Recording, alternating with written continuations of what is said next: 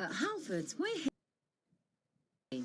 Why not book an MOT to get you safely back on the road? With over 600,000 carried out every year at 350 garages, you can always count on our experts. And get back to visiting those you've missed the most. Hi, Mom. From a safe distance, of course. From MOTs to battery replacements and tyre fittings, there's no job too big or too small. Halfords, for life's journeys. $8.1 billion budget on the final day of the city's fiscal year, including cutting police spending by $1 billion. In New Jersey, Governor Phil Murphy has signed a $7.62 million stopgap spending bill for a fifth quarter for the current fiscal year to help the state navigate a projected $10 billion shortfall. The plan cut about $2 billion in spending that was planned before the pandemic. President Trump says he will veto the entire defense spending bill if it contains a provision that would remove names of Confederate officers from military bases. The Warren Amendment was included in the measure that was approved by the Republican-led Senate Armed Services Committee. Global news 24 hours a day on air and on Bloomberg Quick Take, powered by more than 2,700 journalists and analysts in more than 120 countries. I'm Amy Morris. This is Bloomberg. Nathan. All right, Amy, thank you. It is 6:09 on Wall Street and time for the Bloomberg Sports Update. Here's John Stashower. Thanks, Nathan. With the virus spiking, is NBA Commissioner Adam Silver having second thoughts about resuming the season? We're just a week away from 22 teams reporting to Orlando and a hotspot state, but Silver said it's never been full speed ahead, that they could revisit their plans, and that if they get a lot of cases, they'll stop playing. The NHL might have the right idea. Go to Canada. There are reports the league is considering having all its playoff games in Toronto and Edmonton. Baseball players start showing up today. Before the workouts come the tests for COVID. Actual workouts likely to start Friday. Yankees general manager Brian Cashman hopeful that players having gone so long without playing doesn't lead to injuries. Aaron Boone and our staff are going to try to get as close as they possibly can to simulate some game actions over the course of this 3-week period, and that's going to put a stress on all aspects of the body. It's obviously designed to get them ready, but it also exposed those who might not be ready. Cashman on the Yes Network also updated Yankee injury, said he's hopeful Aaron Judge's rib allows him to play the opener, that Aaron Hicks is a possibility back from Tommy John surgery. James Paxton has resolved his bad back, and Giancarlo Stanton, who hurt his calf, may stick to being a DH. And what was not a well-kept secret, minor league baseball has been canceled, although most of the players will get paid. Hundreds who make a living working for minor league teams will not. There's a push by those who have won MVP awards to stop using the name Kennesaw Mountain Landis in connection with the award. He was the longtime commissioner who many say was not a proponent of letting black players into the game, and yet his name and face is on the MVP award. John Stashower, Bloomberg Sports. Nathan. All right, John, thank you. In other sports news, the Mets are cutting staff off the field. The New York Post is reporting the club laid off 25 employees last week. Most worked in business operations. The paper also says the Mets have instituted pay cuts for their entire staff. Futures moving lower as we head into the first day of the second half of 2020. S&P futures are down almost 5 points now. Dow futures down 63. NASDAQ futures lower by 9 points. So giving back some earlier losses. The 10-year is down 8/32, yield 0.68%, and a 2-year Treasury yield 0.15%. Stay with us. You are listening to Bloomberg Daybreak.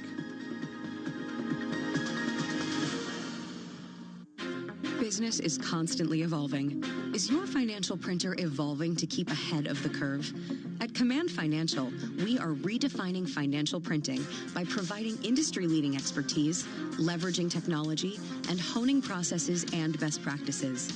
Every day, Command helps SEC registrants, as well as members of their working groups, including securities attorneys and investment bankers, prepare, file, and disseminate regulatory and disclosure documents, such as registration statements, M&A documents, and mutual fund prospectuses and reports. Command provides a full range of services to help you effectively complete your deal, meet your disclosure requirements, and achieve your shareholder communications objectives. Visit our website at commandfinancial.com and learn how we're evolving, not only with the times, but also with your business requirements. Command Financial, redefining financial printing. Elite advisory firms rely on BNY Mellon's Pershing to meet the needs of their most complex clients. Karen Novak, Chief Operating Officer at Pershing Advisor Solutions, explains how. At BNY Mellon's Pershing, we bring customized insights and strategies to help you grow your advisory business and stay on the leading edge. We can support the needs of your most sophisticated clients with a full range of investment and wealth management solutions, from access to private banking to consolidated bank and brokerage custody. Learn why so many of the largest advisory firms turn to us for the financial strength and high-touch service that BNY Mellon's Pershing can provide. Are you well positioned to stand out from your competition? Learn more at Pershing.com or call 800-445-4467. Brokerage custody provided by Pershing LLC and other services provided by Pershing Advisor Solutions LLC. Both members of FINRA and SIPC. Private banking and bank custody provided by BNY Mellon NA. Member FDIC. Jenny List. Different adapts, different overcomes, different keeps moving, different keeps thinking, different stays connected, different never stops dreaming. The University of Northampton invites you to a virtual open day for a taste of all the benefits of studying with us from this September. Search University of Northampton Virtual Open Days. It's the future, but different. In line with government guidelines, face coverings are now compulsory on public transport. At Asda, you can get a 4-pack of Prima disposable face coverings for £2.80, or a 2-pack of washable face coverings from £2.50. Asda, we're all in this together. Selected stores subject to availability. I was offered one. I was offered one. Were you? Yeah, I was offered one too. 1 2 1 2. I was offered one. I was offered one. Don't take our word for it. 9 out of 10 people said they were offered a great value deal with O2. Get yours today, in-store, online, or by phone. I was offered one too. O2 Retail Exit Survey 309 of 348 agreed with the statement. O2 offered me a great value deal. For full verification, see o2.co.uk/terms. London. Toolstation are here to help get your job safely started and finished. With over 60 branches within the M25. All open with social distancing and contactless click and collect from 5 minutes. And with 20,000 top trade quality products to choose from. Order online now for collection in London branches and get £5 off when you spend over £30 with the code LON530. So, get your job started at toolstation.com. Terms and conditions apply. How do we control coronavirus now? This is Scott. He's a nurse. NHS Test and Trace helps stop the spread of the virus in our communities. If you've got symptoms, even mild ones, get a test immediately. Don't leave home for any other reason.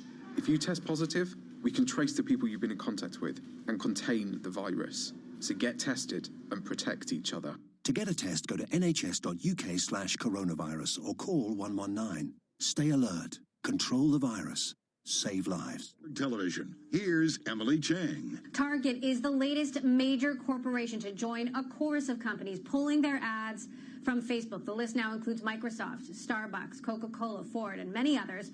Joining us now to discuss, early tech investor and early Facebook investor Ali Partovi, who's also the CEO of Neo and the co-founder of Code.org. Ali, great to have you back here on the show. So obviously we're in the middle of an incredibly difficult moment, a pandemic, an economic crisis, a reckoning on social rights. You were an early Facebook investor. What's your take on how Facebook is handling this now? This is certainly a timely issue, and it's a complicated issue. You know, I grew up in I grew up in Iran, and that's a country where there isn't really freedom of speech. And I remember we were kind of scared about what we would say anytime, anywhere.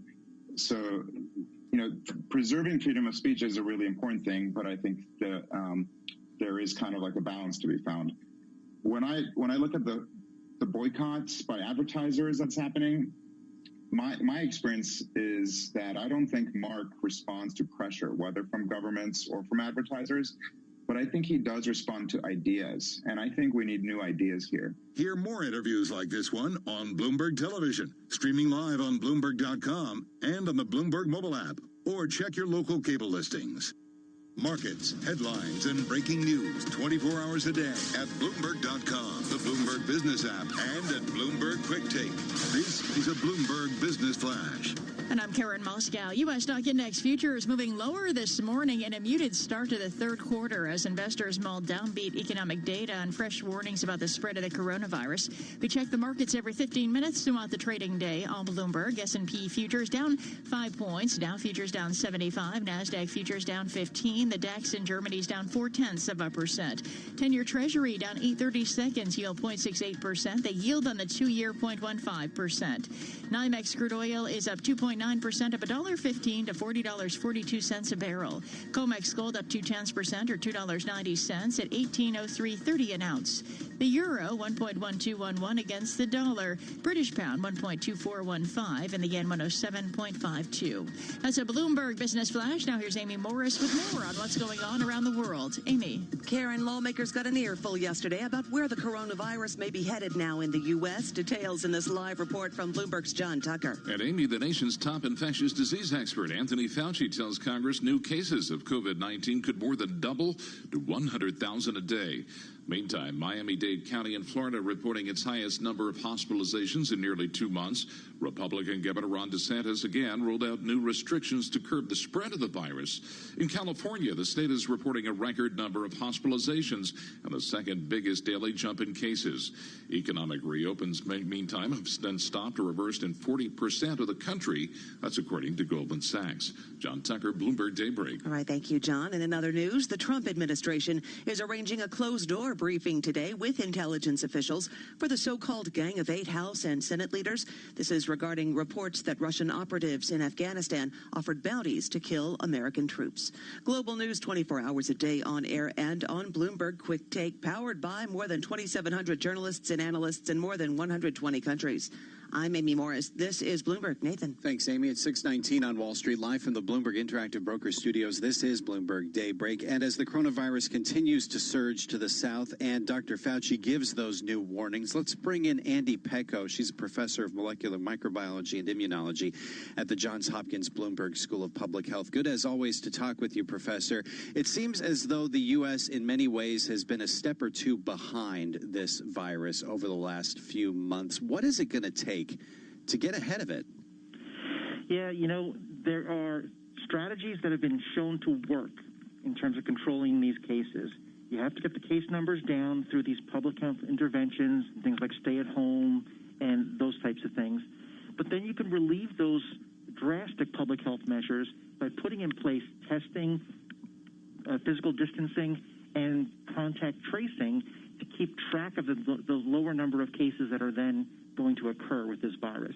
If you just let go all of the public health interventions that kept this virus down for so long, you're seeing what's going to happen. The cases just bounce back, and the virus makes its way through the population very, very easily. Well, that raises the big question. Did we ease those restrictions too soon? I think some of the states that you're seeing these surges in, the answer has to be yes. There are two reasons for that. One is these states either did not let those numbers get low enough for them to then effectively put in their contact tracing, or their contact tracing mechanisms are just not in place at a high enough level to be able to keep track of the cases that are occurring. Both of those problems are solvable.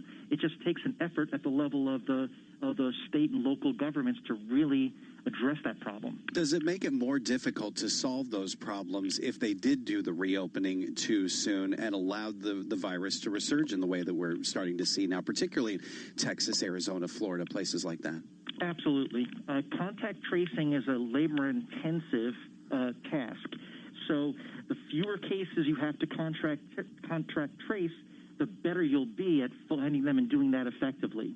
5% positivity testing is the number the CDC uses as a guide to when you can start to safely relieve some of these public health interventions. Many of the states across the South were nowhere close to that when they started to relieve their public health interventions.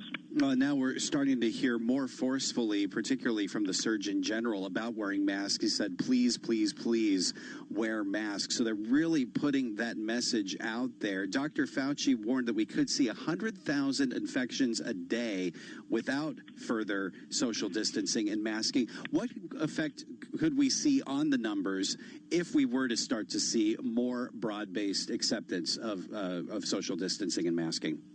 Well, it's clear that social distancing, wearing masks, and avoiding crowded places are ways that we can definitely keep down the number of cases. We see that with where it's been effectively put in place for COVID-19. We also see it with other respiratory viruses that have pretty much gone away because of these public health interventions that we've put in place. Now, there's a way to do that along with opening up the economy, and it's that balance that people have to realize. There is a personal responsibility for people to maintain some of these public health interventions like wearing masks and avoiding crowded places. That's going to help us open up the economy and get back to some semblance of a normal life. How do you strike the balance, though? I wonder whether we're going to just have to continue with some sort of social distancing and masking until we get effective therapeutics and until we get a vaccine. I mean, is that the kind of reality that people are going to have to deal with here, that we're just going to have to generally avoid big crowds for the foreseeable future? Yeah, absolutely. We're going to be able to do some of the things we did pre-December, but things are going to be done in a different way. Personal example, my family and I went out for dinner for Father's Day. We did it at a restaurant that had outdoor seating, that it was spaced out tables, and followed all of those public health interventions. So we were able to go out and have a meal and celebrate, but still maintain some level of safety from COVID-19. And just quickly, about 30 seconds left here. Will quarantine orders in states that have put them in place, like New York, New Jersey, and Massachusetts, be effective? They are, but they're the drastic effects that we were hoping to avoid by damping down the numbers and keeping these other public health interventions in place. They will work. Again, they're the drastic ways. They're the ways that we don't want to have put in place for long periods of time, because they really do put an undue stress on individuals as well as our society. Andy Pekos, always good getting your insights, your expertise on these matters. Thank you so much. Andy Pekos is professor of molecular microbiology and immunology at the Johns Hopkins Bloomberg School of Public Health. And as always, you can get the very latest on the pandemic. Bloomberg.com/coronavirus or VRUS Go on the Bloomberg terminal for the latest news and resources about COVID-19. S&P futures lower by 7.5 points. Dow futures down 97. This is a Bloomberg Money Minute. The nation's largest franchisee of Pizza Huts has filed for bankruptcy protection after coronavirus-related shutdowns made competitive pressures worse. Kansas-based NPC operates more than 1,200 Pizza Huts and 385 Wendy's in the U.S. The company can keep operating while it works on a turnaround plan, and the bankruptcy does not affect thousands of other restaurants owned by other franchisees. Delta Airlines plans to serve beer and wine again in premium cabins on longer domestic flights. The beverage service picks up again tomorrow after being suspended in March to reduce contact points that could spread the coronavirus. Microsoft and its LinkedIn unit will provide free job training to help unemployed workers prepare for the jobs employers most want to fill. The program also offers free access to content that helps workers develop their required skills. Stock futures slightly lower as Wall Street begins a new quarter. The S&P 500 surged 20% in the second quarter. Gina Cervetti, Bloomberg Radio. Hey, y'all, Jeff Foxworthy here. Now, if you've ever found yourself repeating the same thing over and over for 75 years, you might be Smokey Bear. Only you can prevent wildfires. That's why I'm filling in for Smokey to switch things up, because there's a lot more to say. And I should know because my grandfather was a firefighter. And one of the things he taught me is that the people that love the outdoors the most are often the ones accidentally starting wildfires, which means always BYOB. No, bring your own bucket to the campfire. And be extra careful with things like burning yard trimmings. Don't just walk away, or chances are you might be starting a wildfire. So for the love of the outdoors, go to SmokeyBear.com to learn more about wildfire prevention. Brought to you by the U.S. Forest Service, your state forester, and the Ad Council.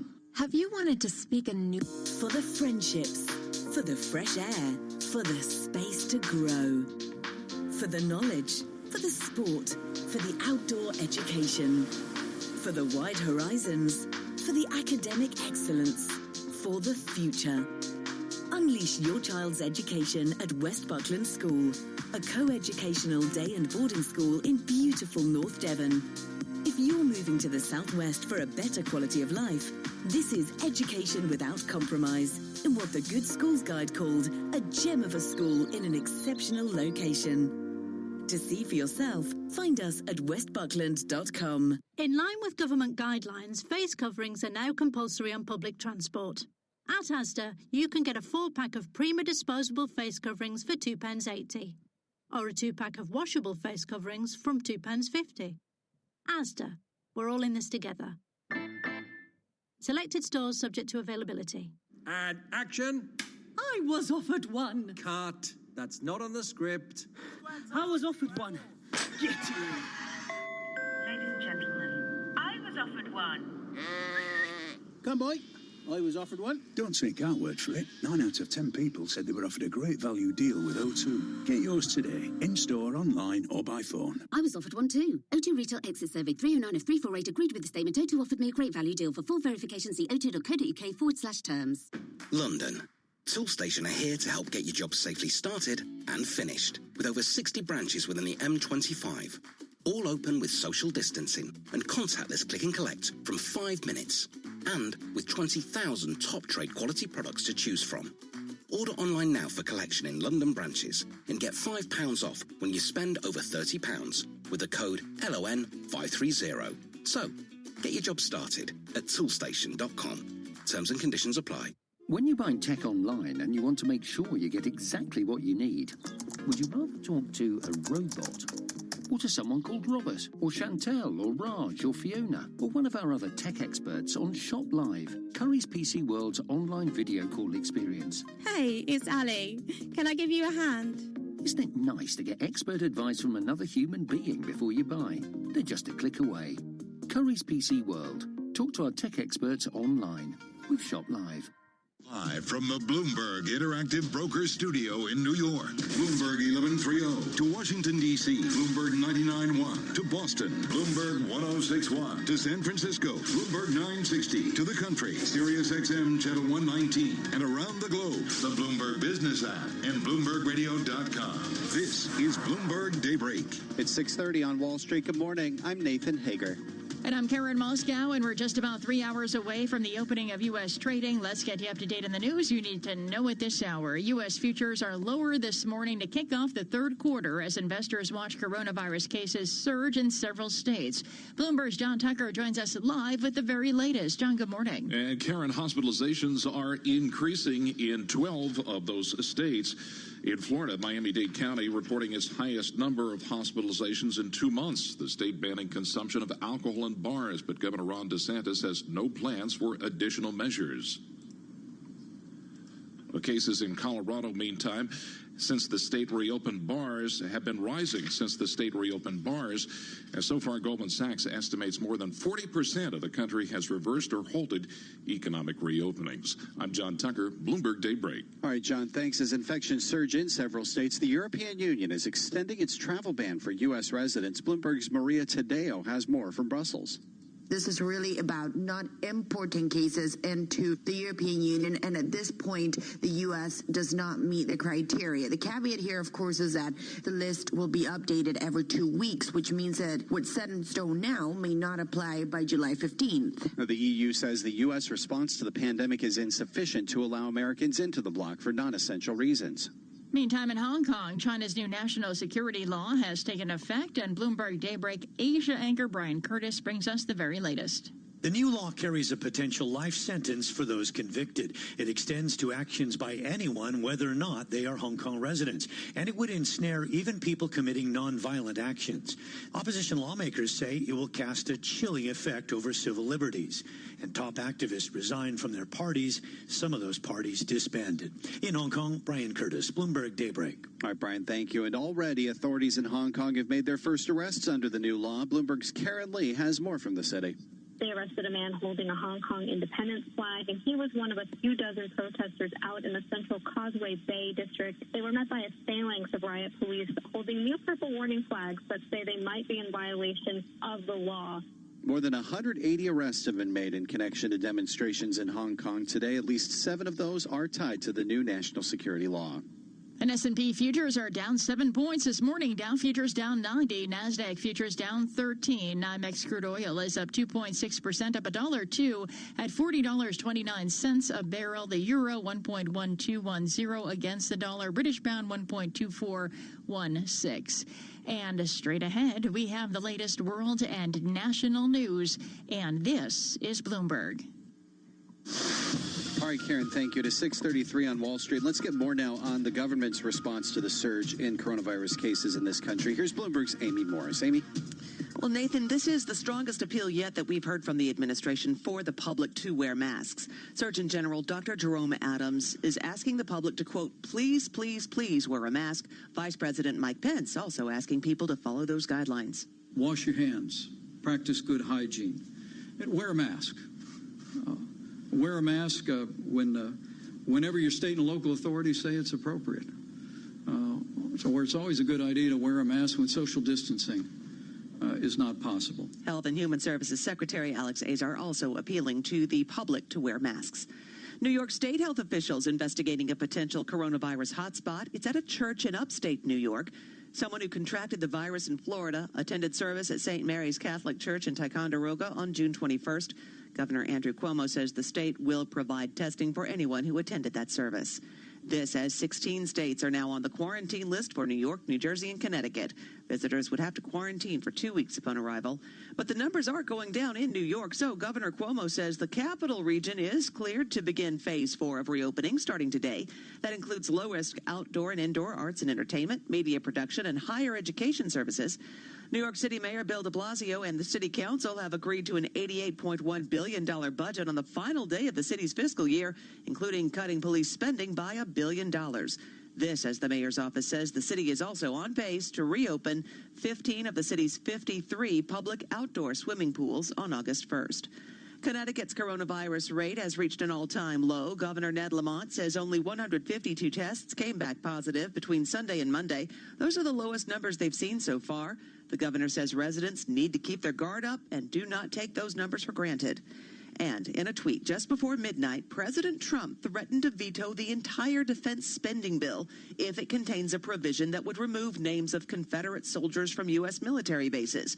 The Warren Amendment was included in the measure that was approved by the Republican-led Senate Armed Services Committee. Global news 24 hours a day on air and on Bloomberg Quick Take, powered by more than 2,700 journalists and analysts in more than 120 countries. I'm Amy Morris. This is Bloomberg. Nathan. Thanks, Amy. 6:35 on Wall Street. John Stashower has the Bloomberg Sports Update. All right, thanks, Nathan. July 1st, the date for the restart of spring training. Until recently, the Mets and Yankees thought they'd be going to Florida. Instead, they're in New York, and the first order of business today, everyone gets tested. Yankees General Manager Brian Cashman said on the Yes Network, the team has so far been lucky. We've experienced, I think, every walk of life positive COVID test, but thankfully from that, we really only had, and it was back in spring training, we really only had one employee, for instance, one employee that really was struggling for a good 10 days with it and needed some hospitalization. That was back in March. First actual workout will be Friday or Saturday. The NHL still has not announced where its playoff games will be held. 5 cities vying for 2 spots with so many virus cases in the U.S. Some say the NHL will stick with Toronto and Edmonton. The NBA, we know, is headed to Orlando next week, but Commissioner Adam Silver admits if there are too many cases, they'll stop playing. 3 New Orleans Pelicans players just tested positive, and the Denver Nuggets closed their facility. A lot of local and national broadcasters in all sports will be doing games from a studio rather than the site, but the NBA says its announcers will be at the games, and that has caused 79-year-old Marv Albert, who's been calling NBA games for 57 years, to not take part. The NBA also says the games will be on a delay so they can edit out players and coaches using bad language. Cam Newton's going to New England. Could Odell Beckham be following? The two have been working out together, and Beckham's 2019 season in Cleveland did not go well. But the former Giant says he wants to stay with the Browns, and the Pats got Newton on the cheap. Beckham makes $18 million a year. John Stashower, Bloomberg Sports. Nathan. All right, John, thank you. 6:37 on Wall Street. You're listening to Bloomberg Daybreak. Hong Kong is marking 23 years since the end of British rule, with a new national security law from China that could put the city's autonomy at risk. And already that law is being put into effect with a number of arrests this morning. Bloomberg's Sophie Kamarudin is on the streets of Hong Kong with the very latest. All right, Sophie, so what do we know about these arrests so far? of the arrests that have been made, 2 have been linked to the new security bill.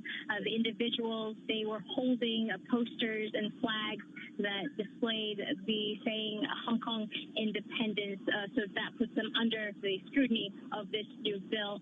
Police have also made other arrests related to other offenses such as illegal assembly so far, and given the activity we've seen throughout parts of the city, there's heavy police presence, and there are people on the streets who are not wearing the usual all-black garb that we've come to see for Hong Kong protesters here. They look like they're enjoying their public holiday. People are out shopping, going to restaurants, but they are milling on the streets, trying to find some kind of solidarity, if you will. But the police have managed to put up cordons in strategic areas around the city to dispel crowds from gathering. But still, people are out and about, and it is largely peaceful here in Hong Kong. Hong Kong police are now saying 7 people have been arrested under the security law and more than 180 in all in today's protest. So it doesn't seem as though this new national security law is quelling the demonstrations, at least not at this point. For those who have been arrested, what we have seen and observed through footage or observing a few streets away, people are impassioned when it comes to their positions and feelings on the national security bill that was passed not even 24 hours ago. There is a lot of uncertainty as to the reach of the bill, who will actually fall under its provisions. Currently, the details are that 4 offenses can be punished, namely terrorism, subversion of state power, secession, and collusion with foreign forces. And the maximum penalty for the most severe of those cases would be for life imprisonment. One of the big worries leading into this decision was whether a death penalty would be introduced. That was not the case, and retroactive application will not be applied as well. But as we've noted, we are seeing a pickup in arrests today, more than 180 being arrested. So going into the evening here in Hong Kong, it's unlikely we'll see the activity die down. That's Bloomberg's Sophie Kamarudin reporting from the site of the demonstrations in Hong Kong's Central Causeway Bay District. All right, Sophie, thank you. Now, another story we're following in the corporate world. Shares of FedEx are up more than 10% in early trading. The company reported better than estimated earnings after launching an efficiency drive aimed at home deliveries. Here with more is Bloomberg's Charlie Pellet. FedEx declined to provide a financial forecast amid the economic uncertainty from the pandemic, but CEO Fred Smith sounded an upbeat note saying, quote, as a result of these strategic investments we've made to enhance our capabilities and efficiencies, FedEx is well positioned to support and benefit from the reopening of the global economy. FedEx Express picked up volume from the government and companies airlifting personal protective equipment and other essential goods to combat the worldwide COVID-19 pandemic.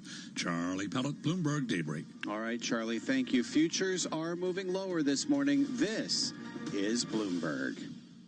Asset managers who seize change to launch new strategies, add distribution channels, or exploit new technology to re-engineer the investor experience are often rewarded. However, in an industry paralyzed with complexity, few act with agility or decisively. Few run their businesses strategically, yet the most competitive managers in the market know with the right partner and a flexible operating system, you can. Go boldly toward change with SEI Investment Manager Services. I'm Steve Meyer, president of SEI's Investment Manager Services. At SEI, we understand the emerging forces that will define success for asset managers and what firms will need to compete tomorrow. That's why we continually optimize SEI's global operating platform. If your business requires greater agility, our advanced technology, integrated best-in-class systems, and multi-asset expertise can be your catalyst for business transformation. With SEI Investment Manager Services, you lead the charge in a competitive marketplace. Learn more at SEIC.com/seize change. Business is constantly evolving. Is your financial printer evolving to keep ahead of the curve? At Command Financial, we are redefining financial printing by providing industry-leading expertise, leveraging technology, and honing processes and best practices.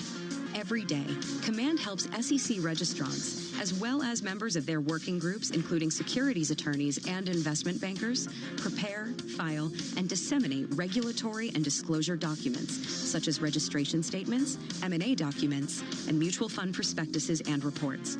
Command provides a full range of services to help you effectively complete your deal, meet your disclosure requirements, and achieve your shareholder communications objectives. Visit our website at commandfinancial.com and learn how we're evolving, not only with the times, but also with your business requirements. Command Financial, redefining financial printing. This is a Bloomberg. Decisions. Clearing. Isn't it great? So much choice. But hey, listening to me on your desktop isn't getting anything done. You need to take this Wednesday morning by the scruff of the neck. Ignore this gloomy weather and carve your path to success, which begins just down the road in Southampton at Solent University. After 3 years here, you don't just get a degree. You get a ton of support, real-world experience and connections, and interview fuel. That's why we're in the top 25 for student satisfaction in the Complete University Guide. At Solent University, we're ready for the future. Apply now at solent.ac.uk/clearing. In line with government guidelines, face coverings are now compulsory on public transport. At Asda, you can get a 4-pack of Prima disposable face coverings for £2.80, or a 2-pack of washable face coverings from £2.50. Asda, we're all in this together. Selected stores subject to availability. London. Toolstation are here to help get your job safely started and finished, with over 60 branches within the M25. All open with social distancing and contactless click and collect from 5 minutes. And with 20,000 top trade quality products to choose from. Order online now for collection in London branches and get £5 off when you spend over £30 with the code LON530. So, get your job started at toolstation.com. Terms and conditions apply. The big Volkswagen event is now on. If you're after a new Volkswagen, we offer to pay your first 3 months finance payments and an additional £500 to £1,000 contribution to your deposit at 3.8% APR representative. Hello, sir. Do any take your fancy? Well, yes, a new Golf or T-Cross. A Tiguan. No, Passat. Oh, I need to sit down. Here, have a seat. The big Volkswagen event. With every type of car on offer, you may have trouble choosing. With Solutions Personal Contract Plan until 12th of July, excludes e-Golf at participating retailers only. Minimum 46 months to receive 3 months finance payments. Indemnities may be required. Volkswagen Finance. Contact your local retailer to book an appointment. Whether you're dreaming of a house the size of a football stadium or a football stadium in the back garden of your house, what you need is dream come true money. Luckily, Friday's Euro Million Super Jackpot is a massive £110 million. Now that's dream come true money. Euro Millions from the National Lottery. Play online or on the app. Estimated jackpot rules and procedures apply. Players must be 16 or over. Financial information 24 hours a day. Powered by more than 2,700 journalists and analysts in more than 120 countries. This is Bloomberg Radio. Now, a global news update.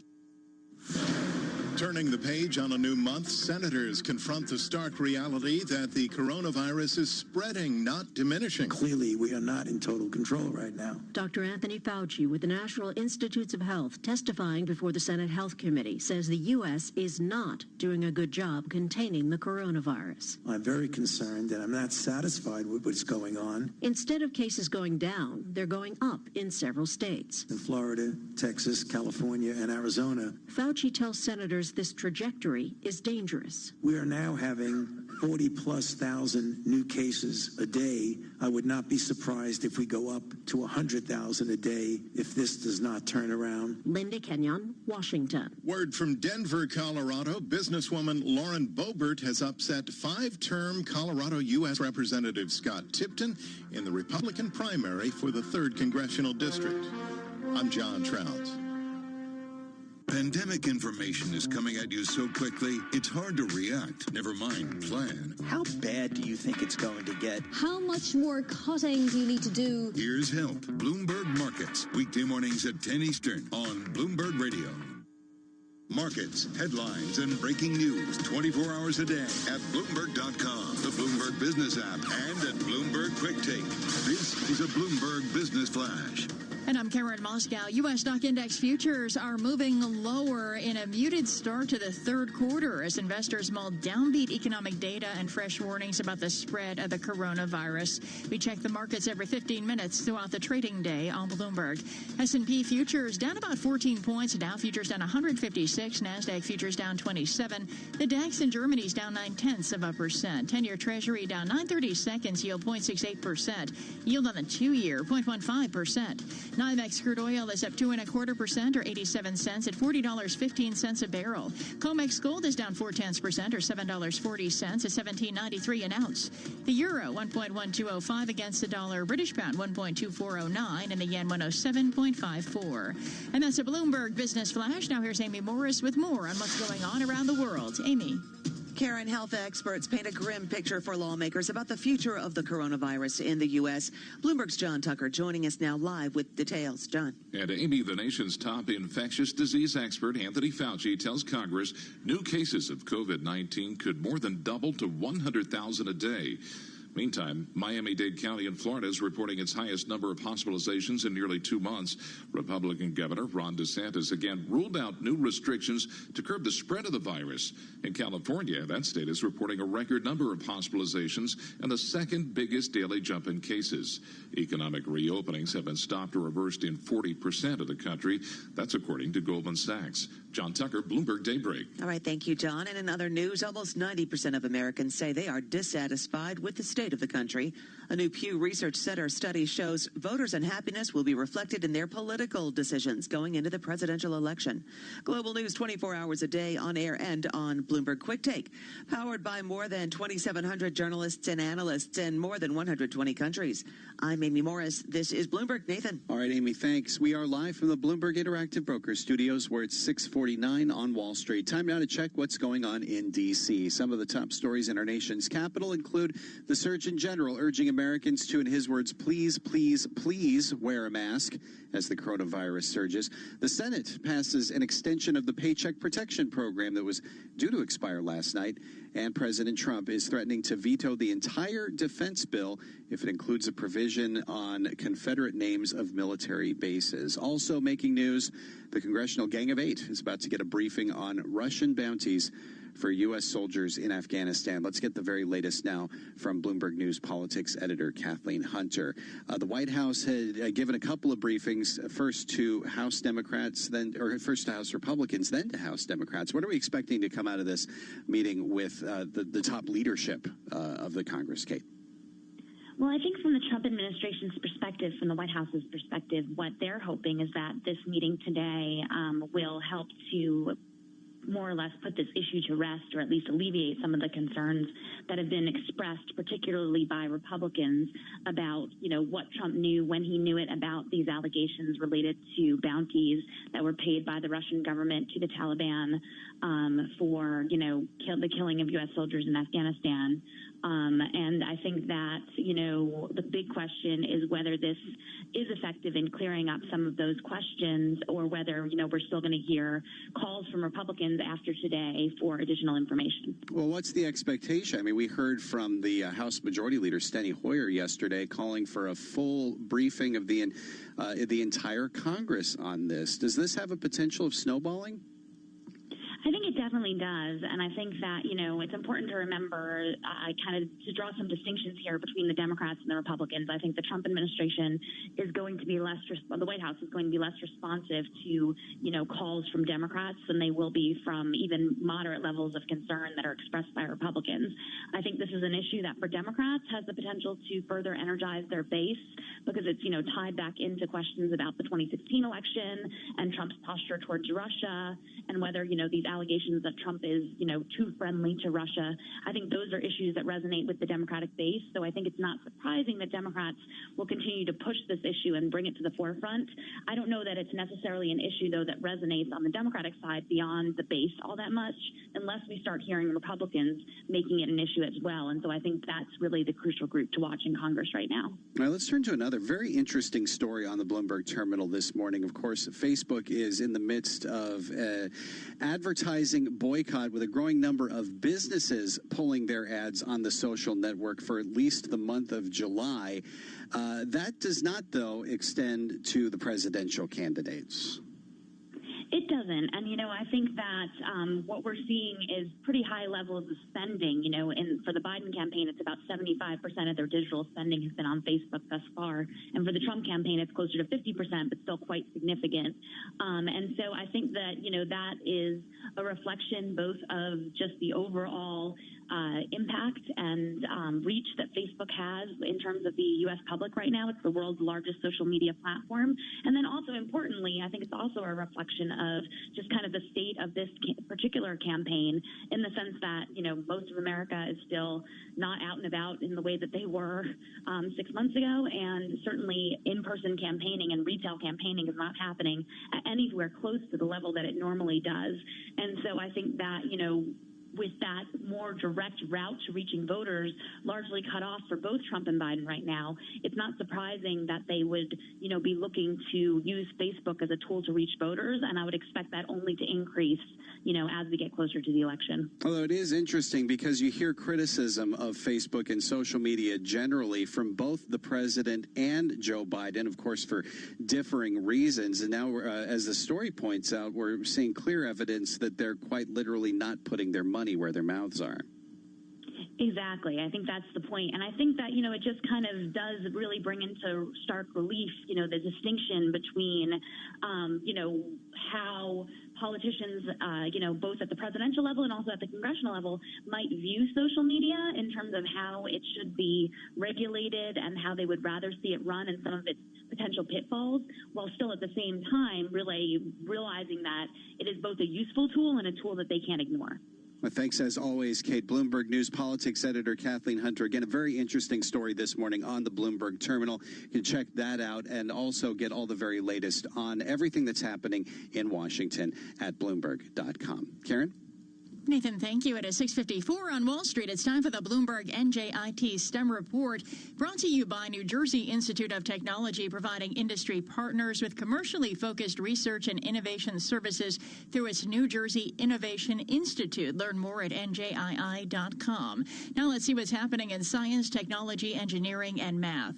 Microsoft and its LinkedIn unit will provide free job training to help unemployed workers during the pandemic prepare for in-demand jobs. The program uses LinkedIn data to find the jobs that employers most want to fill and offers free access to content that helps workers develop the required skills. Microsoft aims to provide additional skills to 25 million people globally by the end of the year through the program for such jobs as software developer, customer service specialist, and graphic designer. Google is pushing back a plan to reopen its U.S. offices because of a surge in coronavirus cases in several western and southern states. Now all Google offices in the U.S. will remain closed until September 7th. Okay, let's see what's going to happen with British pound. I think I'm going to place an order to buy. So I'm waiting for 1 minute chart will close. I need to know at what price. Right, okay. I'm going to buy at 1.24. Let's put a little bit higher. Somewhere here.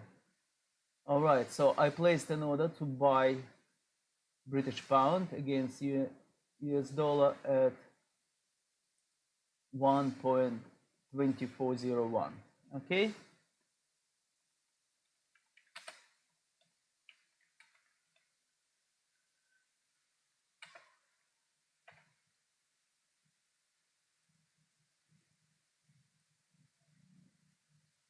Let's see and wait.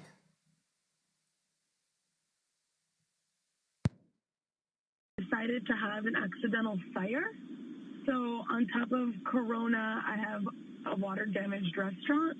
So it's been definitely an experience for me. So I think we're a little bit of a more unique situation in the restaurant world right now, because we were planning to open and now we can't because we've been part of an accidental fire. It's just like piling on for you.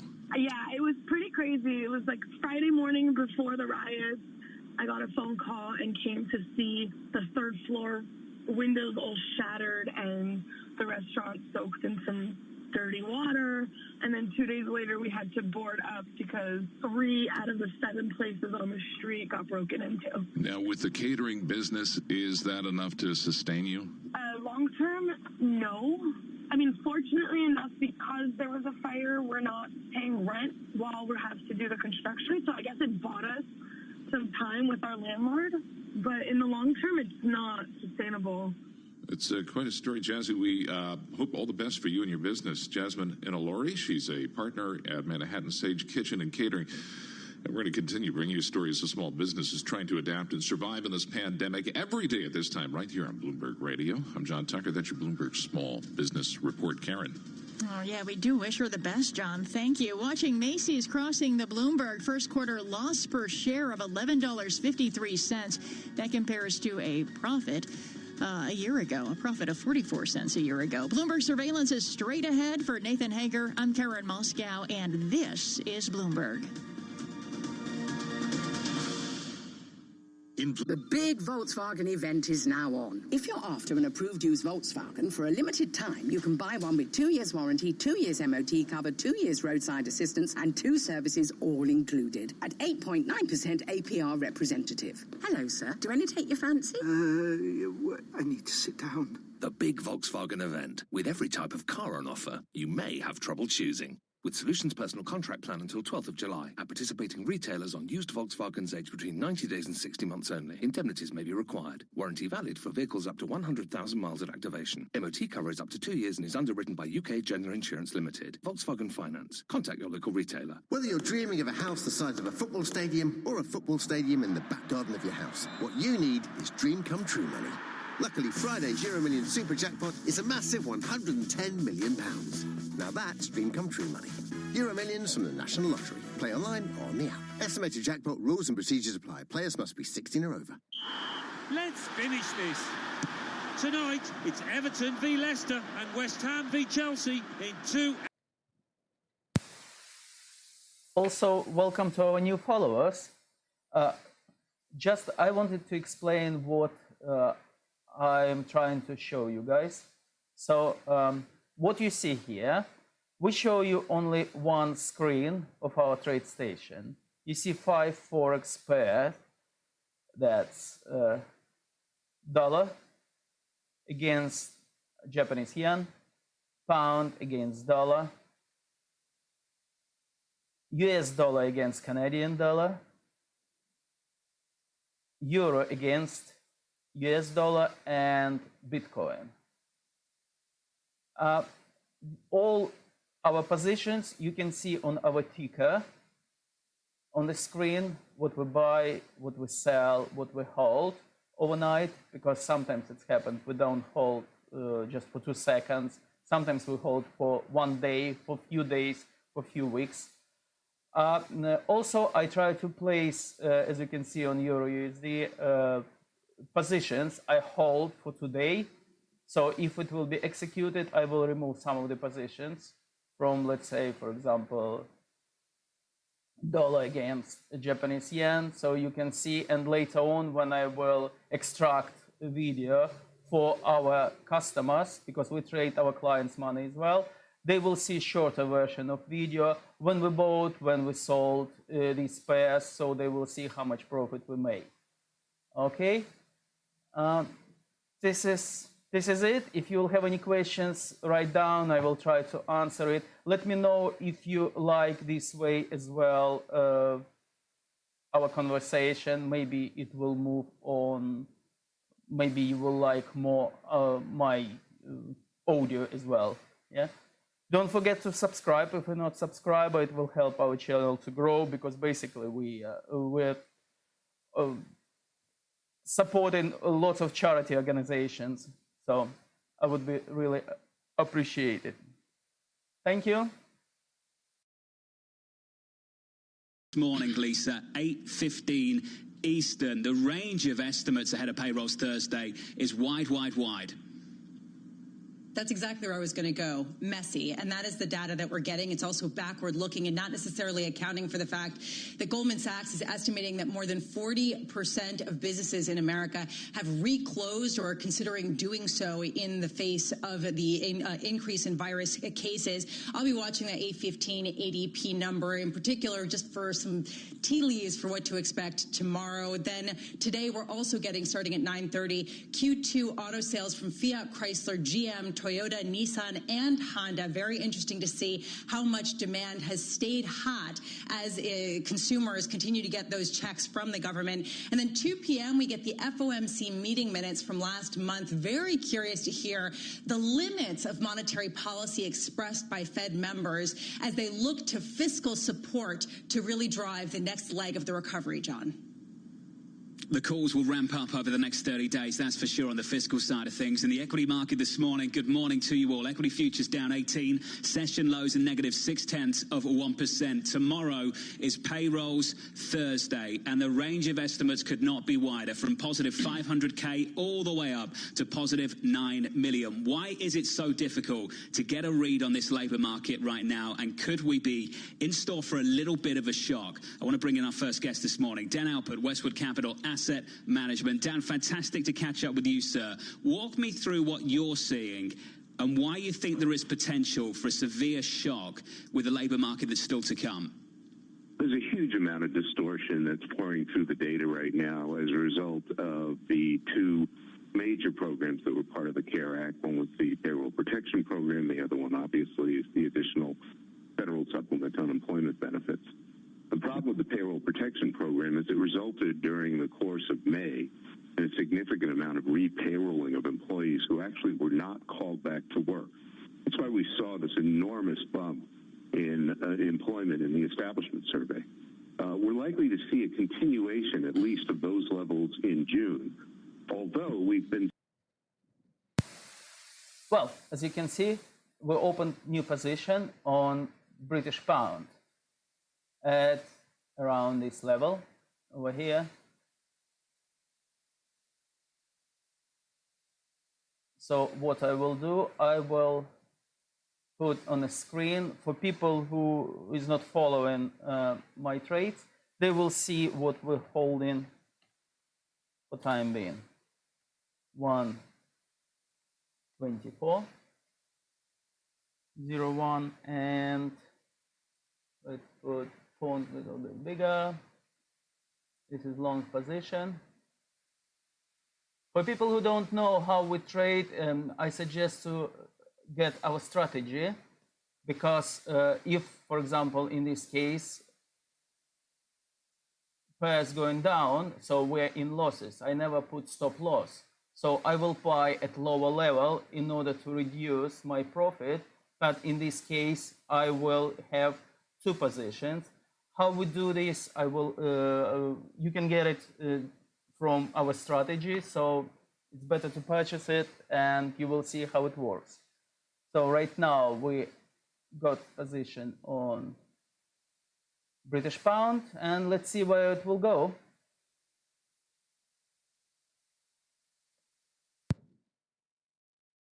To the extent that you're getting benefits from you're getting a paycheck rather from your employer, the U3 statistic would not indicate that you're not going to work, and so the U6 is a little bit more of a window on whether or not you actually went to work.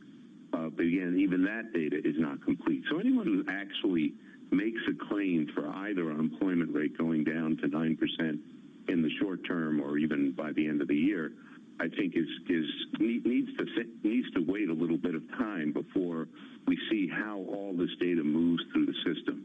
I'm very, very concerned about July and August. And one of the things I just want to add is that, to the extent that the July data starts to show a reversal of recent patterns when it comes to the establishment survey and unemployment, a lot of noise is going to be made about the re-break out of the virus in certain parts of the country.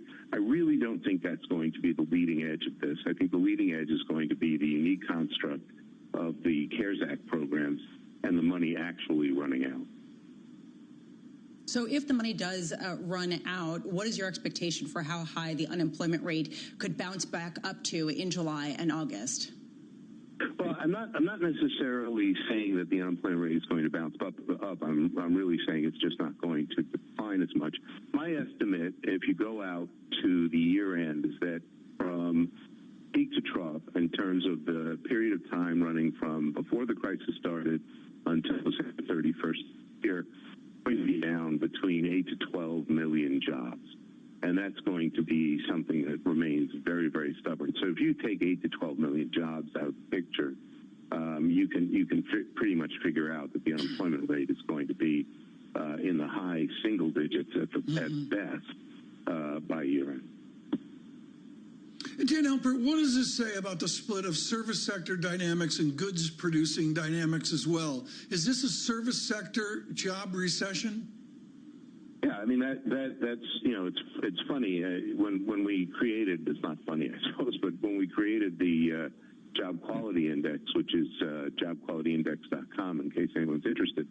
The one of the things we discovered is that the U.S. jobs picture depends very, very heavily on low-wage, low-hour service jobs. Well, those were the jobs that got virtually eradicated in this crisis, and it was a unique aspect of this crisis because it was caused by a virus.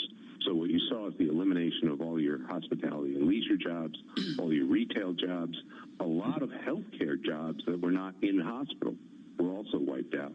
And then, of course, all your temporary services jobs. So you take all those things together, and you're talking about sectors with some 40 million jobs in them. That's an enormous number. And so many of those jobs were lost very, very quickly. Recently, we have seen the sort of typical recession culling of higher paid positions. So you're seeing some culling in professional services, the sort of Jack Welch argument that you can always fire 10% of your employees and it doesn't matter. So people are reducing expenses that you would see normally in a recession, but that pales in comparison to the rout amongst low-wage, low-hour employees in those major services sectors. Dan, do you expect that second wave of layoffs to pick up? We heard from Airbus in the last 24 hours, cutting 15,000 jobs. There is a belief that the deeper we go into 2020, the more these large multinationals will have to right-size the business for the prospect that we won't normalize for a long, long time. Is that something you anticipate, Dan? Yeah, that's obviously a fair point, but that goes to the culling concept, meaning that at some point you do need to right-size these businesses for a recessionary environment. But fundamentally, the recession itself is being caused by the elimination of such a vast number of jobs, at least in this country. I can't really speak to Airbus, but in this country, a vast number of jobs, mostly in the lower-paying services sector. But that has, just given the volume of jobs that we're talking about, that has an enormous impact on aggregate demand in the economy. Dan Alpert, really appreciate your time. Very timely ahead of the payrolls report tomorrow and the ADP report a little bit later this morning. Dan Alpert there of Westwood Capital Asset Management. Lisa, this came up in the last 24 hours and I think is critical for the large multinationals. Airbus cutting 15,000 jobs and saying that the industry may not fully recover until 2023 and maybe even 2025. Yeah, and saying that those job cuts weren't even the worst case scenario, and we're going to see more of this, John. Hard to really map this out when so much depends on the trajectory of the virus. I do wonder, when people talk about the fiscal support here, how much we're going to be supporting zombie jobs and zombie companies and how much we're going to be supporting the economy. Such an unclear time, at a time of such incredible uncertainty, John. Well, the pressure to offset the income shock, Tom, is going to be absolutely massive. The polls out in the last 24 hours, not encouraging for the President of the United States. Staring down November, we've said this so many times, it is unthinkable that this administration is not prepared to do more, Tom.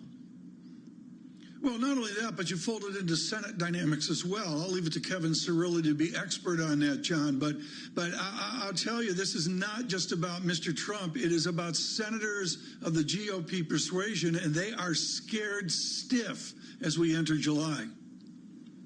Coming up on this program, he was in the room. We catch up with Ambassador Bolton at 8:30 Eastern Time on this administration, on these scary reports coming out from Afghanistan around Russia and the Taliban, and we'll catch up with him on China too. That is coming up a little bit later. Coming up next, we'll talk with Kevin Cirilli of Washington, D.C., and of course get you the latest on Hong Kong as they face arrest, confusion and despair. In your equity market this Wednesday morning, good morning to you all. Equity futures are negative 22 points and down 0.7%. From New York, alongside Tom Keene and Lisa Abramis, I'm Jonathan Ferro. Heard on Bloomberg Radio, seen on Bloomberg TV. This is Bloomberg Surveillance. Now let's see what else is going on around the world. Here with the latest headlines is Amy Morris. Good morning, Amy.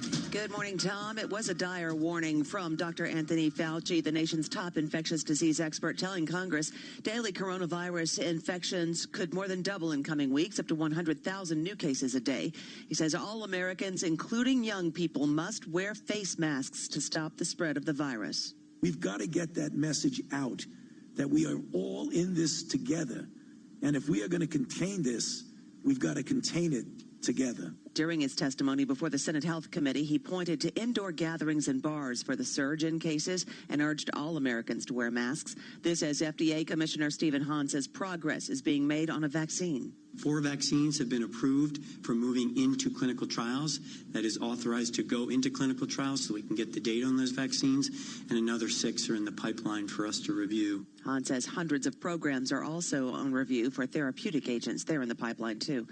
Democratic presidential hopeful Joe Biden assailed Donald Trump's handling of the coronavirus pandemic yesterday, arguing that he had failed to protect Americans and exacerbated a crisis that other countries have managed to get under control. As he laid out his plan to contain the virus and reopen the economy, he urged the president to adopt his proposals.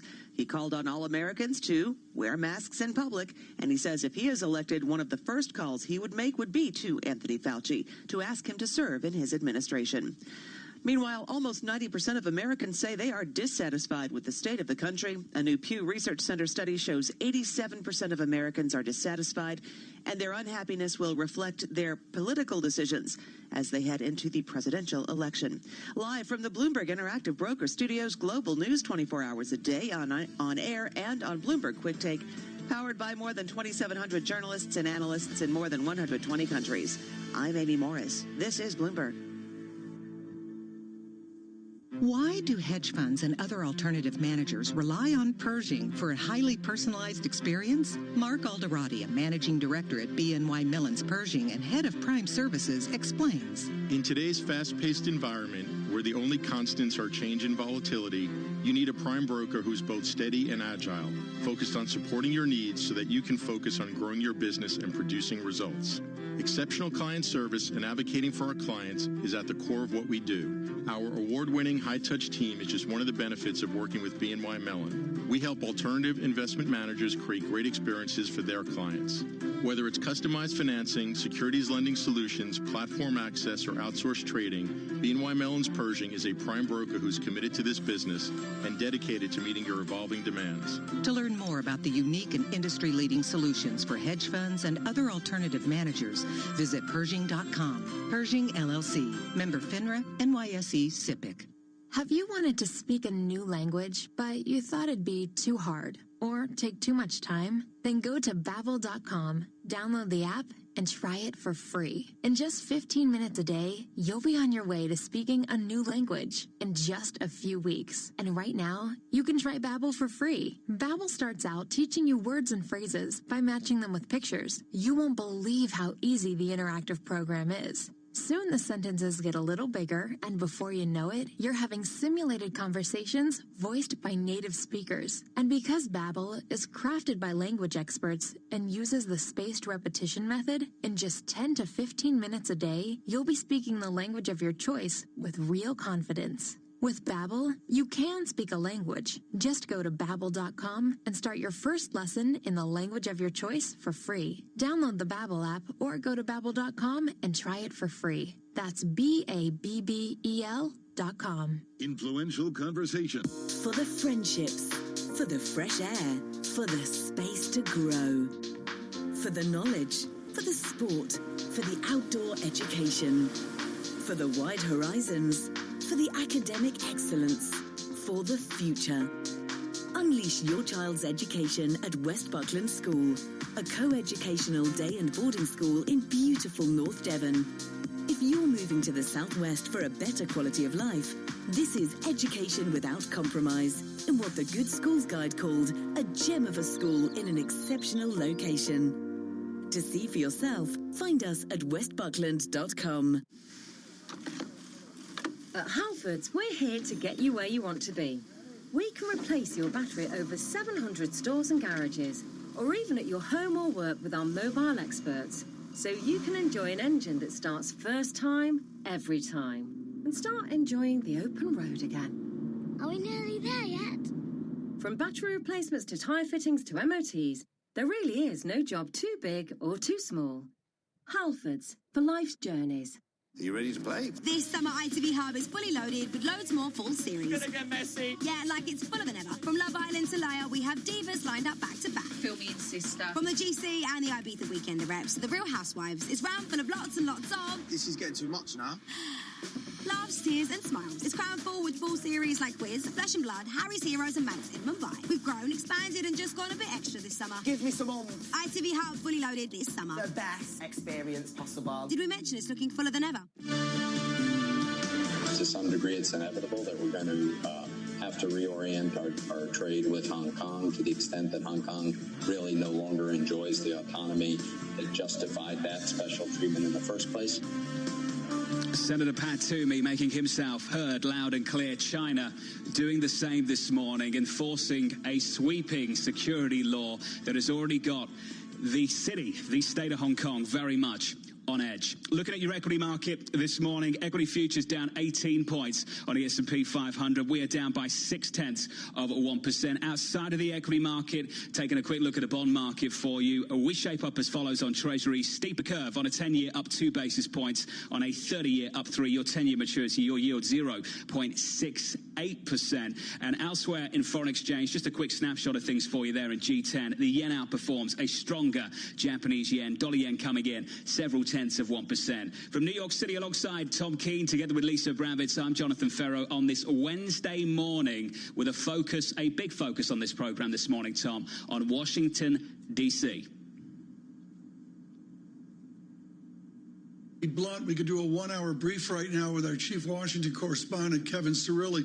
There's so much going on. I'll be blunt, folks. The news out of Hong Kong is shocking. We will go to Sophie Cameroon, and we're scheduled to do that here in about 15 minutes. Right now, too short of a conversation on Washington with Mr. Cirilli. Hey, Kevin, we will speak with John Bolton here in an hour or so, and not to get into the weeds of this horrific story of the Russians and bounty to the Taliban to kill American Marines, but I was thunderstruck by the viciousness of the essays by Leon Panetta and Susan Rice overnight.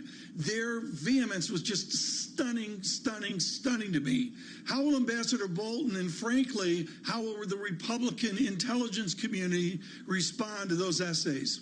Well, let's cut through the noise here, because what's fascinating about Ambassador Bolton right now is, where does his ideology prowess go? Does it go to former Vice President Joe Biden, who becomes the heir apparent to his hawkish views as it relates to China, as it relates to Russia, for example? And that's really what I'm looking forward to from hearing.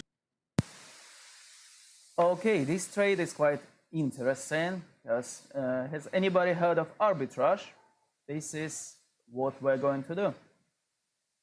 We are going to place an order right now, to new order to sell short British pound at 124.02. So if it will get executed, I'll let you know, but at this moment I'm placing an order.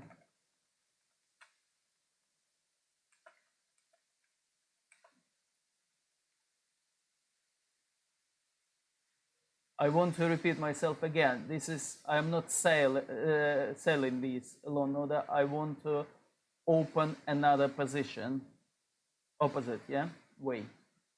So order placed at 124.02.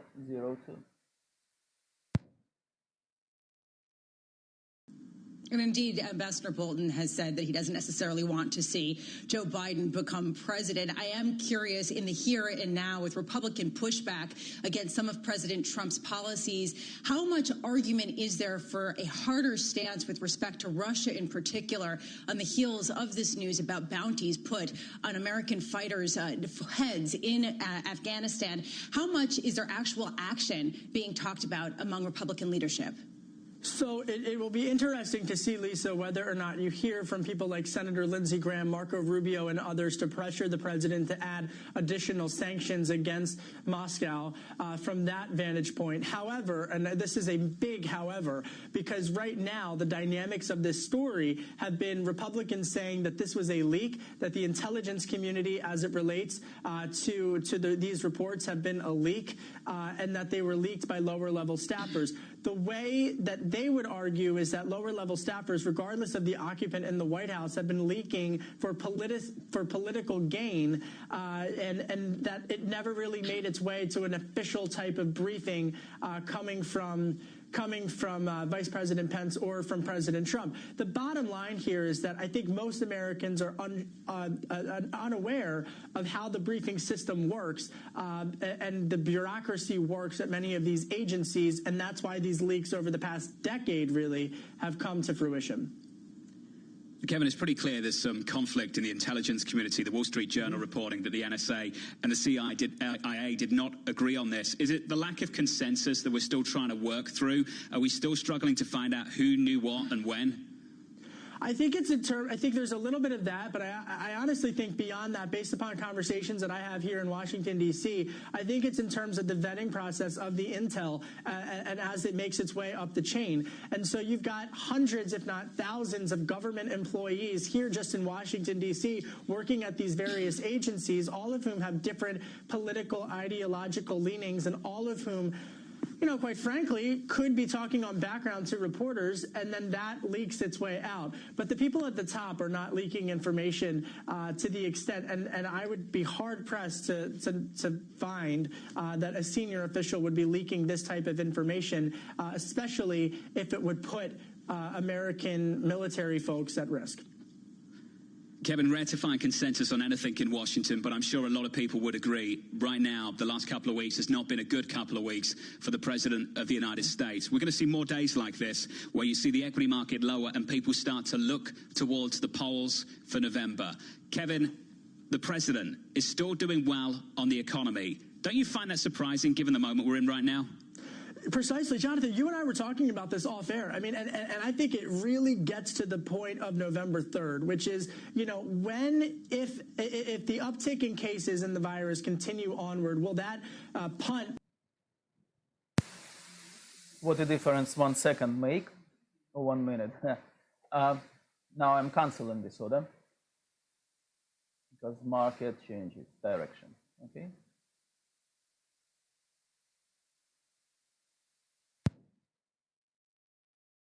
I bolded this, I highlighted it in my reporter's notebook yesterday. Former Vice President Joe Biden, when he was out there at the podium, said that you cannot have an economic recovery unless you defeat the virus. He's trying to put into the swing voters' minds that it's not an either-or selection, it's a coupled dynamic.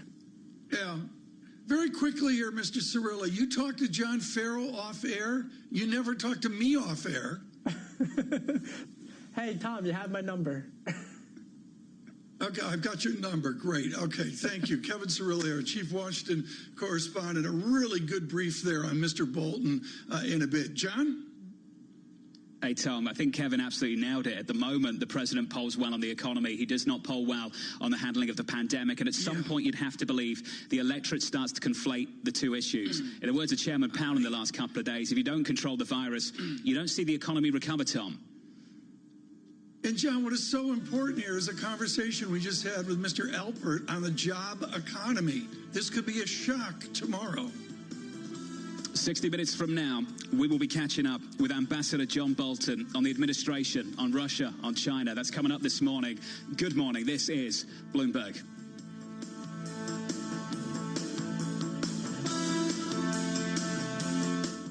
Debbie Hart Boober is president of BioNJ, which represents the interests of more than 400 New Jersey-based biotech companies.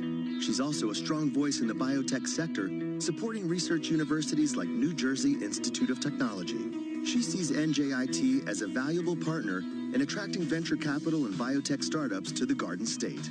So the number one reason the companies come here to New Jersey for the biotech industry is for our talent. We estimate that there were about 30 biotech companies in the early 90s in New Jersey, about 80 in 1998. Today there are more than 400. And that growth continues, and it's come from every possible angle. Other countries, other states, they've spun out of our academic institutions as well as our biotech and our pharma companies, and we expect that growth to continue long into the future. And NJIT is a pipeline for talent, for companies, for entrepreneurs to do that important work. NJIT, New Jersey Institute of Technology. Learn more at njit.edu.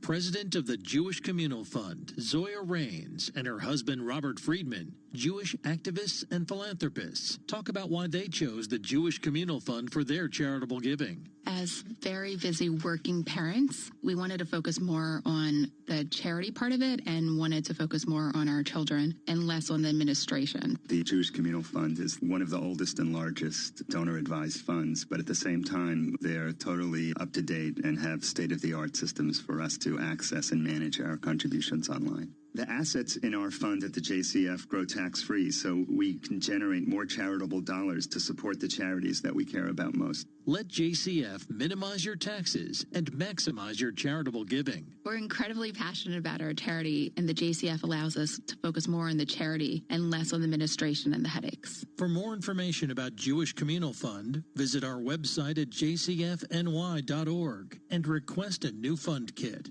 This is a Bloomberg.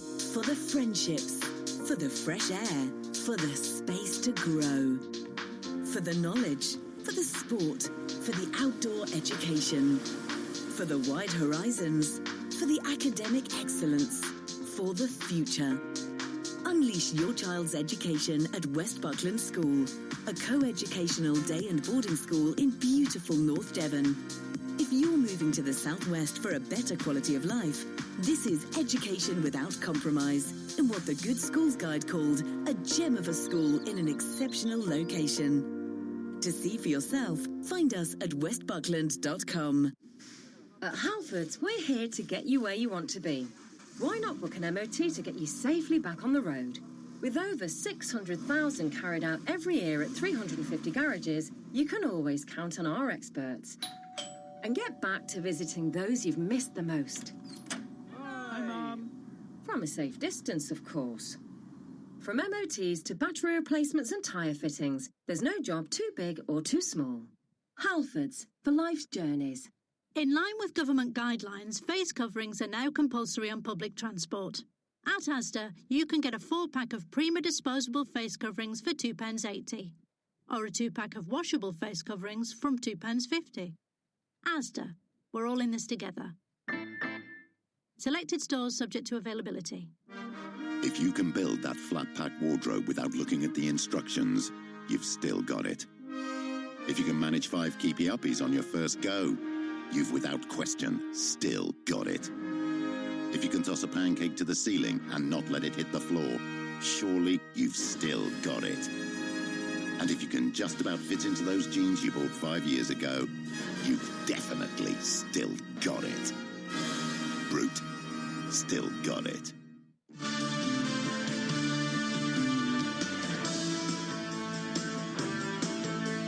Leaving behind Q2, a warm welcome to Q3 from New York City this morning. Good morning to you all. Alongside Tom Keane and Lisa Abramowitz, I'm Jonathan Ferro. This is Bloomberg Surveillance. 2 hours away from the opening bell, here's the equity price action. After the best quarter since 1998 on the S&P 500, posting a 20% gain, we roll over July 1st, down 20 points on the S&P and off by 0.6%. In the bond market, yields higher, the curve steeper through much of this morning. Yields up 2 basis points to 0.68% on a 10-year, on a 30-year maturity up 3 to 144. Outside of that, in foreign exchange, just to give you a quick snapshot of G10, Mr. Keane, Japanese yen outperforming, dollar yen coming in several tenths of 1%.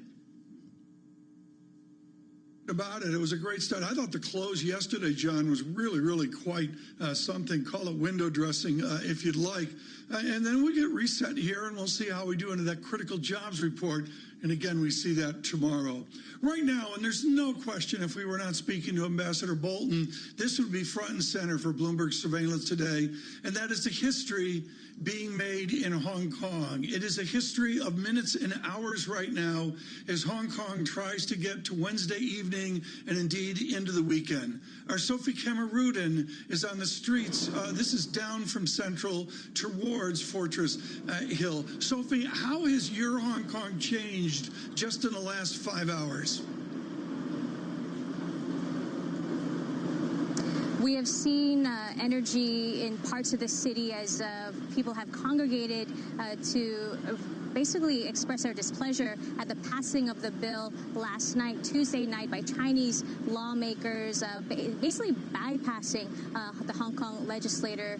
So we have had people come out together, police very much on the streets as well. As you can see behind me, police fans have been lining the main streets around the city. They've been using cordons to try and control the crowd so that they cannot come together in a unified manner. However, when they have been able to find these pockets of opportunity, there are slogans being chanted, the protest anthem, Glory to Hong Kong, being sung as well, given the concerns that still remain around this national security bill.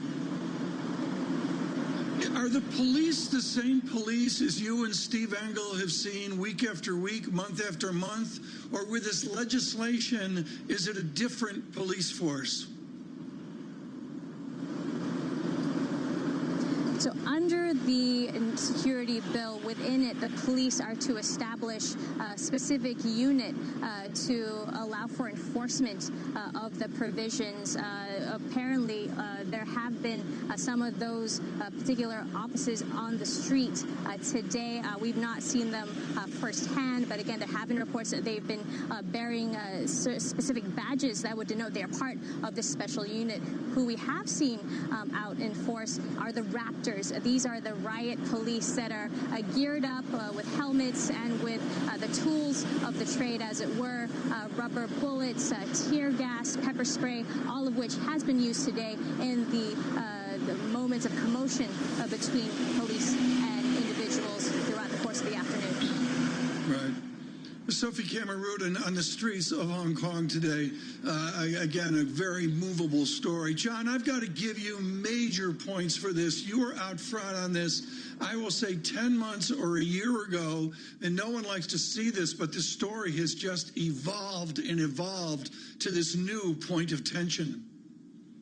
Yeah, and unfortunately, Tom, foreign governments have found it very difficult to change the Chinese Communist Party's behavior. You had an interview yesterday with Jez Staley of Barclays, and you could see how visibly uncomfortable he was talking about Hong Kong. Now, if this was 20 years ago, if this was shortly after the UK and Governor Paddon waved goodbye to the Hong Kong he once knew, I think that these governments would have had far more leverage on this situation. Right now, because of the commercial leverage the Chinese Communist Party has over so many of these economies in the West, Tom, I think they're finding it very, very difficult to influence the behavior of the Chinese Communist Party. Right. The very idea that the administration here in the United States is now talking about rescinding the special trading status of Hong Kong, you know, years ago, Tom, that felt like a huge threat to China. It doesn't anymore. It doesn't shape the behavior of this party, this country, this government in any way, shape or form. And I think what we've got to try and understand in the years to come, and particularly ahead of the election in November, what is the best approach? Right. Because the approach of the last several administrations, Tom, hasn't made a difference.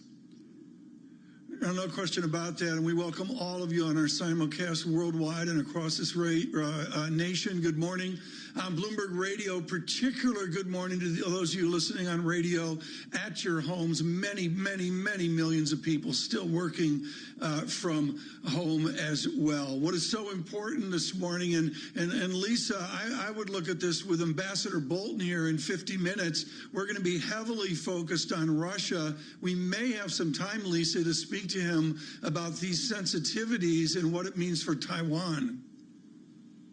Yeah, and this is going to be a key issue as both President Trump as well as former Vice President Joe Biden try to take equally harsh stances against China. There is a question how far they are willing to go, especially with President Trump trying to keep his phase one trade deal intact. And I will just say, John, really, you raise a really key point, which is people are starting to price in election risk. I'm wondering how different President Trump and former Vice President Joe Biden, how different are their stances internationally when it comes to China, when it comes to international trade? It seems like the gap, the air between their views, not so great. Well, when it comes to the market, I think it's pretty clear on all fronts at the moment. The two things that this market is very, very concerned about ahead of the November election: regulation and taxes. It comes down to those two things for market participants. And as you know, Tom, it always comes down to just a handful of things for market participants. If you think about the composition of Congress, the big hedge for a lot of people in this market was a Republican Senate. And now as the weeks and months progress and the year grows older, it's seen as a risk that maybe that could flip and that tax reform of the last couple of years, Tom, could be reversed. Also reports, a lot of people talking about this, that maybe we get a Secretary Warren as the Treasury Secretary, Tom. And you can only imagine how Wall Street would feel about that over the coming years. Well, and the arch point here, and I'll touch on this in a first question to Ambassador Bolton, folks, is President Biden, and what does that mean, and how does he play to his Democratic Party? We'll continue this discussion, and of course, the ambassador with us, if I can look at the official surveillance chronograph, in about 50 minutes. Right now, Vasilios Giannakis with us with Bank Lombard. Vasilios, as we readjust for Q3, we readjust to a resilient dollar. Will the dollar stay resilient? Hello, Tom, and hi, Jonathan. No, our view is that I think the ingredients for dollar downside are finally falling into place. Look, the way we see it is that basically there has been significant decoupling of the dollar relative to fundamentals, whether you want to look at long-term fundamentals or whether you want to look at things like interest rate differentials. And the dollar resulted in being quite substantially overvalued. Now, there was a reason why it stayed overvalued, and that was the pricing in of risk premia, initially the trade war, then the virus. But the thing is that we're now moving into an environment where things are improving on a trend basis. In Europe, we have definitely quite improved virus numbers. It seems that Europe is getting its act together in terms of the policy response, so we are getting the ingredients for a rebound in the second half of the year. So I think that risk premia that supported the dollar are gradually being priced out, and they're going to lead to depreciation in the dollar in the second half of this year. Vasilios, I just wonder how many conversations with clients right now end up with you guys talking about gold. What are your thoughts on what's happened with gold? That's a very tricky one. That's a very interesting one. Look, the way we see it, I mean, you have to look gold both from a structural as well as from a cyclical perspective. The reality of the matter is that we're living in a world of zero interest rates. And when you turn to safe havens, for example, sovereign bonds in the U.S. or sovereign bonds in Germany, you're not getting any yield whatsoever. So when you're living in such a zero interest rate environment, you would like to have in your portfolio, from a structural perspective, something that can actually benefit materially from risk-off episodes. And that is actually gold. Gold has actually proven to be a very efficient hedge against resurgence in risk aversion. So from that respect, we think that there is definitely an element of structural allocation in favor of gold. In terms of the cyclical thing, yes, I'll admit that right now we're approaching 1800, so it feels a bit stretched, and it potentially can revert a bit closer to 1700 or even just below. But, you know, at the same time, the main driver for gold is basically what's happening in U.S. real rates. And with U.S. real rates being where they are, penciling in a significant downside in gold is really a difficult thing to imagine. Vasilios, we are done with half the year, half of 2020. Heading into the second half, how much conviction do you have behind your convictions? Well, look, first of all, there is a thing that definitely relates to the virus, and that's one thing that no one can actually predict. no one can really predict whether we're going to get a second strong wave. But the reality of the matter is that now, at least most of the government and citizens do have the tools and do have the knowledge to contain pockets or clusters of virus resurgence. So I would put it this way. Relative to a month ago, our conviction for dollar downside has definitely increased. Of course, if we get a significant virus resurgence, a second wave, we get pockets of lockdowns here and there, I'm pretty sure the market is going to seek the safety of the dollar. But as I said, our conviction has increased over the last month or so.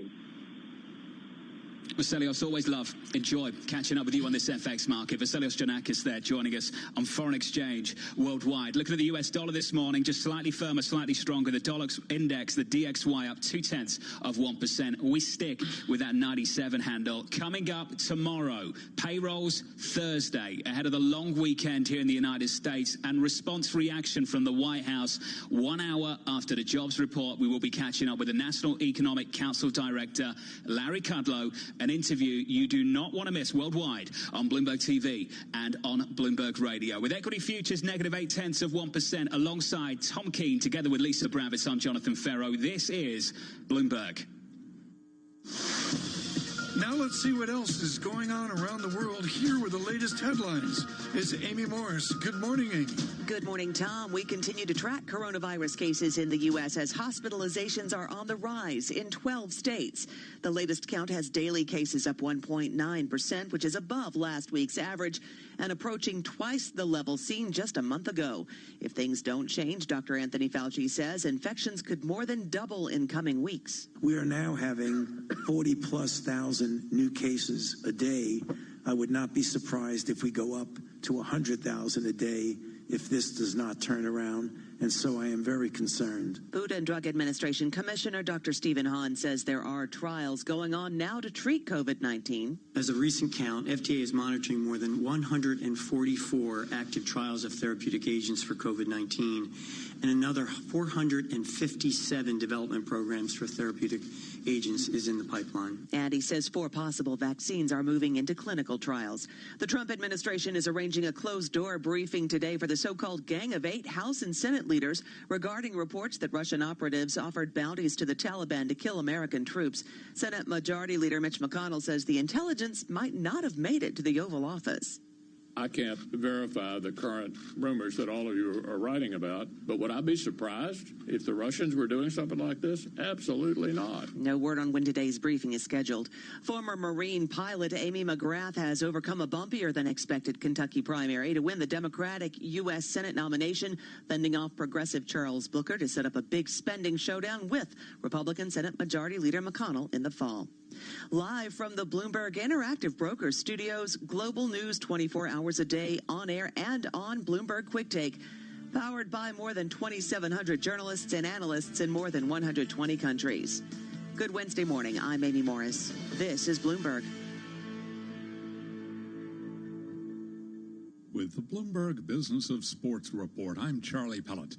Netflix says Colin Kaepernick is joining with Emmy Award-winning filmmaker Ava DuVernay on a Netflix drama series about the teenage roots of the former NFL player's activism. Netflix says Colin, in black and white, will examine Kaepernick's high school years to illuminate the experiences that shaped his advocacy. Further casting details and a release date were not immediately announced. The Chicago Bears are offering full refunds to season ticket holders because of the COVID-19 pandemic. And NASCAR may be racing during the coronavirus pandemic, but celebrating in early December now is off the schedule. The Motorsport Series has canceled its Champions Week and Cup Series awards scheduled for early December in Nashville, citing the uncertainty from the coronavirus pandemic and its impact on the industry. And that's the Bloomberg Business of Sports Report. I'm Charlie Pellet. Not completing high school is more of a social thing than it was an academic thing. I came out in the 11th grade. Nobody was embracing you. The kids were cruel. It was very difficult to be gay. Even though all these years have passed, I still had that longing to have my diploma. The hard part was determining that I was going to do it. But I definitely didn't do it alone. At age 30, with the help of her mentor, Carissa finished her high school diploma. I have a mentor, Maria. She convinced me to continue my education and to finish what I started to get my diploma. Just never judges. She's a true role model. If you're even considering getting your high school diploma, go get it. You can do it. No one gets a diploma alone. If you're thinking of finishing your high school diploma, you have help. Find free adult education classes near you at finishyourdiploma.org. That's finishyourdiploma.org. Brought to you by the Dollar General Literacy Foundation and the Ad Council.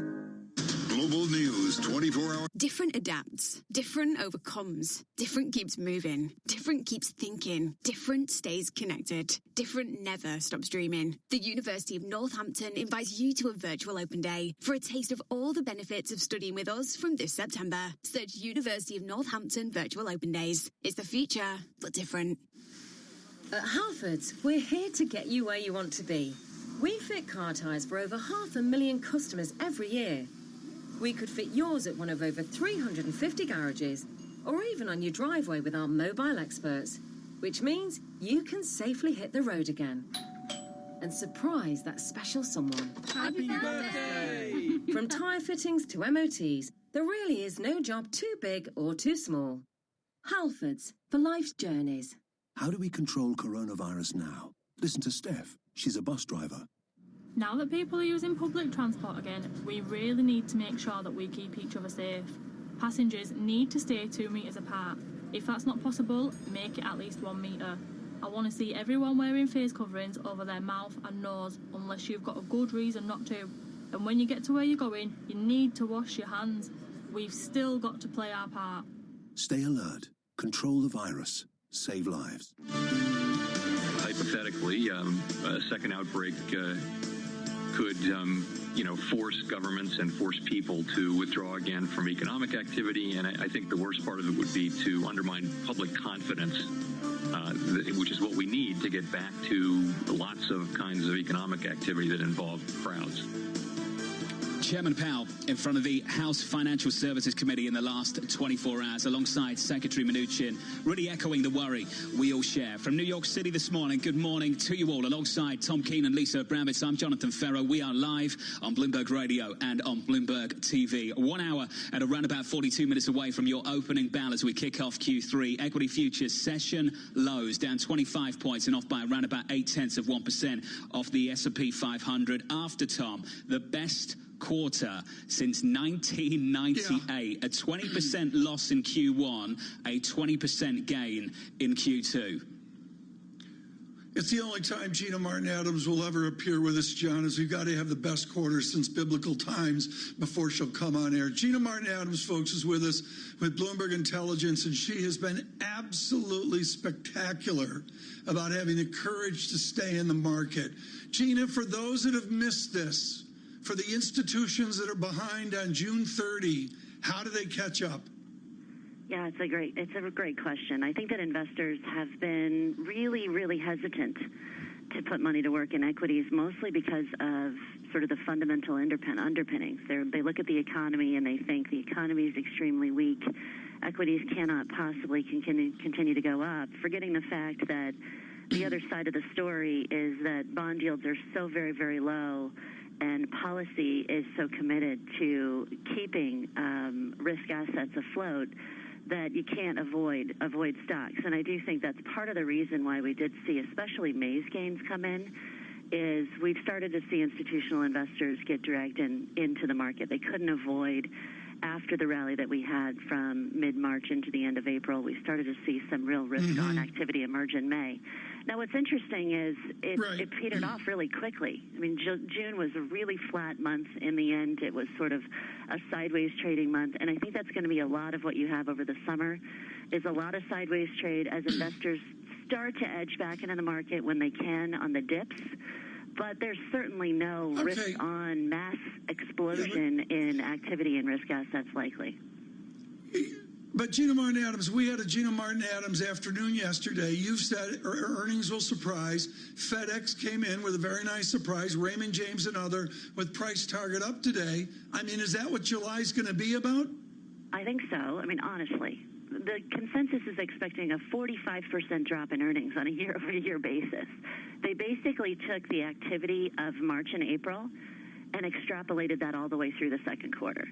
So the fact that the economy started to open mid to late May, and we at least got the month of June, is going to be a shock to the second quarter numbers. I think, honestly, it's going to be a lot of chop. You'll have some misses and some beats, but in the end, a 45% drop year over year is just too conservative on the part of the analyst community. Now, I do think you'll have a lot of mess because you'll have a lot of companies that take advantage of extremely low expectations to just kitchen sink the quarter as well. Nonetheless, we did have economic activity in June that was not anticipated in the numbers, and analysts have been really slow to mark their numbers up. So we'll most likely beat expectations. Now, will that really matter? Probably not. It'll matter for individual stocks. It might matter for sector performance to some degree, but in the grander scheme of things, what really matters is that companies start to disclose what they think the outlook's going to look like. They start to talk about what their cash flows are going to look like in the second half and into 2021. They address the fears of a second wave and how they would contend with a second wave. And they address the fears that there has been permanent damage and permanent change to the economy, and how are they addressing that in their operations? How are they anticipating what the future is going to look like? And how are they spending for the future?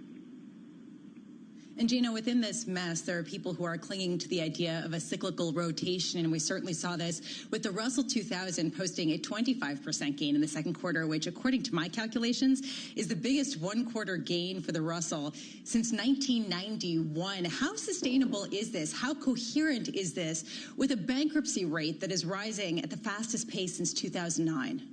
Yeah, so you have a bankruptcy rate rising at the fastest pace since 2009, Lisa, and I think that's a great point. The other side of that story, however, is that you also have the Fed purchasing corporate debt directly.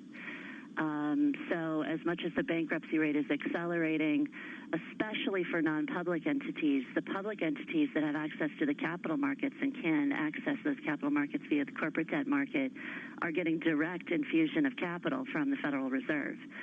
So I think you want to kind of balance those 2 points. Definitely there are spots of extraordinary weakness in the small cap index and consumer as well as energy. But I would argue that most of the weakness is actually out in the broader economy that you're seeing in the bankruptcy statistics, are actually outside of the public markets as a result of this dynamic. Frankly, over time, you cannot fade small caps when high yield spreads are contracting. It's just a bad trade. You have to be in small caps if high yield spreads are going to continue to contract. Are you going to continue to see high yield spreads contract given the Federal Reserve has said, look, not only are we going to purchase, debt funds, but we're going to go out directly and purchase corporate debt in the capital markets? I think that's a tough call. I think, honestly, if as long as spreads are not rising, you have to have some exposure to small caps. You just want to pick those spots carefully because inevitably there are going to be some weak players that they're not going to get the support, that are not going to be able to survive through this, given cash flow damage. Gina, how long can we see the everything rally? The fact that stocks posted their best quarter since 1998, the S&P, but you also saw a historic rally in treasuries and investment-grade bonds. How sustainable is that? I think the everything rally ended in the first week of June, honestly. I think if you look at the data, you see, especially in the equity market, the rotation into junk, the rotation into high vol, the rotation into high value, all of that ended after the first week of June, and it ended because the Federal Reserve balance sheet stopped expanding. You've seen a lot of chop in the bond market as well as in the stock market. You've seen spreads move more sideways as opposed to continue to go lower. So I think the everything rally, and by that I mean that 2-month period where just everything in the equity market rallied and the bond market did relatively well as well. Also, the corporate spreads just continue to plummet. I think that's over.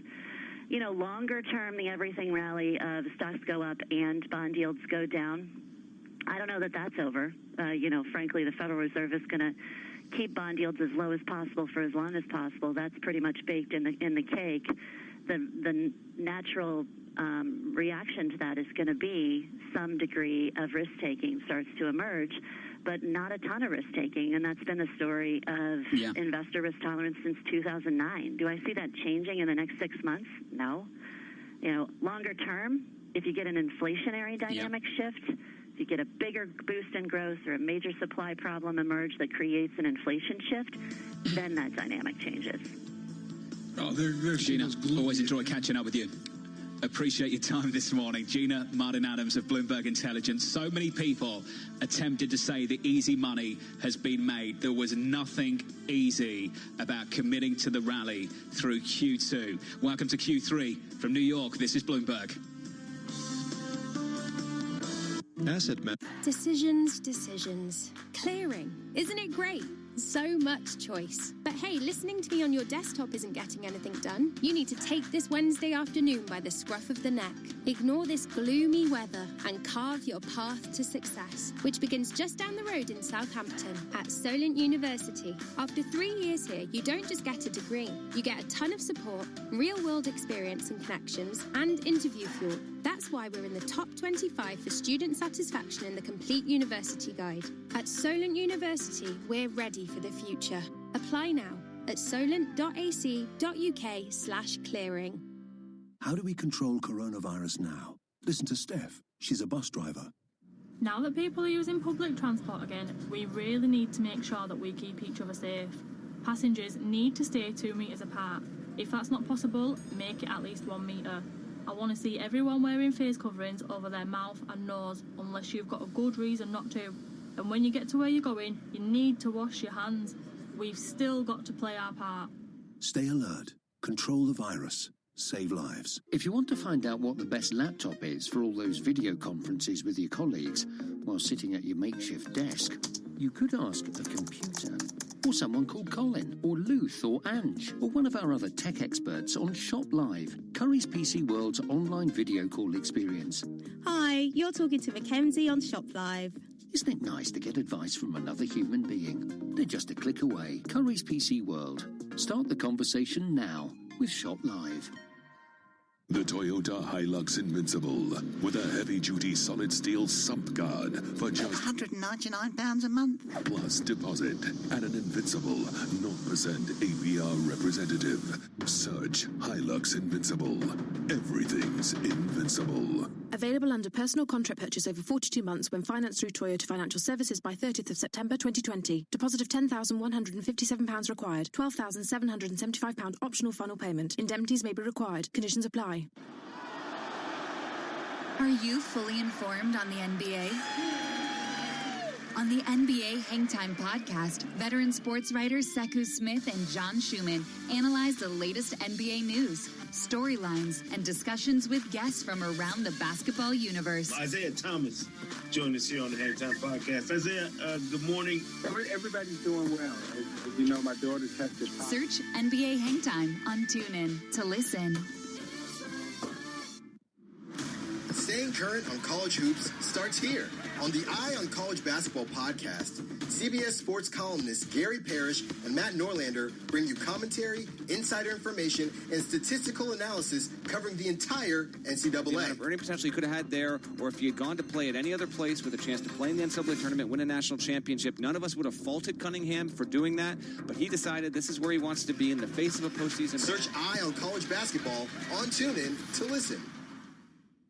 Okay, here we go. With the NFL draft in the books and the schedule set, check out a TuneIn podcast for daily updates on the lead up to the 2020 season. Like the Ringer NFL show, where a rotating cast of Ringer experts talk with players, coaches, and special guests about the NFL landscape. A lot of the other teams that we consider... Or ESPN's NFL Live. If there are some delays because of the COVID-19... Search sports on TuneIn to explore these pods and much more.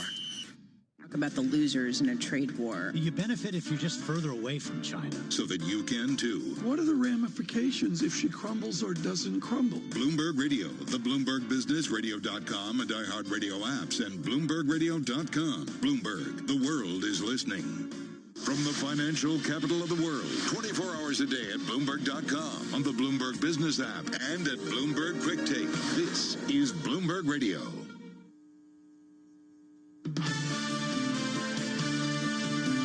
No one anyone at this point, analysts, companies, strategists, portfolio managers, has a great sense for what earnings will be in 2020 or in 2021. You have a Fed that has literally looked into a television camera and said, we're just printing the money. It's not about the discussion about whether there's going to be a recovery or not. Let's not confuse bounce with recovery. This is Bloomberg Surveillance with Tom Keene, Jonathan Farrell, and Lisa Abramowitz. Good morning, everyone. Jonathan Farrell, Lisa Abramowitz, and Tom Keene. We greet the second half with wonderful conversation today on the moment at hand. You just heard Stephen Major there of HSBC with his terrific call, persistent call for lower interest rates. Joining us in moments, Jan Lois of J.P. Morgan, and we will speak to him about his research note of last summer, my best note of the summer, ages ago when things were calm, on a vector of lower interest rates. We'll get an update from Mr. Lois and really look to the market, look to Hong Kong, and, of course, to our conversation with John Bolton. We'll do that in about 30 minutes. Really, with the news breaking this morning, really must watch and must listen. But John, you nailed this. The cacophony of news as we enter this Q3, let alone the election in November, the cacophony right now is never seen before.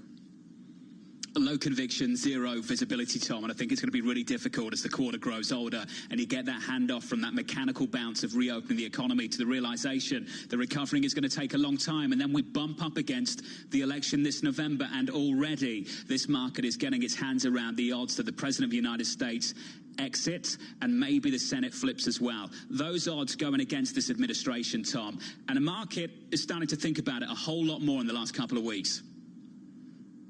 Right, and no question about that. Just based on the emails I've gotten this morning of the supporters of the president really pushing back against that new belief in President Biden. Part of this is how you price this into the markets. And Lisa Abramowitz, buried in the news today, was the Swedish central bank suggesting negative rates would be a possibility. And Lisa, that just indicates that persistency of a low-rate regime into this new quarter, which has been accepted by a growing number of investors and strategists alike. The question in my mind is, you've already gotten the bazooka from central banks around the world. It is ongoing, but the bazooka has been unleashed. Now what? We are entering the muddle territory, the idea where you have to have some sort of fiscal policy take over in a very real way, and we're going to be looking increasingly at the changing composition of the labor market, how extensive the cuts are going up the pay scale, and how pervasive and sustained are the job losses, Tom. Well, this is just fascinating, folks. We welcome you to our simulcast, of course, across Bloomberg Radio and Bloomberg Television. Huge anticipation over the conversations Bloomberg's going to have today. Paul Krugman later in the day, Jeff Curry of Goldman Sachs in a few hours. And, of course, Ambassador Bolton will join us here at the bottom of this hour. Really a widely anticipated conversation on this horrific story about Russians paying bounties to kill Marines in Afghanistan. Right now, the bounty is out on Jan Lois. He is with J.P. Morgan. As I said, he wrote, without question, my research paper of last summer. It was just brilliant on modeling towards low interest rates. He has been dead on that, and, of course, has new work to speak of as well. Dr. Lois, thank you so much for joining us. Do you and Joyce Chang and your team, do you still believe in a persistency towards a shockingly low 10-year yield? Well, we're almost there. The forces that we've seen in Japan and Europe basically said the moment you get there, it's very hard to get out. And it's basically because as you lower interest rate, the saver needs to save more. You see big increases in savings rates in those countries. In addition, you lower interest rates. Initially, you have a positive impact by getting people to borrow more. But then comes the aftermath, the hangover. You got too much debt and you're thinking about delevering. That's what's holding you there for years. That's why Europe and Japan are still there, and that's the future looking for the U.S. also. So, Jan, walk me through what you expect from the Treasury market for this year, because a lot of people are starting to put that steepener on, the belief that yields at the long end will start to drift higher as the recovery grows a little bit older. What's your take on that? Are you pushing back against that view? I'm basically staying long duration till we hit zero. There'll be movements up and down that is possible short term. At the moment, I think we have to think a bit more downside risk. I think the Federal Reserve, while I'm not explicitly targeting bond yields, will basically say as long as no one's afraid of inflation, more is better than less.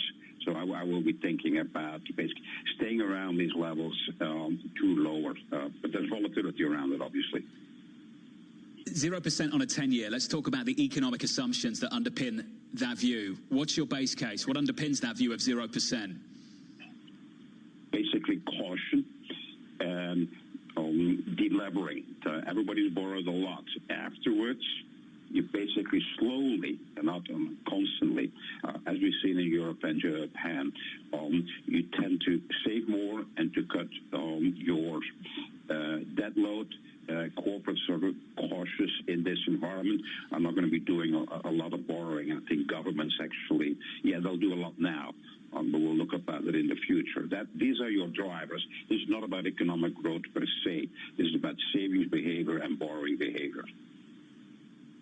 Jan, this is the paradox of the moment we're in. The zero-rate environment implies a very slow-growth economy, and yet investment strategists are increasingly pushing investors into riskier assets. And I think about your latest call on rejiggering the 60-40 investment model. Can you talk about that and pair this idea of going further into risk, going out of government bonds at a time of slowing growth? Well, the purpose of government bonds is to help you when you need them. When you're down in the equity market, then your governments can rally and give you offsetting, not full support when you're losing on equities. The moment you're at these low rates, governments can't really do that much anymore. Low volatility there, they can rally 10, 20, 30 basis points, but there's not that much more. So you know from here on, you're not getting much return. A U.S. ag, which includes your mortgages and your high grade, are pretty guaranteed the next decade. We're getting 1% return, give or take 30, 40 basis points on that. So it doesn't do the job anymore. Where do you go now? You can either stay there and save a heck of a lot more because you're not getting any return, or you need to go into what we call risky assets. Two options. One is equities, and equities will give you a better return than bonds, but most of us would agree about 5% over the next decade, so a lot less than before, and it remains very volatile. It can go down 20, 30, as we've seen in a few months ago. The asset class I'm recommending is one that is volatile short-term, year to year, but that nicely mean reverse. It goes up and down like the sine wave. Anything between bonds and equities, your high yield, your preferreds, your utilities, your real estate mortgages, your CMBS, all the stuff around that. It goes up and down, volatile short-term, but half as volatile the moment you hold on 5 to 10 years out. So you need a bit of patience. You can't be fussed too much about the short term. Think where you're going to be ending up in 10 years' time, 5 to 10 years. That means you need to be sitting in between bonds and equities. I call it the hybrid world.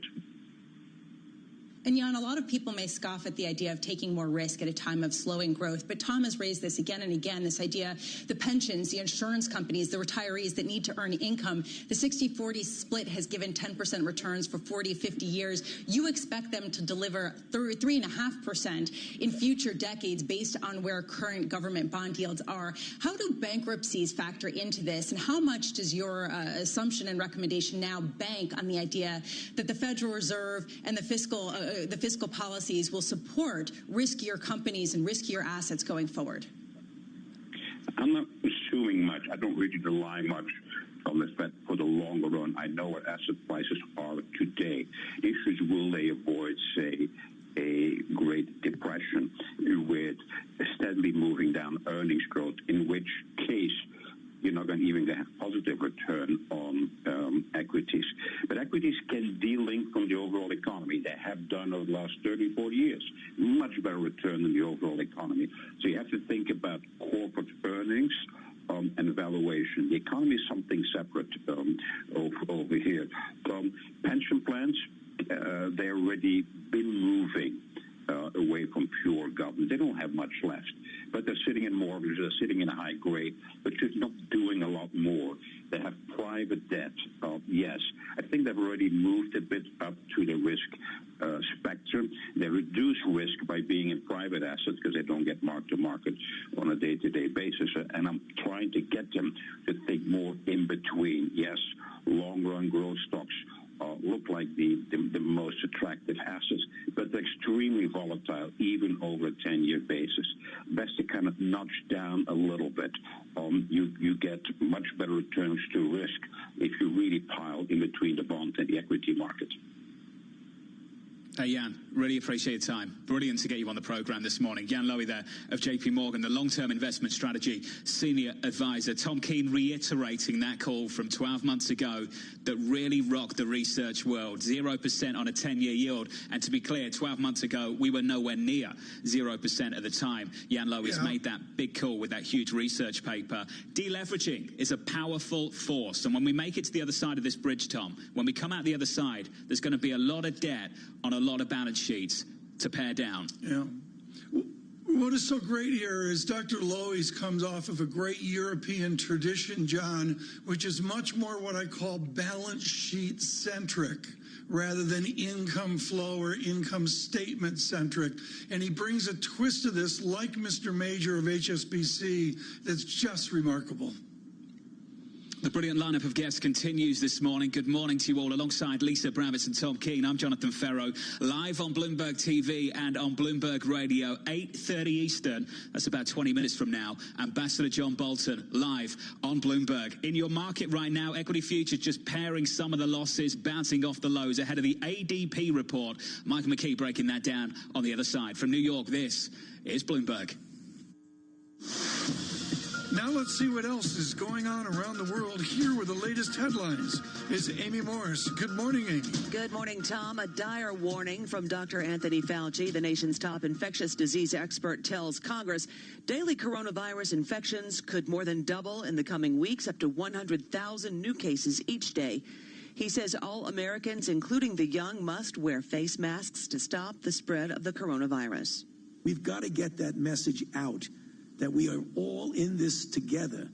And if we are going to contain this, we've got to contain it together. During his testimony before the Senate Health Committee, Fauci pointed to indoor gatherings and bars for the surge in cases. Democratic presidential hopeful Joe Biden assailed Donald Trump's handling of the pandemic yesterday, arguing that the president has failed to protect Americans and exacerbated a crisis. Today we're facing a serious threat, and we have to meet it. We have to meet it as one country. But the president gives no direction, and he pits us against one another. As he laid out his plan to contain the virus and reopen the economy, he urged President Trump to adopt his proposals and called on all Americans to wear masks in public. He says if he's elected, one of his first calls would be to Anthony Fauci to ask him to serve in his administration. Almost 90% of Americans say they're dissatisfied with the state of the country. A new Pew Research Center study shows 87% of Americans are dissatisfied and that their unhappiness will be reflected in their political decisions just months before we go into the presidential election.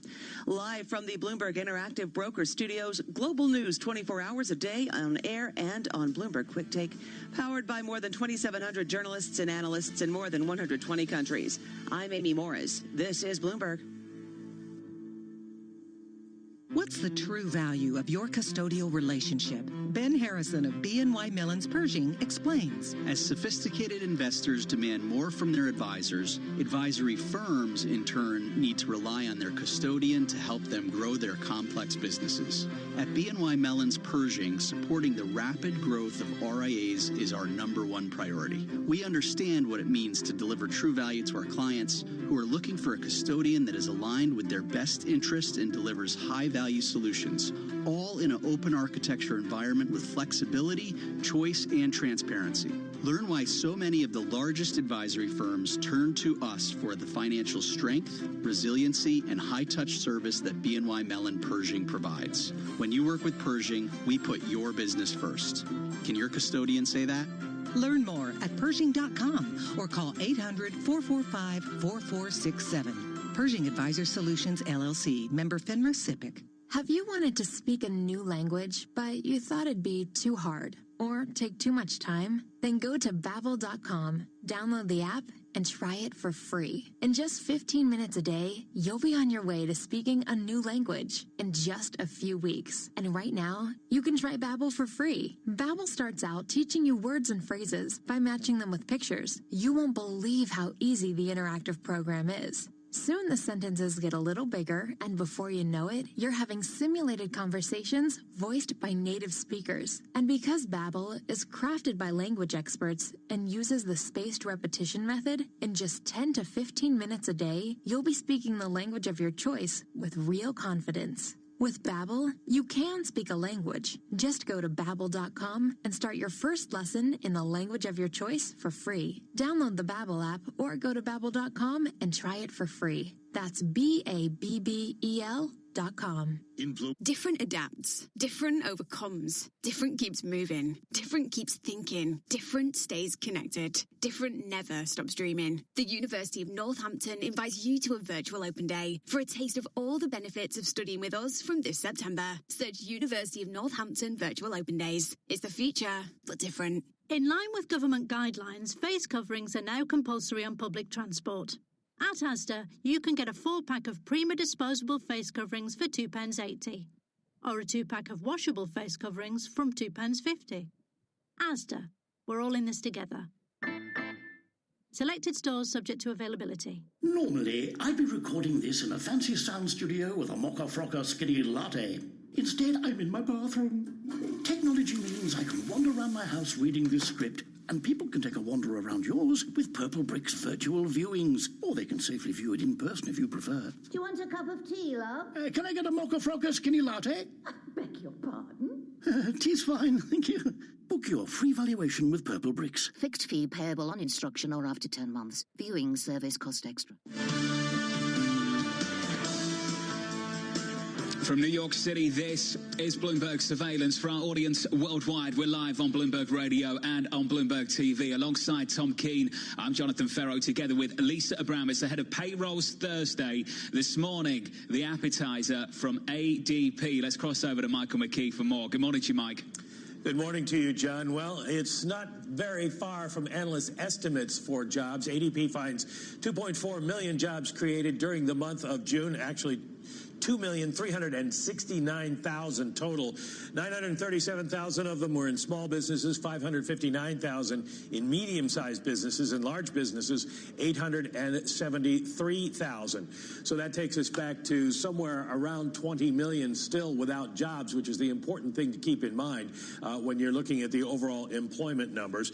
By sector, goods producing jobs up 457,000, service producing 1.9 million jobs added, leisure and hospitality, which would include restaurants, up by 961,000. The question is going to be, how many of those people still have jobs today as restaurants and bars close again in all those states that are seeing COVID spikes? Mike, just looking at the numbers for the previous month, that is a huge revision, Mike, just to jump in. What's with that? Well, ADP, like the federal government, the Labor Department revises their numbers when they go back and get additional information, and they went from a negative 2,760,000 to positive 3 million, and it does look like a rather big revision, sort of correcting back towards where we actually were. Not sure how they exactly get there, but nobody really looks at the ADP revision numbers, so they're not probably going to get called on it. What this will do is maybe give a little hope to people that the overall economist forecast for tomorrow of just over 3 million jobs is going to be roughly correct. It is going to be fascinating. Michael McKee, thank you so much. And again, we'll have important coverage tomorrow. And Mr. Farrow in conversation with Mr. Kudlow of the White House. Look for that. Always timely discussion. Yes, we'll do it on Thursday, Jobs Day, tomorrow. Right now, this is a really wonderful interview. It's far too short. We could spend an hour with Stacey Widlitz. Really interesting, starting out as a buyer in department stores and then going to real torture as a legit security analyst on the street, and now running a really wonderful consultancy out of London and New York on retail trends. Stacey, let me ask you an open question to get started. Where are we going to be in 6 months? Where are we going to be going into the holiday season? Good morning, Tom. In 6 months, I think we're going to be floating in discounts still. And that is really the big issue going to the second half of the year. You saw it, today, Capri reported, Macy's reported, and margins are way down. Everybody's taking inventory charges. Everybody's trying to clear and get clean for the second half of the year, and it just can't happen fast enough. And the other thing you're going to see is that retailers... Sorry, go ahead. No, go ahead. Finish, please, Stacey. I was just going to say that retailers also can only have a certain amount of traffic in their stores for the second half of the year. So are we going to have Black Friday? Are we going to have these huge traffic-driving events? Or are all the promotions going to move online and push the consumer even more so online? What does digital online demand do to bricks and mortars? I mean, for you, I think of Oliver over at Cowen. I think of Robert Burke, running Bergdorf, Steve Sadoff. For you as a retail industry, what does brick and mortar actually do? What is their action in the next 6 months? So it's interesting. So because so many brands have seen their online penetration double overnight, I mean, Nike said, their expectations, they did in 3 months what they were supposed to do in 2 years. So that does a couple things. It makes the stores have to fulfill from store. People are doing curbside pickup. So the stores are becoming almost pickup points or warehouses. And for the amount you pay for that real estate, it's a huge amount of money. The other thing is that we're seeing a lot of appointment only. It's going to be that 80-20 rule again. You're going to serve your customer by appointment only, that 20% that makes 80% of your business happen.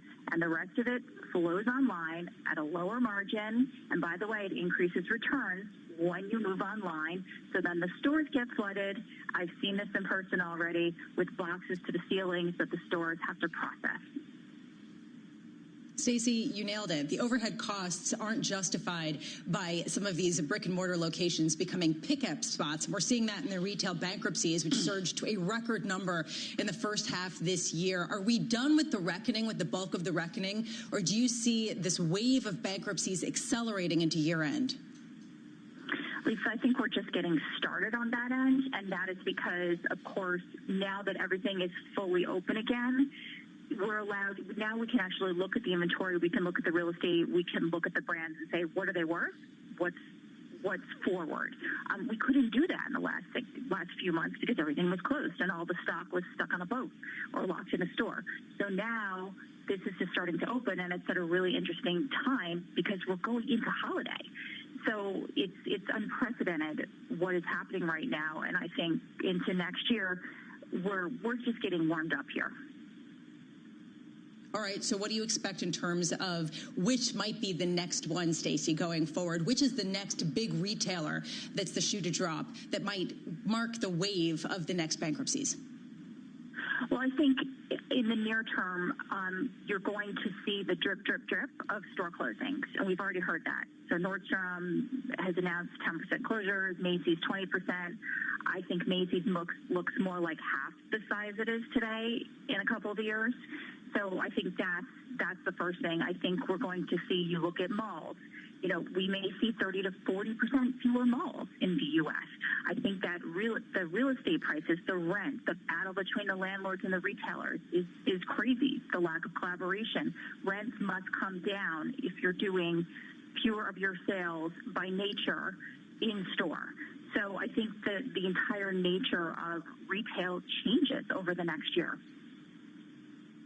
Stacey, we're lucky to get you on the show this morning. Appreciate your time, so thank you for joining us. Stacey Widlitz there, SW Retail Advisors President. Just getting a stat from Michael McKee on the jobs market, guys. Tom, you'll be interested in this one. Lisa, you will be too. The ADP report basically suggesting we have lost 14,277,500 jobs since the high point of hiring in February. Tom, that coming to us from Michael McKee. It's still a devastating number. It's a devastating number. I calculated 40 million people on jobless claims. And again, there's some funny numbers in there as well. John, I go back to Dan Elpert earlier this morning in that we need to get prepared for the next 60 and even 90 days of data on the American labor economy to really reset what is the job economy of this nation.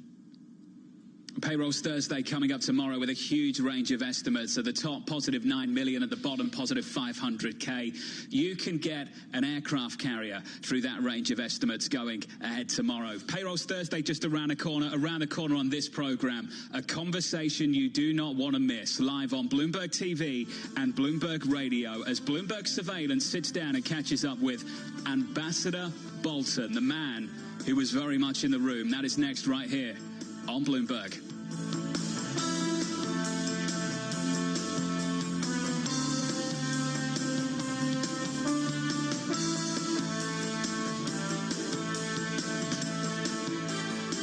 Hey y'all, Jeff Foxworthy here.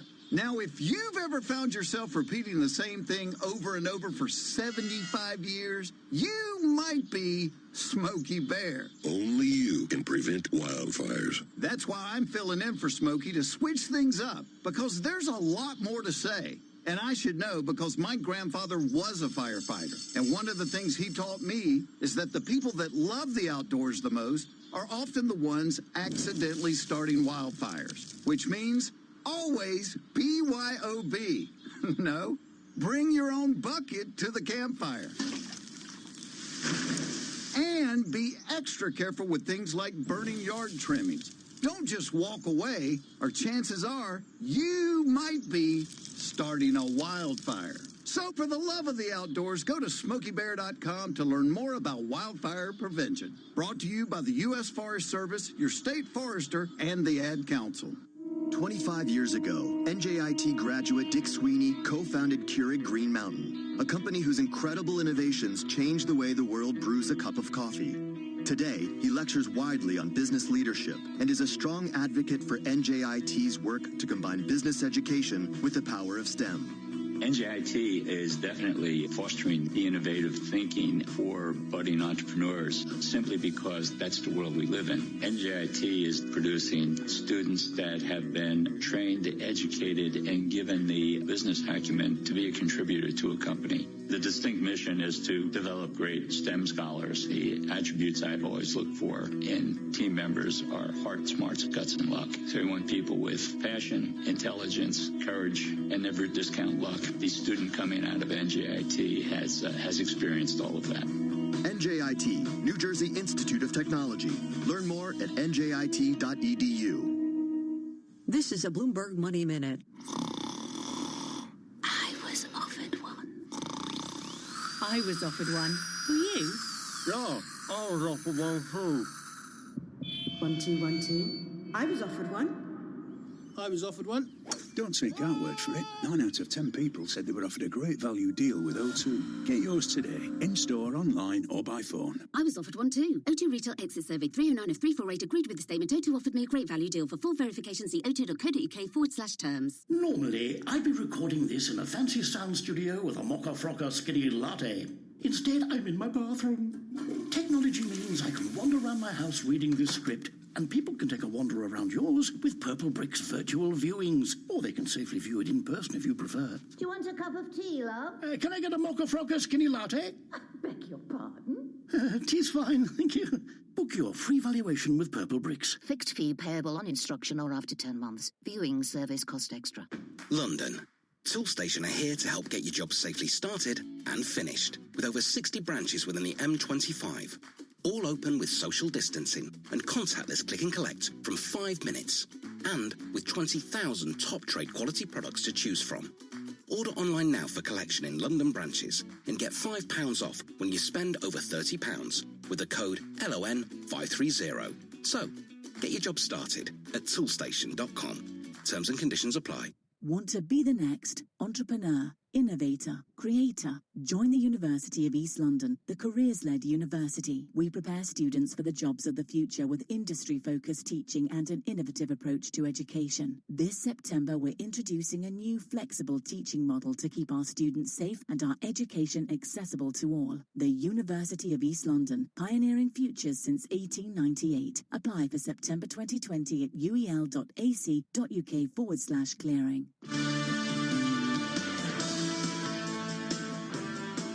From New York City, this is Bloomberg Surveillance. For our audience worldwide, we're live on Bloomberg TV and on Bloomberg Radio. Alongside Tom Keene, together with Lisa Abramowitz, I'm Jonathan Ferro. 1 hour away from the opening bell in New York City this Wednesday morning, with equity futures bouncing off the lows. Still negative, Tom, down 14 points. We're off by 0.5%. Off the back of the biggest quarterly gain going back to 1998. We say good morning to Q3. Well, absolutely. Good morning to Q3 and good morning to all of the debates of America. And, of course, not in Q3, but leading up to the election in Q4. It will be most extraordinary to get to the first Tuesday of November. This was to be a book interview, a book of 592 pages on his 450-plus days at the White House. John Bolton, it was going to be a normal interview. It is not. Ambassador Bolton joins us this morning in the uproar of the current events. Ambassador, I look at the room where it happened, and I've got to get to a room on the first Tuesday of November and that Wednesday following where we may confront a President Biden. You've made clear you do not support President Trump, but as you look at President Biden, how does he take his very left Democratic Party, his liberal party, and how does he pull them back towards, not you, but to the center, to the time of Scoop Jackson and John Kennedy? How does he execute that? I don't know. I'm very worried about it. It's one reason I'm not going to vote for Joe Biden, unlike some of my conservative and Republican friends who have made that decision. I just philosophically can't do it. I think it's a very unhappy election prospect for real conservative Republicans who understand, as I try and lay out in the book, The Room Where It Happened, who has no real philosophy. I'm not saying because he's not a conservative, he's actually a liberal. He's nothing. He doesn't think in philosophical or policy terms. So the day after the election, if Biden wins, I think for the country it's going to be a real test of whether a lot of this campaign rhetoric turns into action. Let's just take the Russia case as an example. For years, for decades, the Democratic Party pursued policies vis-a-vis the Soviet Union and then Russia that I thought were inadequate for the protection of American national security. I've always favored the Barry Goldwater, Ronald Reagan approach. Now the Democrats are tough on Russia. Well, better late than never, I suppose, is the answer. Will they be tough on Russia if Biden wins? I don't think we know. Ambassador Bolton, we can all agree that President Trump is not Barry Goldwater or Ronald Reagan. What we need to focus on, and my first of two questions on Russia before I go to my colleague, Jonathan Ferro, is a simple idea of the back pages of your book. The heated debate this morning is, were you involved in briefing the president or discussing with other intelligence community members, or indeed the Pentagon, about the Russians paying bounty hunters in Afghanistan to kill Marines? Now, you've stated to the Associated Press that's not the case. I need you to recapitulate that right now. Did you, late in your term at the White House, did you speak to the president about these matters? Well, what I said to the Associated Press when that question was asked was no comment. And that's the same thing I'm going to say today. You know, we're embroiled in litigation now over whether I complied with the requirements of the pre-publication review process, which I think I did. I didn't write this book with any intention of putting classified information in it. And I don't think Donald Trump wants to suppress the book because he's worried about foreign governments reading it. He doesn't want the American people to read it. Now, look, with respect to Russia and what they're up to in Afghanistan and a range of places around the world, honestly, this current controversy I could have written about in the book if I didn't face these other difficulties. Susan Rice, the second Obama national security advisor, writes today in the New York Times that if she had information like that being reported in the papers, whether it was totally verified or not, she would have gone into the Oval Office to tell President Obama.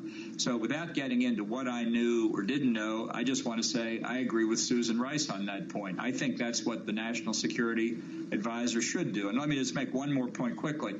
There are not two categories of intelligence. verified over here and not verified over there. Intelligence invariably is placed along a spectrum, and the intelligence community understands this. They say they have high confidence in some, medium confidence, low confidence. People are going to have to judge, and different agencies will disagree. There's not some block of granite that you carry around to show to the president that's called verified intelligence. There's a range, and you deal with uncertainty. That's part of the job. I looked, John Bolton, at the Susan Rice essay and also the essay by Leon Panetta. I found them extraordinary in their heat. How would you recommend that President Trump extricate himself from this now, and particularly how he dresses the military at the Pentagon? Well, I can't offer advice on how to get out of a mess, in effect, he's created. By my count, in the last 4 or 5 days, he's told 3 different stories on whether he was briefed, whether he was told it was fake, whether it's fake news by the New York Times, or a whole range of things. And his advisors are now contradicting themselves as well. How do I view that in terms of the Trump presidency? Look, it's just another day at the office. That's the way it works. Every day is a new day. Every story is a new story. What you said yesterday is interesting, but doesn't necessarily dictate what you say today. What it tells the Russians is we are in disarray and ripe for this kind of provocation, not just in Afghanistan, but in many, many other places around the world. Ambassador, on this particular intelligence, is there any reason why intelligence like this would be put in the president's daily briefing and it wouldn't be followed up in person directly with the president himself? Well, I don't want to comment on this specific story and its intelligence implications for the reasons I said a minute ago. I will say this, which I do say in the book: Donald Trump doesn't consume intelligence the way you expect presidents to do so. Everybody's entitled to gather information in their own personal style. Ronald Reagan had his style. George H.W. Bush had his. I'm not saying there's any one that's right or wrong. And I think the presentation of intelligence to the president has to take that style into account. So what I'm talking about here is not does the president read lengthy briefing papers? Does he get it via movies and that sort of thing? The question for Donald Trump is whether he gets it at all. And I think he's uninterested in learning. I think that facts that are inconvenient for him often don't stick, despite repeated tellings. So can he say that he was never briefed on it or that he thinks it's fake and get away with it? We'll see. Maybe he will. But this is a serious problem for the United States. You can say what you want about Joe Biden in policy terms. I think he receives, processes, and retains information. I think with Trump, it's much more questionable. Ambassador, something that's questionable for a lot of people listening and watching this interview right now is what you chose to put in the book and what you choose not to talk about. So on Russia, no comment. But when it comes to leaning on a foreign leader to help an election coming up in November, you seem to have no problem putting that in the book. Can you walk us through the process through which you decided what to talk about and what you don't want to talk about now? Well, look, I have a continuing obligation not to reveal classified information, so I'm not going to talk about it.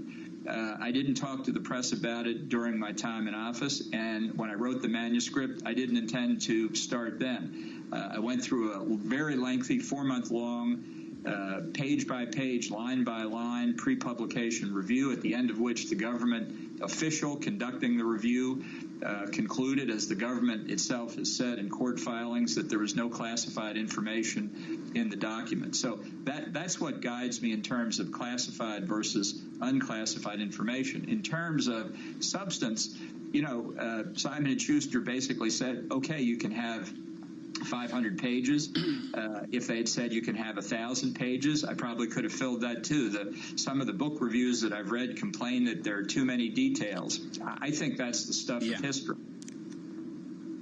Fortunate to have Ambassador Bolton with us live on Bloomberg Surveillance, both on Bloomberg Radio and on Bloomberg TV. Ambassador Bolton, this was in the Wall Street Journal. It came from you. I want to quote it for you. Trump then stunningly turned the conversation to the coming U.S. presidential election, alluding to China's economic capability and pleading with Xi to ensure he'd win. I would print Trump's exact words, but the government's pre-publication review process has decided otherwise. Is this first-hand knowledge? Was that you in the room that overheard the President of the United States do that?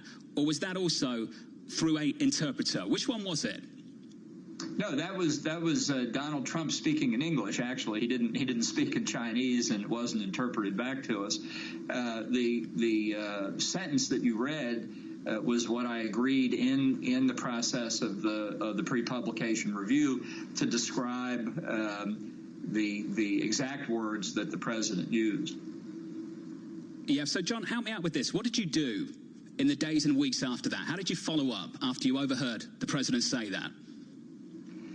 Look, there are a lot of things that are done in an effort to keep policy on track. In that case, there were extensive negotiations underway for what turned out to be a partial trade deal.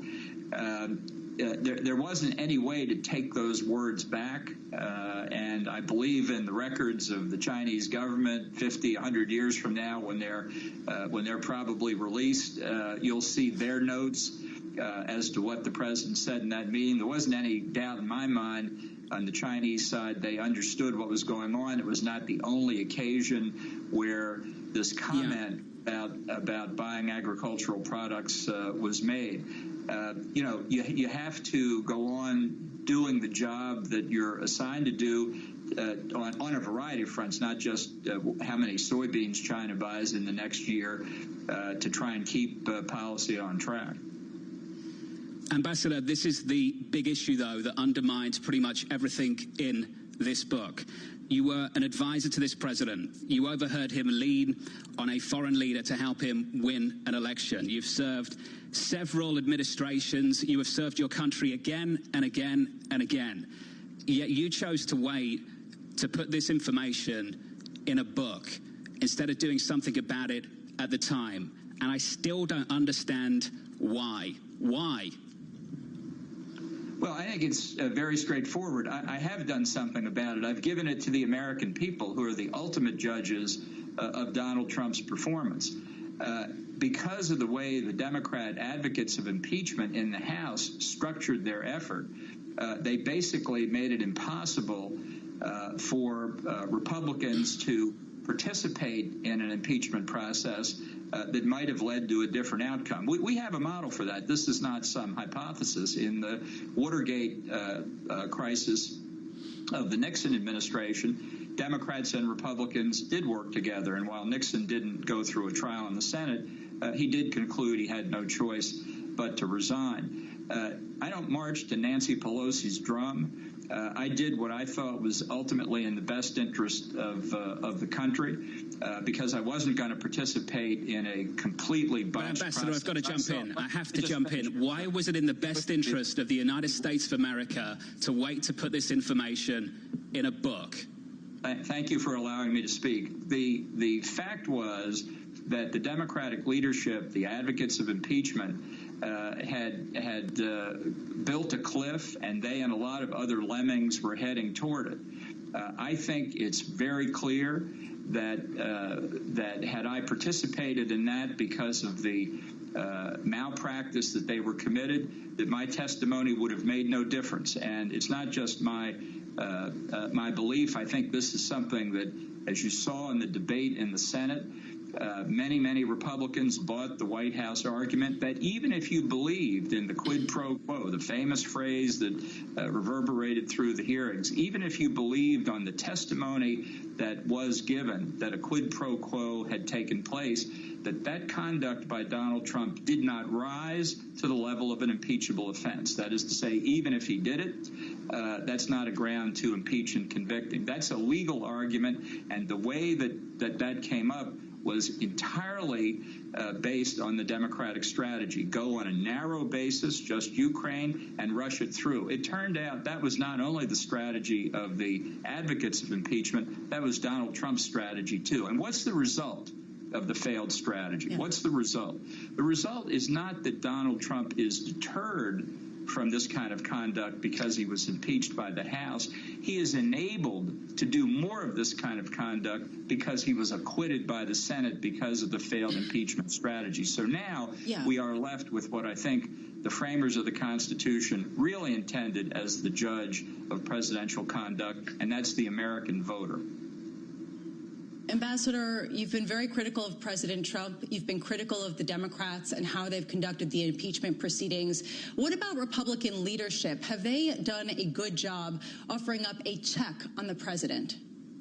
Well, I think it's very difficult the way these past 3.5, 4 years have evolved for them to be as independent as I think many of them want. A lot of people who are never Trumpers say that the Republican House and Senate leadership is complicit. I don't agree with that.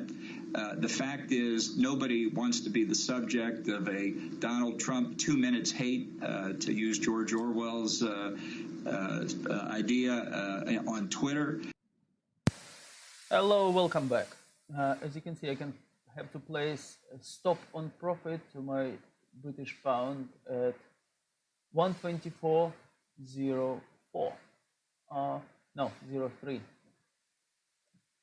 With this stop on profit, it will be around £200 profit. So if it will move on, I will increase my stop.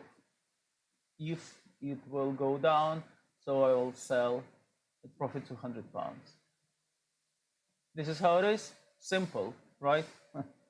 Speak to you later. I think a lot of Ambassador, I want to break in here because the polls actually contradict that. The polls actually show that the Republican Party, by and large, has overwhelming support for President Trump, and that's the reason why Republican leadership has, more often than not, hewed to President Trump's ideas and goals. What makes you think that the Republican Party is different than what President Trump has put out there and the polls are saying? Because public opinion polls take a limited picture based on a limited question by the pollster. Do you support Donald Trump over the Democrats? What I'm talking about is the larger issue of what the party actually believes in. And in my conversations, really across the country for an extended period of time, I don't doubt that in this debate, I think the Trump view will be rejected. I think it's an unfortunate part of our political dialogue today that it's all torqued around Donald Trump. Do you support Trump or do you oppose Trump? And there's really nothing else to discuss. That's bad for the country as a whole, and it's one of the things we need to correct. We'll have to correct it sooner or later. We may be able to correct it shortly after the November election. It may take another 4 years after that, but we are going to have to correct it. John Bolton, 2 more questions about the room and about your interesting book. I love what Fareed Zakaria said about it, that the details were damning. Would any of this have happened, of Russians and bounty to the Taliban to go after Marines? Would any of this have happened if Mr. Trump had had his 3 generals in the same room? Was a great tipping point for the administration when those 3 generals walked out the door? No, I don't think so at all. And I was in the room with him a lot of times as well. He doesn't listen well. He doesn't absorb things. You know, former Secretary of State George Shultz once said the importance of listening is always underestimated. And even Lyndon Johnson said, you know, when I'm talking, I don't learn anything. Those are points Donald Trump doesn't understand. And we all made our mistakes. I certainly made my share. I try and lay out some of them in the book. I think things maybe could have been done better. I make that argument in the book. But ultimately, Trump is Trump. That's what the problem is. This is not somebody who thinks in policy terms. So a strategy in Afghanistan, we haven't had a strategy in Afghanistan, or, by the way, with respect to Russia, or with respect to China, with respect to Iran, with respect to North Korea. The list is long. Ambassador Bolton, one final question, if I may, and you were very kind in your comments to Susan Rice earlier in this interview. If we have a Democratic presidency, so much of this is the structure of the time of your hero, Barry Goldwater, and conservative Democratic theology of another time ago. And then we had a small matter happen, Vietnam, and the Democratic Party, many would say, has had a different foreign policy. Can Joe Biden, within the arc of his career, drag the Democrats back to some form of centrist tendency? Well, my comment about Susan Rice will probably get both of us in trouble, so I better apologize to her in advance for that. I don't know what the fate of the Democratic Party is going to be. I don't think there is a Scoop Jackson wing of the party anymore. There isn't even a Joe Lieberman wing of the party anymore, and that's one reason why I worry about Donald Trump. If the Republican Party doesn't remain the party of a strong peace through strength Reagan-esque policy, I don't know who's going to do it, and I think that will leave the country in jeopardy. Ambassador Bolton, thank you so much for joining Bloomberg Surveillance this morning. Just a really extraordinary conversation there right now. Of course, we've been following this Russia story along with all the New York Times with their repeated stories on it. As John Farrell mentioned, the Wall Street Journal driving forward one angle of the tension between our intelligence services. We get a morning briefing from our Craig Gordon leading our coverage in Washington. Craig, there's been so much happening this morning, including the present National Security Advisor, I believe, on Fox Business. Give us an update of where we are now. Is the Gang of Eight are briefed later today? That's right. That means the top leaders of the House and Senate, both the Republicans and the Democrats, so Nancy Pelosi, Mitch McConnell, Chuck Schumer, right down the line, Adam Schiff, Marco Rubio, will all get their first taste of the intelligence on this. The White House has done two briefings already, one with the Republicans, one with Democrats. Most of those people walked out pretty unsatisfied. It sounds like they're not getting really high-level briefings with a lot of detailed information. The White House's story, and they're sticking to it, is that Trump was never briefed. We know from reports that it was put into his presidential daily brief, which is a long written document presented to the president every day. We also know pretty well that Donald Trump doesn't read that, and I think John Bolton, the former national security advisor to Trump, just told us that. He doesn't read information, he doesn't process information, he doesn't think in policy terms, and if you're a Republican hearing a pretty staunch Republican like John Bolton say those things about the current president, I would say that'd be pretty troubling. Craig Gordon, how large of a crisis is this to our listeners, our viewers who are a bit removed from the Beltway back and forth? Give us a more national tenor for where we are right now on this matter. Yeah, I know what you mean. I mean, a lot of folks out there, even our listeners and viewers, probably aren't all that familiar with John Bolton. Those of us who covered Washington, I've been here for 20 years, know well. He's served George Bush, he served Donald Trump. It's less about who John Bolton is and more about what he's saying. And to me, it's sort of another brick on the pile. We've known for a long time from a variety of books, Bob Woodward and the various books that have been written, that Trump does not really think in policy terms, does not deal with detailed information, does not have sort of a geopolitical perspective on these things. And I think the most damning thing in Bolton's book was that he talked about how Trump really sees all this stuff through a very personal lens. It's not about the national interest. It's about Donald Trump's interest. It's about Donald Trump's reelection. It's just about the anecdote you had him walk through again with Xi from China, that Trump was really not only talking about himself getting reelected. So I do think whether you know who John Bolton is or not, this breaks through. This is the idea that Trump is not paying attention. Trump does not have his sort of hand on the tiller. And I think what's particularly damaging about the Russia bounty story is, what is the number one job of the commander-in-chief of the United States? Protect the nation, protect the troops. In the 4 days since this story has broken, Donald Trump has not said a single word about what he would do to retaliate against Russia if these reports turn out to be true.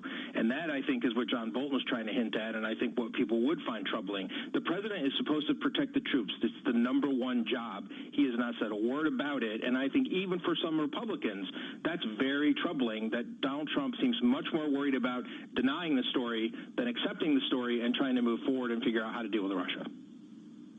When you say even among Republicans, this is key, because in previous episodes of controversy, the Republican leadership has taken a back seat when it comes to putting President Trump in check or contradicting what he said.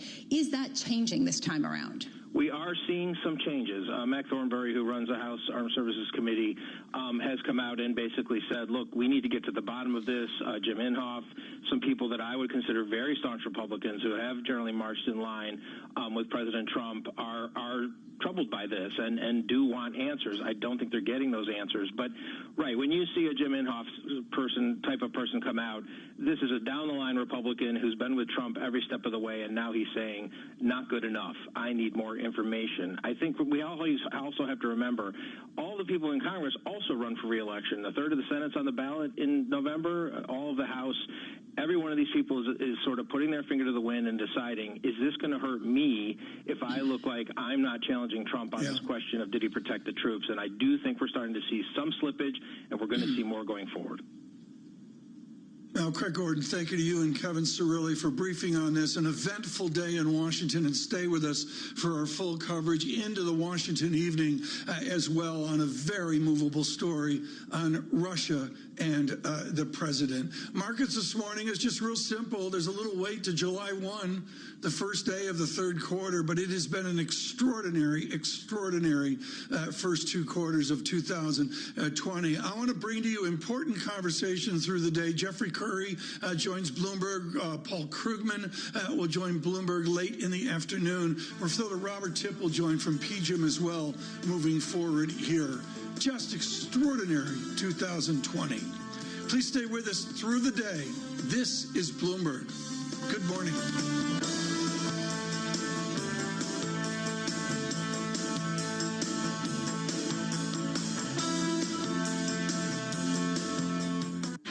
Business is constant. Decisions. Clearing. Isn't it great? So much choice. But hey, listening to me on your desktop isn't getting anything done. You need to take this Wednesday afternoon by the scruff of the neck. Ignore this gloomy weather and carve your path to success, which begins just down the road in Southampton at Solent University. After 3 years here, you don't just get a degree. You get a ton of support, real-world experience and connections, and interview fuel. That's why we're in the top 25 for student satisfaction in the Complete University Guide. At Solent University, we're ready for the future. Apply now at solent.ac.uk/clearing. London. Toolstation are here to help get your job safely started and finished. With over 60 branches within the M25. All open with social distancing and contactless click and collect from 5 minutes. And with 20,000 top trade quality products to choose from. Order online now for collection in London branches and get £5 off when you spend over £30 with the code LON530. So, get your job started at toolstation.com. Terms and conditions apply. How do we control coronavirus now? Listen to Steph. She's a bus driver. Now that people are using public transport again, we really need to make sure that we keep each other safe. Passengers need to stay 2 metres apart. If that's not possible, make it at least 1 metre. I want to see everyone wearing face coverings over their mouth and nose unless you've got a good reason not to. And when you get to where you're going, you need to wash your hands. We've still got to play our part. Stay alert. Control the virus. Save lives. If you want to find out what the best laptop is for all those video conferences with your colleagues while sitting at your makeshift desk, you could ask a machine, or someone called Mac, or Miguel, or Haley, or one of our other tech experts on Shop Live, Curry's PC World's online video call experience. Hey, you're chatting to Colette here on Shop Live. Isn't it nice to get advice from another human being? They're just a click away. Curry's PC World. Start the conversation now with Shop Live. Listen, that's a dream. Everyone has them, jingling away in the back of our minds. And most of the time, that's where dreams stay. So easy to ignore. Anything can drown them out, and everything does. But at Honda, we listen to our dreams. We get right up close. And on really good days, they become reality. From 2022, Honda's mainstream cars will only be hybrid or electric. Honda, the power of dreams. You love TuneIn for live breaking news from CNN, MSNBC, Fox, CNBC, and more. But when you can't catch your favorite show as it airs, it might just be a click away as a podcast. Search your favorite news station to explore all the on-demand news shows on TuneIn.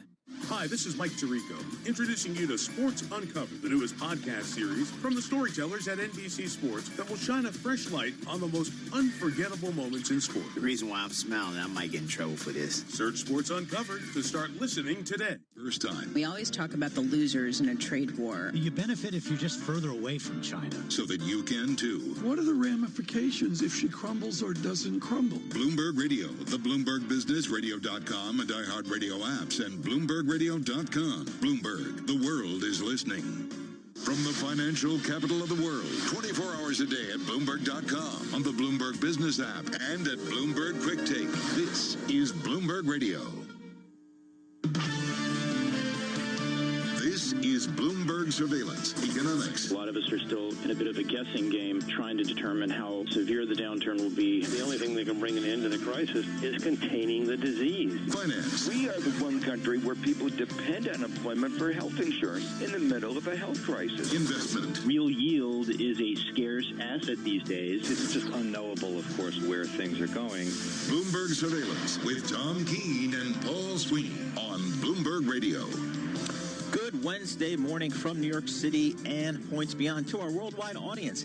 ADP says U.S. firms added 2.37 million jobs in June as a swath of restaurants and firms across the country reopened for business. The result was, however, below the consensus forecast. Equity futures are modestly lower on the first day of the third quarter. The 10-year Treasury yield is slightly higher at 0.68%. The dollar index is slightly higher this morning, and WTI crude is up modestly and just below that $40 per barrel level. To get more color on those equity futures, let's go to Bloomberg Stocks editor Dave Wilson. Dave, what are you looking at this morning? Well, you got to look at FedEx. I mean, the shares are up 12% in early trading. The package delivery company's earnings and revenue for the fiscal fourth quarter were far above analyst average estimates in the Bloomberg survey. FedEx benefited from surging shipments of healthcare equipment along with a cost-cutting program. And you've got United Parcel Service, UPS, higher by 5% as well in the wake of FedEx's results. United Airlines up 6%. The carrier plans to have about 25,000 more flights next month than it will this month. The increase will bring United's domestic schedule for August to 48% of last year's revenue. That's up from July's 30%. International flying will also increase. So you look across the industry, you see American up 3%, Delta also up 3%, Southwest up 2.5%. Gilead Sciences higher by 1%. Germany's health ministry expects the company's COVID-19 treatment remdesivir to receive European Union approval this week. That's according to a report by the news network R&D, which cited a ministry spokesman. Constellation Brands is up 2.5%. The beer, wine, and spirits makers' earnings for the fiscal first quarter surpassed projections. Constellation agreed to buy the direct-to-consumer wine seller Empathy Wines, co-founded by entrepreneur Gary Vaynerchuk. Terms weren't disclosed. You do have some negatives, though, and we can start with Yum Brands, down 4.5%. A franchisee that owns more than 1,200 of the company's Pizza Hut stores filed for Chapter 11 bankruptcy, according to the Wall Street Journal. The filing was made by NPC International. The company also has about 400 Wendy's locations, and Wendy's shares are down 2%. General Mills lower by 2%. The food maker said sales growth this fiscal year may suffer as consumers reduce their stockpiles. Fourth quarter net sales rose 16% before deal-making and currency swings. Macy's also down 2%. The department store chain disclosed a $3.1 billion pre-tax charge that it took in the first quarter. Those results actually came out about 4 weeks ago. It's a reflection of how the coronavirus pandemic has ravaged the retail industry. Penn National Gaming up 3.5%. The casino owner obtained access to official National Football League data through a partnership with SportTrader. The deal will bolster Penn National's sports betting business. And speaking of sports betting, you've got DraftKings up 3.5%. The online sports betting company received the equivalent of a buy rating in new coverage at Stevens. The move of the morning so far, YRC Worldwide, the trucking company, up more than 90%. after receiving a $700 million loan from the U.S. government under a coronavirus aid program. Terms of the deal call for the Treasury to receive about a 30% stake in YRC. And one more to watch for. Dun & Bradstreet Holdings shares of the credit data provider will begin trading after a $1.7 billion initial public offering.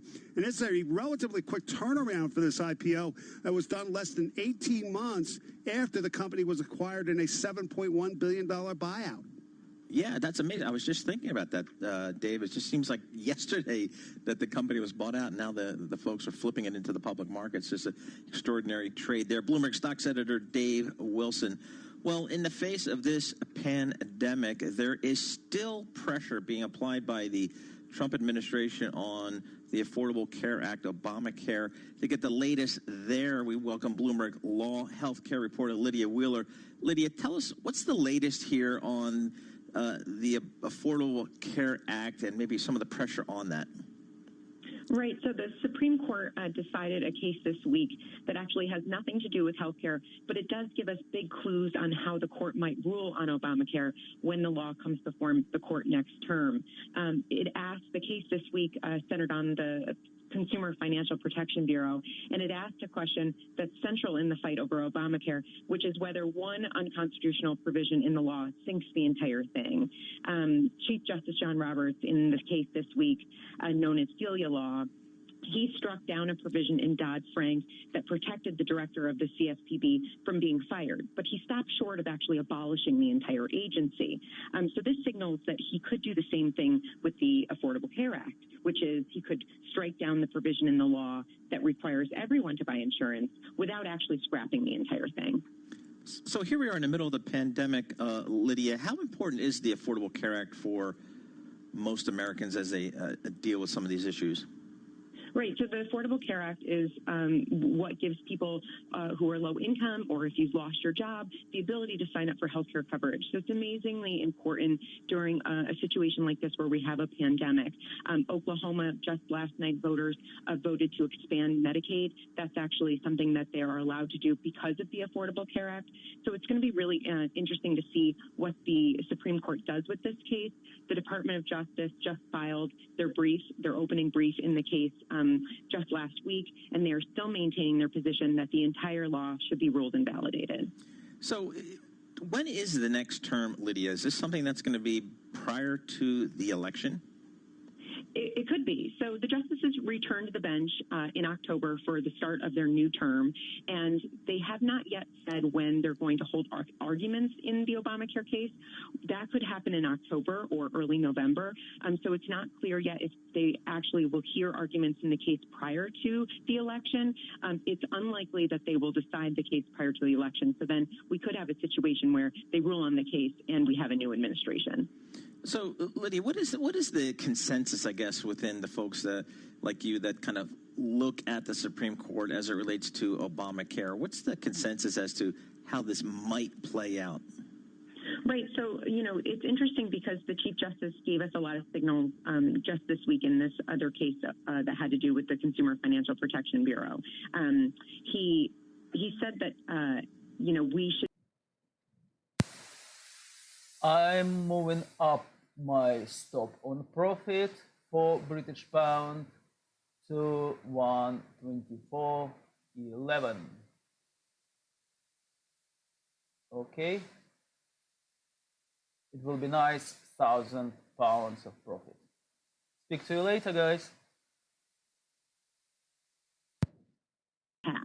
But see, the thing is that the 2017 Congress dropped that penalty to zero. So you don't actually have to pay anything if you don't sign up for health care coverage. And so that's the main crux of this argument is that individual mandate tied to the rest of the law, or can the rest of the law live on without it? So to the extent that the administration continues to push for repeal of the Affordable Care Act, do they have a backup plan to substitute in for the ACA? So far, we haven't seen a plan yet. That is something that could be damaging to this administration as we move in even farther into the campaign season. It is possible still, despite what clues or tea leaves that we're reading, that the court could, toss out the entire law and say to Congress, you have to start over. Right. Lydia Wheeler, thank you so much for joining us. We appreciate that. Lydia Wheeler, Bloomberg Law Healthcare reporter, talking to us about the Affordable Care Act, which continues to be front and center, certainly for this Supreme Court, Tom. So I think, it's something that I think is either going to be decided by the Supreme Court or perhaps by the elections coming up in November. Well, by the elections, because what we're talking about, Paul, I think we can all stand up and agree 112% of our listeners agree I'm not an expert on this. That would be true. As you know, Paul, it's 85% is a round number of the nation. It's not a topic because they have insurance. They have coverage, whatever. But for the rest of the people, man, this is a big topic, and I guess my one prediction, Paul, is it's never going to go away. It's never going to go away? It's this debate about our process to some form of more government-supported insurance. Yeah, and it comes into play when you think about just this pandemic, Tom, and how the U.S. deals with it from an insurance perspective to perhaps how some other countries around the world are dealing with it as well. Yeah, there's no question about that in the pandemic update. I think we're going to touch on that in this hour. But, that's where we are. First of all, can you believe it's July 1st? July 1st. It's the dog days of summer coming. Well, I guess so, but it's like we're so out of sort. Yeah. All of our families, we're so out of sort on these stresses that we're all facing, and some much greater stresses. And sure. I can count myself as incredibly fortunate, but I'll tell you, Paul, it's the weirdest July 1st it really ever. is. And the news flow, just extraordinary. Of course, we just spoke with John Bolton. We'll have some of that for you here in the hour as well. Futures up 6. Dow futures up 70. The VIX under 30. Yep. I guess that's a bull market. 29.78 on the VIX. With our news in Washington, here's Amy Morris. Thank you, Tom. Former Ambassador John Bolton just minutes ago telling Bloomberg Surveillance his thoughts on the allegations about Russian bounties on U.S. troops in Afghanistan. Susan Rice, the second Obama National Security Advisor, writes today in the New York Times that if she had information like that being reported in the papers, whether it was totally verified or not, she would have gone into the Oval Office to tell President Obama. So without getting into what I knew or didn't know, I just want to say I agree with Susan Rice on that point. But Bolton would not say whether he did brief the president on that intelligence. We continue to track coronavirus cases in the U.S. as hospitalizations are on the rise in 12 states. The latest count has daily cases up 1.9% above last week's average and approaching twice the level seen just 1 month ago. If things do not change, Dr. Anthony Fauci says infections could more than double in coming weeks. We are now having 40+ thousand new cases a day. I would not be surprised if we go up to 100,000 a day if this does not turn around, and so I am very concerned. He says the recent spikes can be traced back to indoor dining and bars. The Trump administration is arranging a closed-door briefing today for intelligence officials to fill in the so-called Gang of 8 House and Senate leaders regarding those reports about Russian operatives offering those bounties on American troops. Senate Majority Leader Mitch McConnell says that doesn't surprise him. It's no secret the Russians are up to no good. They have been throughout Putin's tenure. White House National Security Advisor Robert O'Brien says the president has now been fully briefed. President Trump, meanwhile, threatening to veto the entire defense bill if it includes a provision to strip the names of Confederate generals from U.S. military bases. The Warren Amendment would establish a commission to plan for the removal of those names in 3 years. It was included in the defense bill by the Republican-led Senate Armed Services Committee. Global news 24 hours a day on air and on Bloomberg Quick Take, powered by more than 2,700 journalists and analysts in more than 120 countries. I'm Amy Morris. This is Bloomberg. Tom and Paul. Amy Morris, thank you so much. We appreciate that, of course. Coming in here at the first day of the third quarter, we have kind of mixed futures here. A quiet morning, I will call it. We had the S&P up 6 points. That's at 30.96. The Dow Jones Industrial Average up 65 points. Let's call it 25,755 on the Dow Jones Industrial. The NASDAQ off just a smidge, essentially unchanged at 10,146. Looking at the yields on your U.S. Treasuries, we have the 10-year Treasury down 9/30 seconds, pushing that 10-year Treasury yield up just slightly to 0.68%. Crude oil just below $40 for WTI crude, $39.81 a barrel. This is Bloomberg. Imagine being denied an apartment because of your religion or your race or because you have children or a disability. It's so wrong. Yes, but who has the power to stop this? You do. Each of us has the power. The law is on your side. It's illegal for landlords to discriminate because of race, color, religion, sex, national origin, disability, or familial status. If you suspect that you have experienced housing discrimination, file a complaint with HUD immediately so we can investigate it. Fair housing is your right. Use it. To learn more, visit HUD.gov/fairhousing. That's HUD.gov/fairhousing. Or call 1-800-669-9777. 1-800-669-9777. A public service message from HUD in partnership with the National Fair Housing Alliance.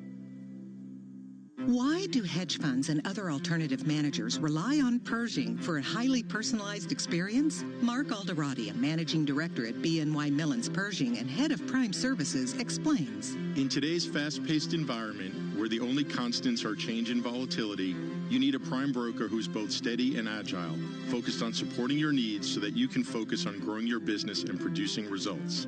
Exceptional client service and advocating for our clients is at the core of what we do. Our award-winning high-touch team is just one of the benefits of working with BNY Mellon. We help alternative investment managers create great experiences for their clients. Whether it's customized financing, securities lending solutions, platform access, or outsourced trading, BNY Mellon's Pershing is a prime broker who's committed to this business and dedicated to meeting your evolving demands. To learn more about the unique and industry-leading solutions for hedge funds and other alternative managers, visit Pershing.com. Pershing, LLC. Member FINRA, NYSE, SIPC. Influential conversation. Different adapts, different overcomes, different keeps moving, different keeps thinking, different stays connected, different never stops dreaming. The University of Northampton invites you to a virtual open day for a taste of all the benefits of studying with us from this September. Search University of Northampton Virtual Open Days. It's the future, but different. In line with government guidelines, face coverings are now compulsory on public transport. At Asda, you can get a 4-pack of Prima disposable face coverings for £2.80, or a 2-pack of washable face coverings from £2.50. Asda, we're all in this together. Selected stores subject to availability. I was offered one. I was offered one. Were you? Yeah, I was offered one too. 1 2 1 2. I was offered one. I was offered one.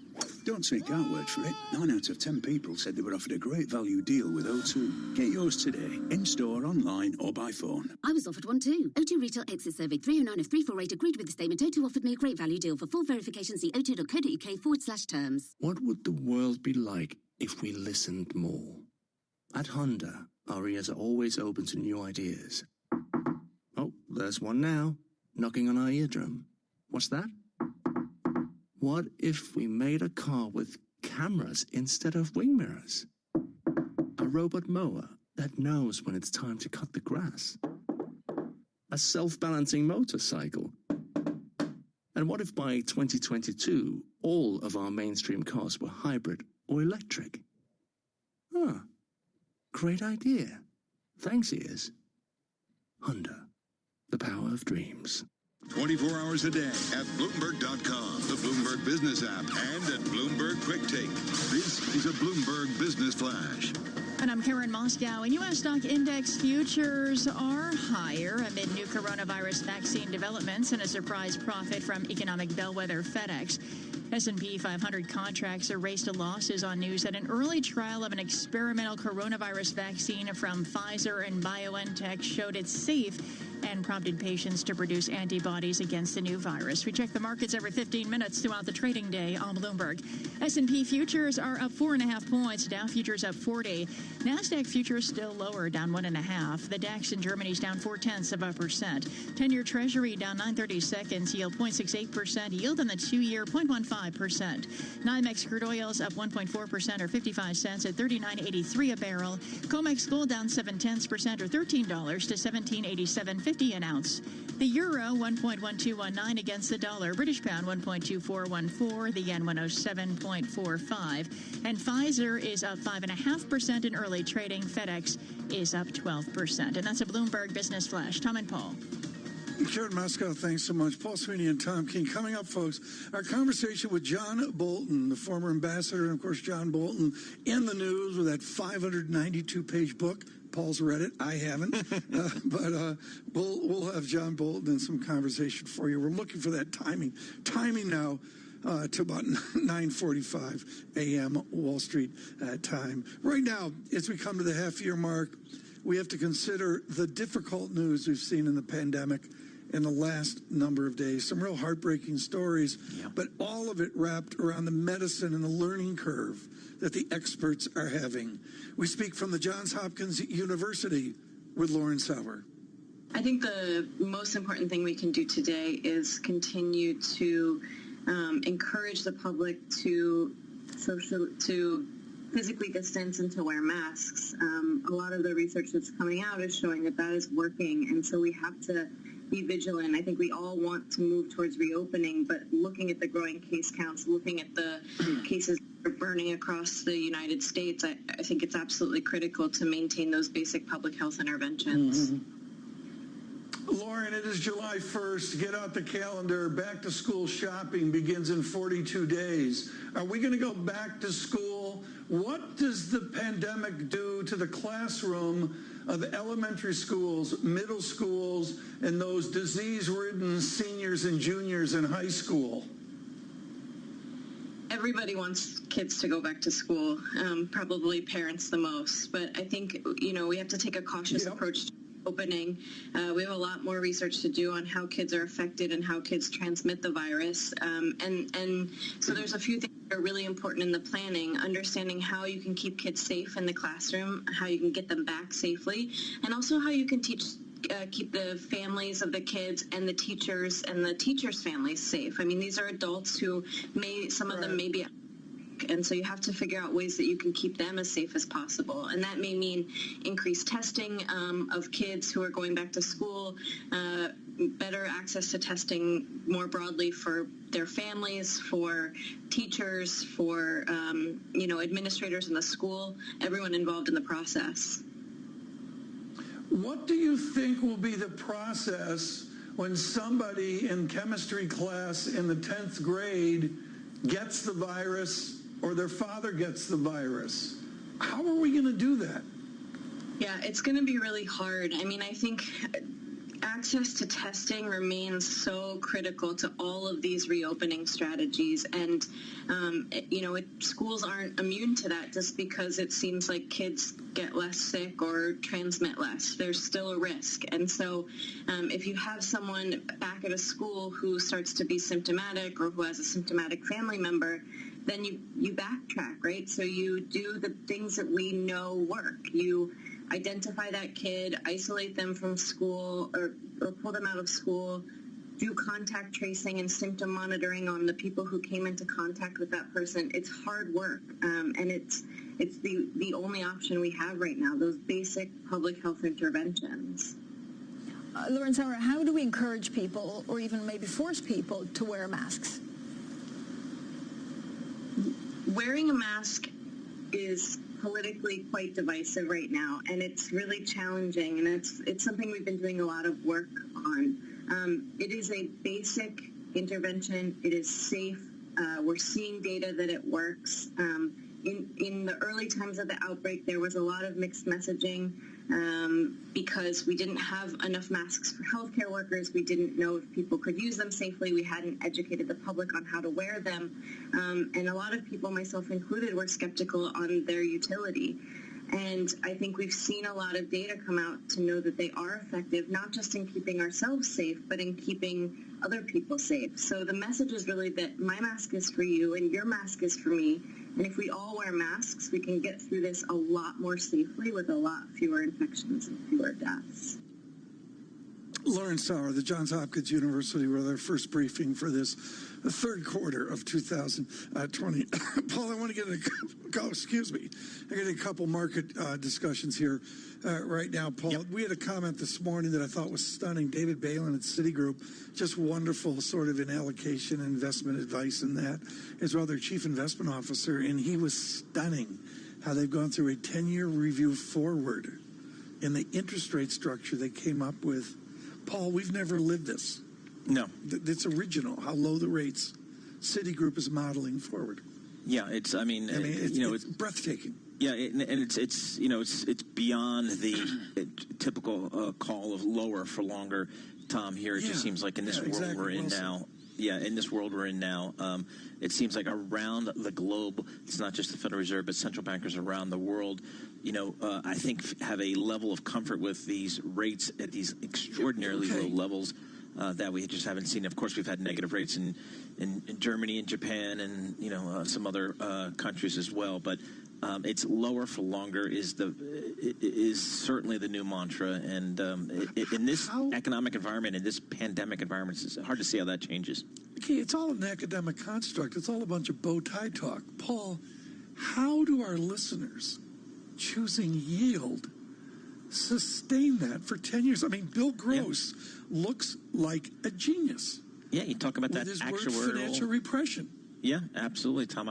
You think about it as investors looking for returns, looking for yield. Where do they go? I mean, we've seen people, Tom, go into that taxable municipal bond market. International investors coming into the U.S. taxable municipal bond market, just looking for yield, and it's just extraordinary. That's been a source of growth for the municipal market.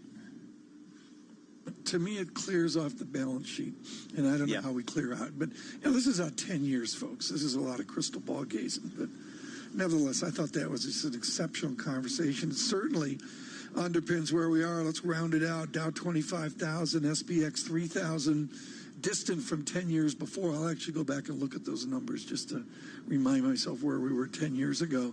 But certainly an extraordinary second half. We need to take time here before we get the market open to say thank you to our team booking all of our wonderful conversations through Bloomberg Surveillance. Please stay with us. We need to get the markets open. This is Bloomberg. Good morning.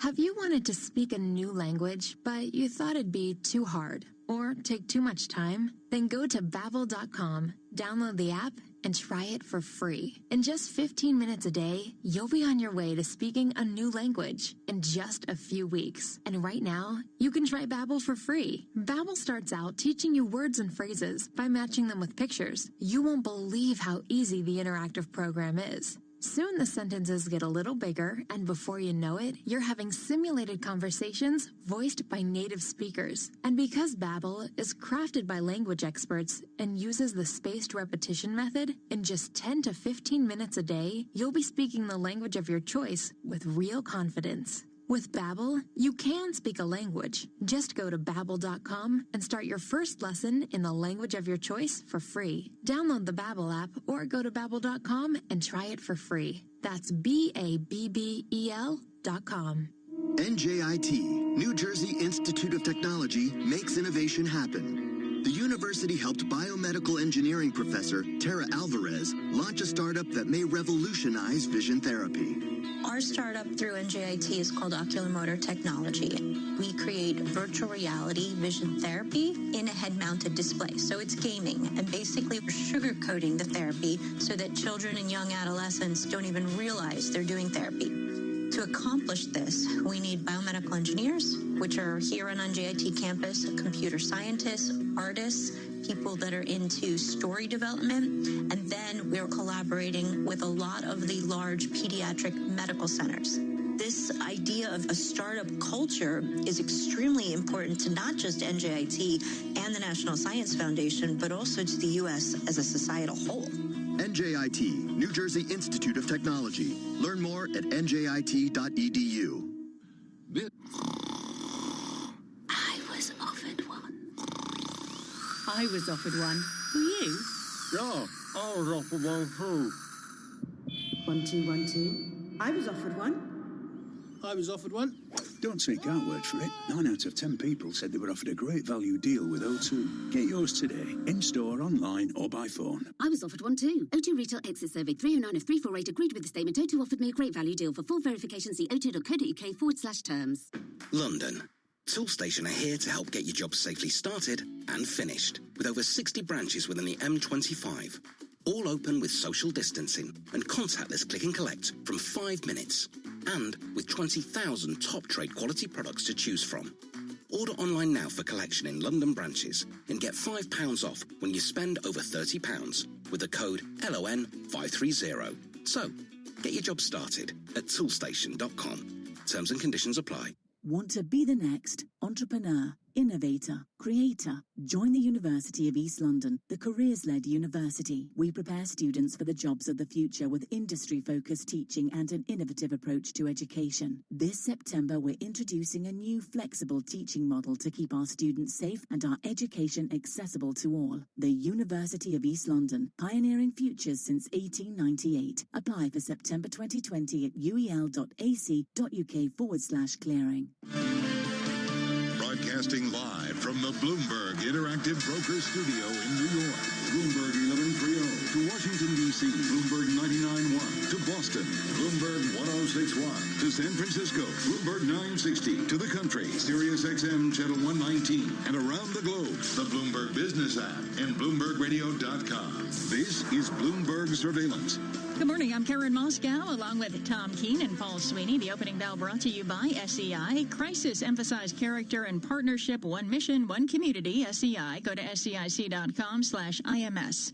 And the S&P 500 is higher at the open. It's up 0.2% or 5 points at 3106. The Dow Jones Industrial average yield 0.68%. The yield on the 2-year 0.15%. NYMEX crude oil up about 1.5%, up 56 cents at $39.82 a barrel. And COMEX gold is down 0.7%, down $13.50 at $17.87 an ounce. The euro 1.1225 against the dollar. The yen 107.48. Tom and Paul.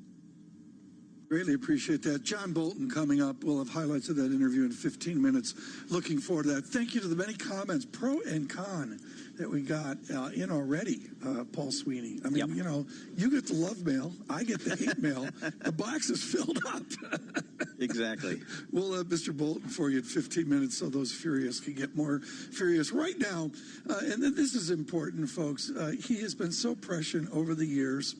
And what is so important about Joachim Fels with PIMCO is he writes highly readable notes wrapped around concepts you can attach to. There's no lofty language. There's that direct Germanic view of Joachim Fels. And so we speak to Joachim Fels this morning because I guess I went down the elevator. And maybe, Joachim, I'm going up the stairs, and it's going to take a while as well. What a beautiful image. Down the elevator, up the stairs. Where are we, Joachim Fels, on the stairs? Yeah, well, first of all, thanks for having me, Tom. Well, we went down the elevator all the way to the basement. It just took 2 months, right? The months of March and April. We have started to climb up the stairs. It's going to be a long and arduous climb for a variety of reasons. I think we've just made our way from the basement to maybe the ground floor, the first floor. And there's always a risk of setbacks over the next few months, given what's going on with the virus trajectory, the risk of broader and more intense second waves. And also there's the risk of a fiscal cliff coming up at the end of this month. And so we need more policy support. So there are risks. Our baseline view is we will keep climbing up the stairs, but while it took 2 months to ride the elevator down, it'll probably take something like 2 years, potentially longer, to get back to the top, get back to levels of activity that we saw before this whole thing happened. So give us a sense, Joachim, as it relates to fiscal stimulus. We had that first round, $3 trillion, certainly aggressive, a lot of money going into the pockets of consumers going to small and mid-sized businesses. How important is it to get another round of fiscal stimulus, perhaps focusing a little bit more on states and municipalities? Yeah, I think it's hugely important, Paul, to get that next round of fiscal stimulus.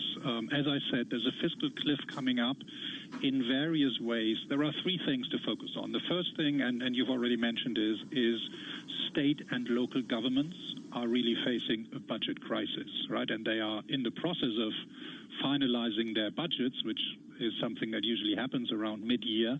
And many of them will have to implement major budget cuts, spending cuts, because most of them have a balanced budget requirement. So that's the first focus, and we think that Congress needs to give the states at least another $250 billion or so.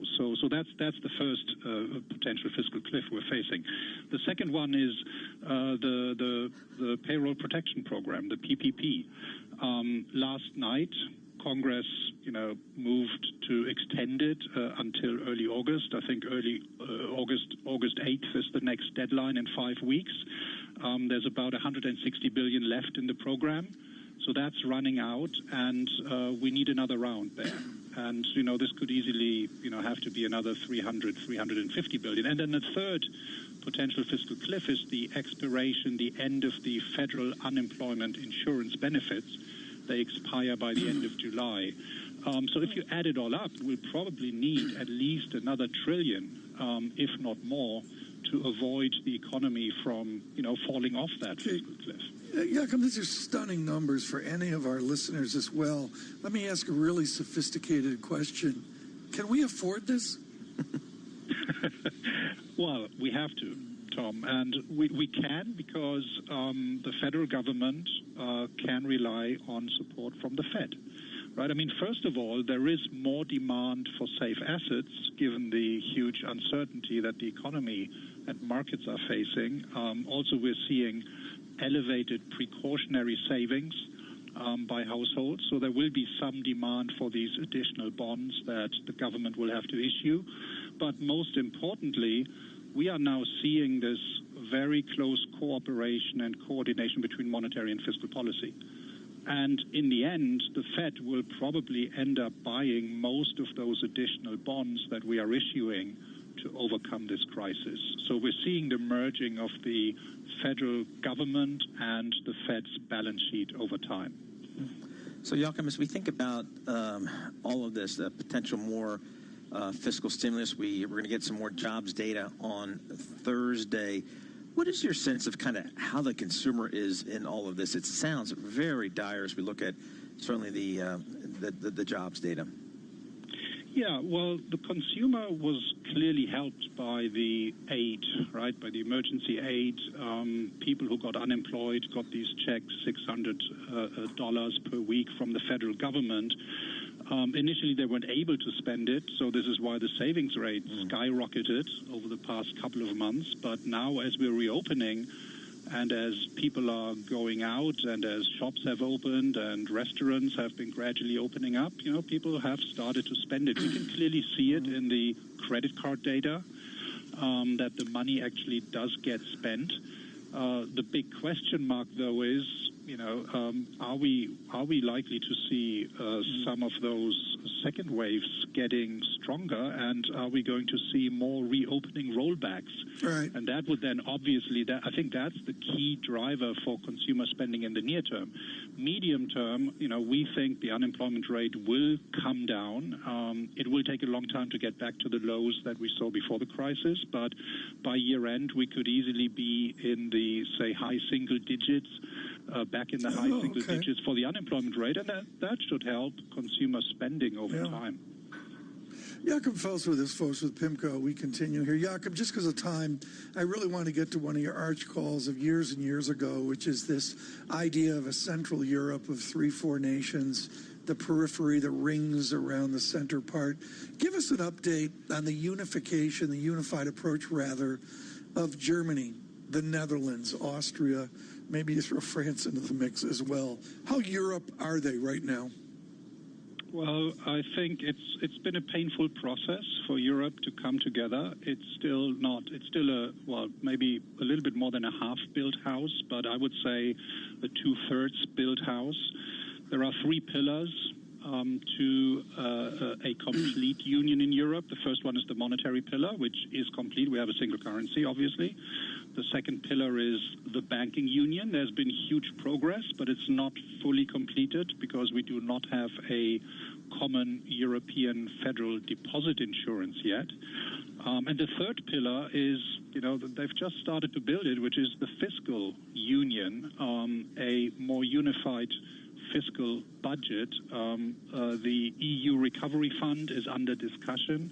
That's an important next step towards a joint fiscal capacity. But as long as this is a two-thirds built house, right, there's always the risk that something bad happens. This whole European project remains vulnerable. So, Joachim, just kind of following up on that, we haven't talked about this forever, Tom, Brexit, and kind of just where does that stand? Yeah, remember those fun old days, Tom, talking about Brexit? So, Joachim, where does that stand now? Where's from the European Union perspective?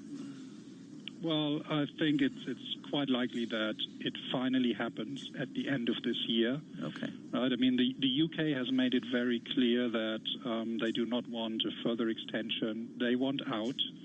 The negotiations are still going on what the future trade relationship will look like, but it looks like we get a somewhat harder Brexit than many people initially thought. But, at the moment, there are other things that are concerning policymakers and people. So I think this is running under the radar. I think the discussion will probably come more out in the open again in the second half of this year as the economy recovers and as the Brexit date nears. But let's face it, it's going to happen, and it's not going to be good for the UK. But again, there are other things that are going on at the moment that are kind of swamping the impact of Brexit, at least in the near term. Too short. Joachim Fels, thank you so much. PIMCO's Global Economic Advisor. Really, folks, I can't say enough the value. Go to the PIMCO website, and you got to noodle around a little bit like any big house. Welcome to our new followers. Well, again, I wanted to say show you what you can see on our screen. What you see is 5 Forex pairs. We show you just one screen of our trade station. So you will see dollar against Japanese yen, British pound against United States dollar. You will see United States dollar against Canadian dollar, euro against USA, United States dollar, and Bitcoin. We trade live our own funds. Everything you can see, 1 pip on our trades equal 100 pounds, except Bitcoin, when 1 pip equals 10 pounds. As you can see, we show you all trades we executed, and if it's red color, it means we sold short. Yellow color means we place stop on profit, so we're waiting until it will be closed. If it will not be closed, we will move down to get more profit. If you will see blue line, it means we purchased, like in this case, British pound against United States dollar, we purchased at 1.2401. So we're already in profits. We're waiting until it will reach 124.11 and we'll have 1,000 pounds profit, or we'll look further, maybe we will move on and we'll put our stop on profit further. Okay? I'll speak to you later. In the meantime, you can listen Bloomberg Station.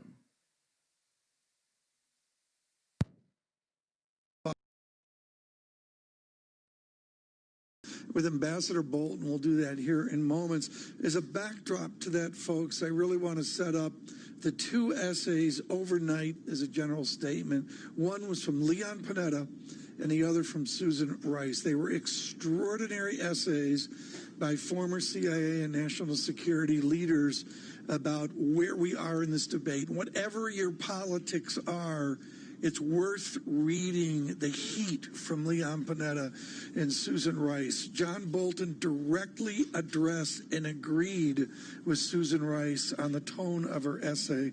You're going to be able to hear that here in a few minutes. We need to thank all of our team, particularly Craig Gordon and Kevin Cirilli in Washington, for their support of that interview. We got much more coming up here on economics, finance, investment, and indeed on international relations into the summer and into the third quarter.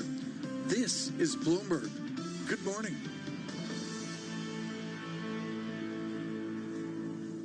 This is a Bloomberg Pursuits look at luxury. Men's makeup is going mainstream in America. CVS, the country's biggest drugstore chain, is adding a cosmetics line from Strix to 2,000 stores, or about a quarter of its total. The retailer is giving more legitimacy to a small but growing group of products that had mainly been sold through high-end stores such as Neiman Marcus. Chalk it up to quarantine boldness or the Zoom effect and the continued evolution of traditional masculinity that's already created a $9.3 billion U.S. men's grooming and skincare market. Kanye West is going to make Gap cool again. Head-turning rapper and designer whose sneaker line with Adidas routinely sells out and was valued at $3 billion last year will work with Gap on a new line of apparel for men, women, and kids called Yeezy Gap. West's compensation will be tied to sales with up to 8.5 million shares of equity if the line achieves $700 million during the fiscal year. Visit BloombergPursuits.com for more. I'm Andrew O'Day, Bloomberg Radio. Not completing high school is more of a social thing than it was an academic thing. I came out in the 11th grade. Nobody was embracing you. The kids were cruel. It was very difficult to be gay. Even though all these years have passed, I still had that longing to have my diploma. The hard part was determining that I was going to do it, but I definitely didn't do it alone. At age 30, with the help of her mentor, Carissa finished her high school diploma. I have a mentor, Maria. She convinced me to continue my education and to finish what I started to get my diploma. Just never judges. She's a true role model. If you're even considering getting your high school diploma, go get it. You can do it. No one gets a diploma alone. If you're thinking of finishing your high school diploma, you have help. Find free adult education classes near you at finishyourdiploma.org. That's finishyourdiploma.org. Brought to you by the Dollar General Literacy Foundation and the Ad Council. Global News 24. My name is Donya. I moved to Manchester in 2010. I came from Afghanistan. The first school day was a bit tough. I had no friends, couldn't speak English, and felt a bit left out. My high school teacher was very supportive. She matched me up with friends that spoke the same language as me. Having friends gave me a lot of confidence. I felt like I'm not being left out. Teaching. Every lesson shapes a life. Get free one-to-one support with our teacher training advisors to get one step closer to the classroom. Subject to eligibility. Search Get Into Teaching. Listen. That's a dream. Everyone has them, jingling away in the back of our minds. And most of the time, that's where dreams stay. So easy to ignore. Anything can drown them out, and everything does. But at Honda, we listen to our dreams. We get right up close. And on really good days, they become reality. From 2022, Honda's mainstream cars will only be hybrid or electric. Honda, the power of dreams. Buckle up, race fans. NASCAR is back in the driver's seat. And you can cut straight to the action here. With the Performance Racing Network on TuneIn, you can hear PRN's live coverage of some of this year's top events. As NASCAR's top drivers, Kevin Harvick, Clint Boyer, and more get back on the track. Search Performance Racing Network to listen and see upcoming races. Hours a day at Bloomberg.com, the Bloomberg Business app, and at Bloomberg Quick Take. This is a Bloomberg Business Flash. And I'm Karen Moscow, and The S&P 500 is up 0.4% right now, up 12 points at 31.12. Watching this headline crossing the Bloomberg, Tesla has overtaken Toyota to become the most valuable automaker. Watching Tesla shares this morning up 2.9% at $1,110.53 a share. The Dow Jones Industrial Average up 0.5% this morning, up 128 points at 25,945, and the Nasdaq's up 0.2% or 17 points at 10,076. That's a Bloomberg Business Flash. Tom and Paul. Karen, thanks so much. The book is 592 pages, and boy, have there been different opinions on it. Ambassador Blackwell, our former ambassador to India, was scathing on his release of this book. Others have frankly celebrated John Bolton's that happened in the room. Right now, our conversation with John Bolton, of course, we begin with the topic of the moment. Were you involved in briefing the president or discussing with other intelligence community members, or indeed the Pentagon, about the Russians paying bounty hunters in Afghanistan to kill Marines? Now, you've stated to the Associated Press that's not the case. I need you to recapitulate that right now. Did you, late in your term at the White House, did you speak to the president about these matters? Well, what I said to the Associated Press when that question was asked was no comment. And that's the same thing I'm going to say today. You know, we're embroiled in litigation now over whether I complied with the requirements of the pre-publication review process, which I think I did. I didn't write this book with any intention of putting classified information in it. And I don't think Donald Trump wants to suppress the book because he's worried about foreign governments reading it. He doesn't want the American people to read it. Now, look, with respect to Russia and what they're up to in Afghanistan and a range of places around the world, honestly, this current controversy I could have written about in the book if I didn't face these other difficulties. Susan Rice, the second Obama National Security Advisor, writes today in the New York Times that if she had information like that being reported in the papers, whether it was totally verified or not, she would have gone into the Oval Office to tell President Obama. So without getting into what I knew or didn't know, I just want to say I agree with Susan Rice on that point. I think that's what the National Security Advisor should do. And let me just make one more point quickly.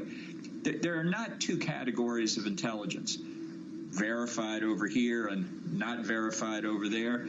Intelligence invariably is placed along a spectrum, and the intelligence community understands this. They say they have high confidence in some, medium confidence, low confidence. People are going to have to judge, and different agencies will disagree. There's not some block of granite that you carry around to show to the president that's called verified intelligence. There's a range, and you deal with uncertainty. That's part of the job. I looked, John Bolton, at the Susan Rice essay and also the essay by Leon Panetta. I found them extraordinary in their heat. How would you recommend that President Trump extricate himself from this now, and particularly how he addresses the military at the Pentagon? Well, I can't offer advice on how to get out of a mess, in effect, he's created. By my count, in the last 4 or 5 days, he's told 3 different stories on whether he was briefed, whether he was told it was fake, whether it's fake news by the New York Times, or a whole range of things. And his advisors are now contradicting themselves as well. How do I view that in terms of the Trump presidency? Look, it's just another day at the office. That's the way it works. Every day is a new day. Every story is a new story. What you said yesterday is interesting, but doesn't necessarily dictate what you say today. What it tells the Russians is we are in disarray and ripe for this kind of provocation, not just in Afghanistan, but in many, many other places around the world. Ambassador, on this particular intelligence, is there any reason why intelligence like this would be put in the president's daily briefing and it wouldn't be followed up in person directly with the president himself? Well, I don't want to comment on this specific story and its intelligence implications for the reasons I said a minute ago. I will say this, which I do say in the book: Donald Trump doesn't consume intelligence the way you expect presidents to do so.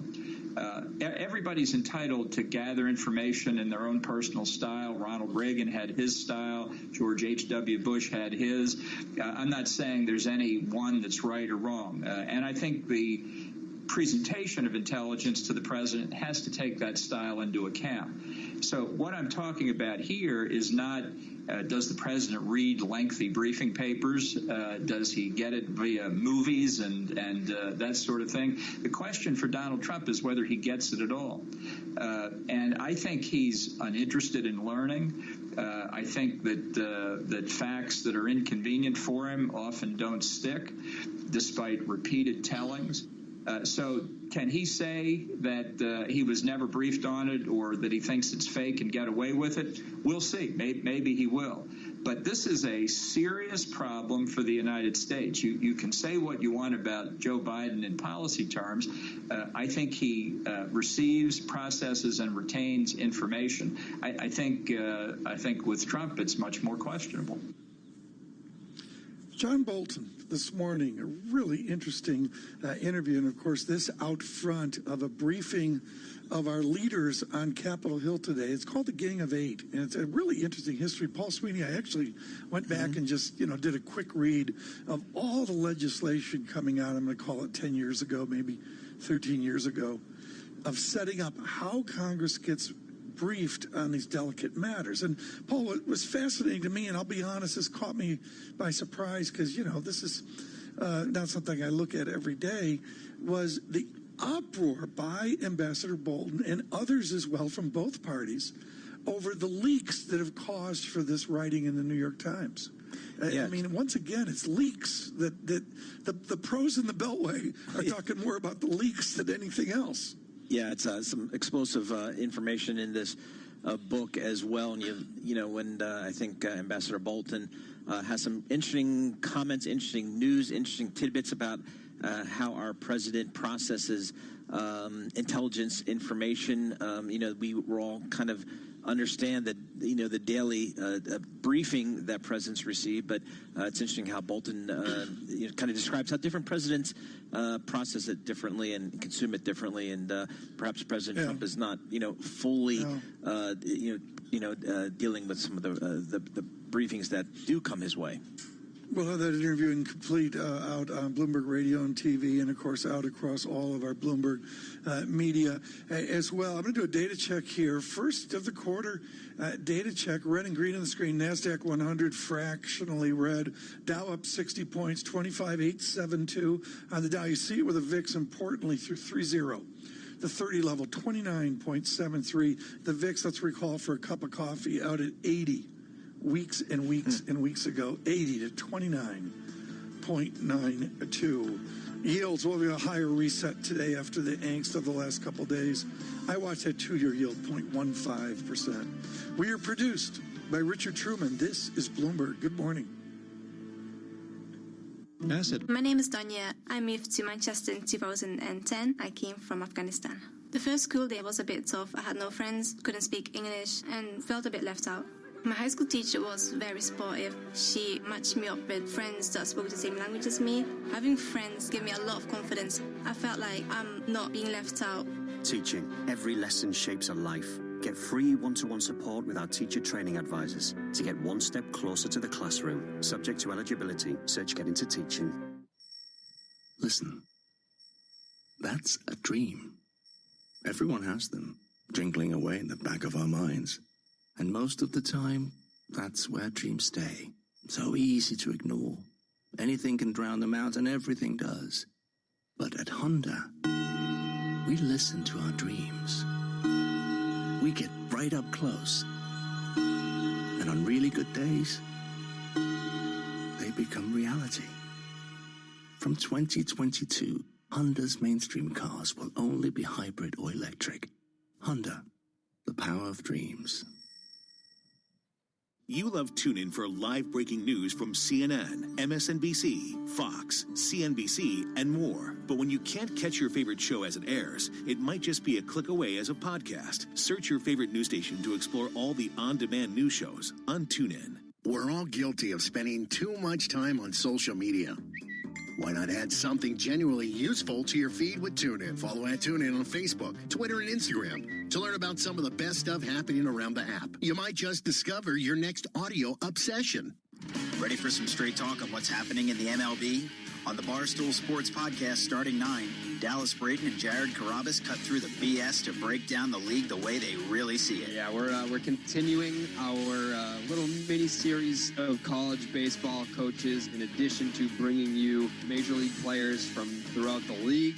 If you've been listening to Starting 9 for some time now, you know that we've had a big leaguer on every single episode for probably 2 years now. Search Starting 9 on TuneIn to listen.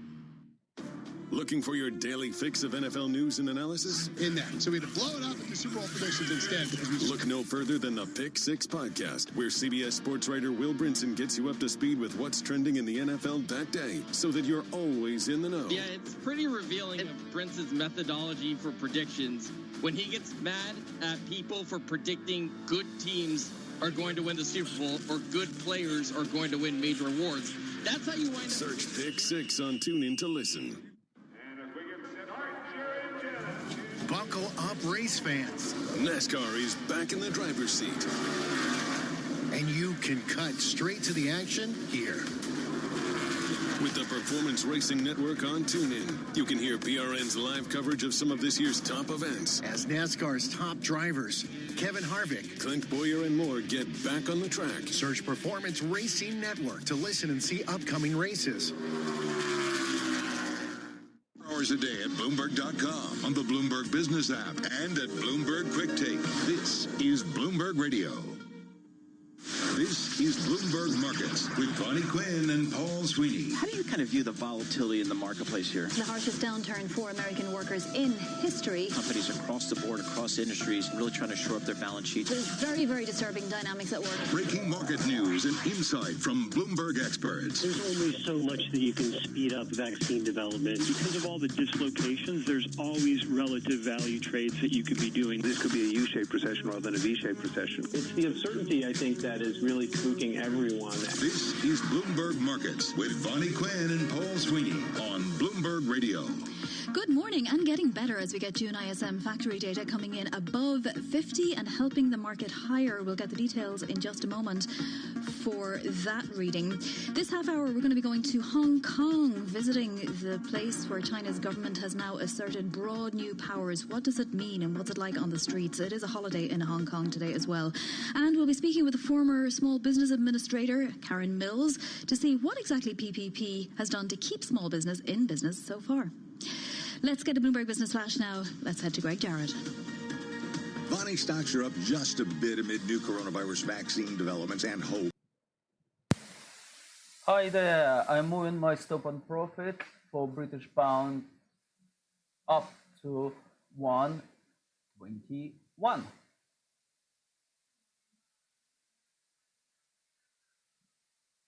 Here we go, another £2,000 profit if it will close at this level. But British pound still moving up, so maybe it will go even further. We'll see, right? I'll speak to you later. By the way, if you would like to use our strategy, you always can go to our website at www.companyeye.co.uk/daytradingstrategy.html. Okay, every week we run a webinar on how we trade. If you want to register, please go to www.companyeye.co.uk/webinar.html. Speak to you later. We appreciate it. Looking at the markets here, as Greg was just reporting, a modest uptick here in the markets, a little bit of green on the screen. Let's get a sense of where the real action is under the hood. To do that, we welcome Bloomberg Stocks editor Dave Wilson. Dave, what are you looking at? Well, I mean, Greg already mentioned what's going on with FedEx. That really jumps out, because how many times you see that stock up 16%? I mean, that's where it is at the moment. They had their quarterly numbers out late yesterday, and to say they went over well seems like an understatement at this point. We're talking about fiscal fourth quarter results, earnings and revenue far above analyst estimates. I'm checking out my Bloomberg terminal, and if today's gain holds up, it would be the biggest in at least 40 years. For FedEx, and maybe longer, maybe since they went public. It just goes to show you what can happen when a company comes out with positive news. And think about it, that's going to be something to really kind of look ahead a couple weeks, once we start getting second quarter results, and see if that really plays out, because there's such pessimism about what companies are going to be reporting. You keep coming back to this number that we compiled from individual company forecasts here at Bloomberg, saying 44% drop in profit for the S&P 500. So any positive signs you would figure would be better received than any disappointments. FedEx looks like a perfect example of what could happen repeatedly as we go through the next several weeks. We're coming off the most difficult quarter socially and economically that we've seen in a very, very long time, probably a decade, Dave, and yet we're coming off the best quarter that we've seen since 1998 for stocks. So why should it change now? Well, I mean, don't forget the first quarter was the worst quarter for stocks since 2008. So you've got a bit of a rebound, really, that you're looking at. I mean, S&P 500 is still lower for the year, but, the NASDAQ composite's up, and tech stocks leading the way as they have, throughout the year. I mean, looking now, NASDAQ's up more than 12% for 2020. Although today, one thing that jumps out is that, tech stocks are actually a touch lower at this point as a group within the S&P 500. It's the interest rate sensitive areas of the market, real estate and utilities, that are leading the way in today's trading.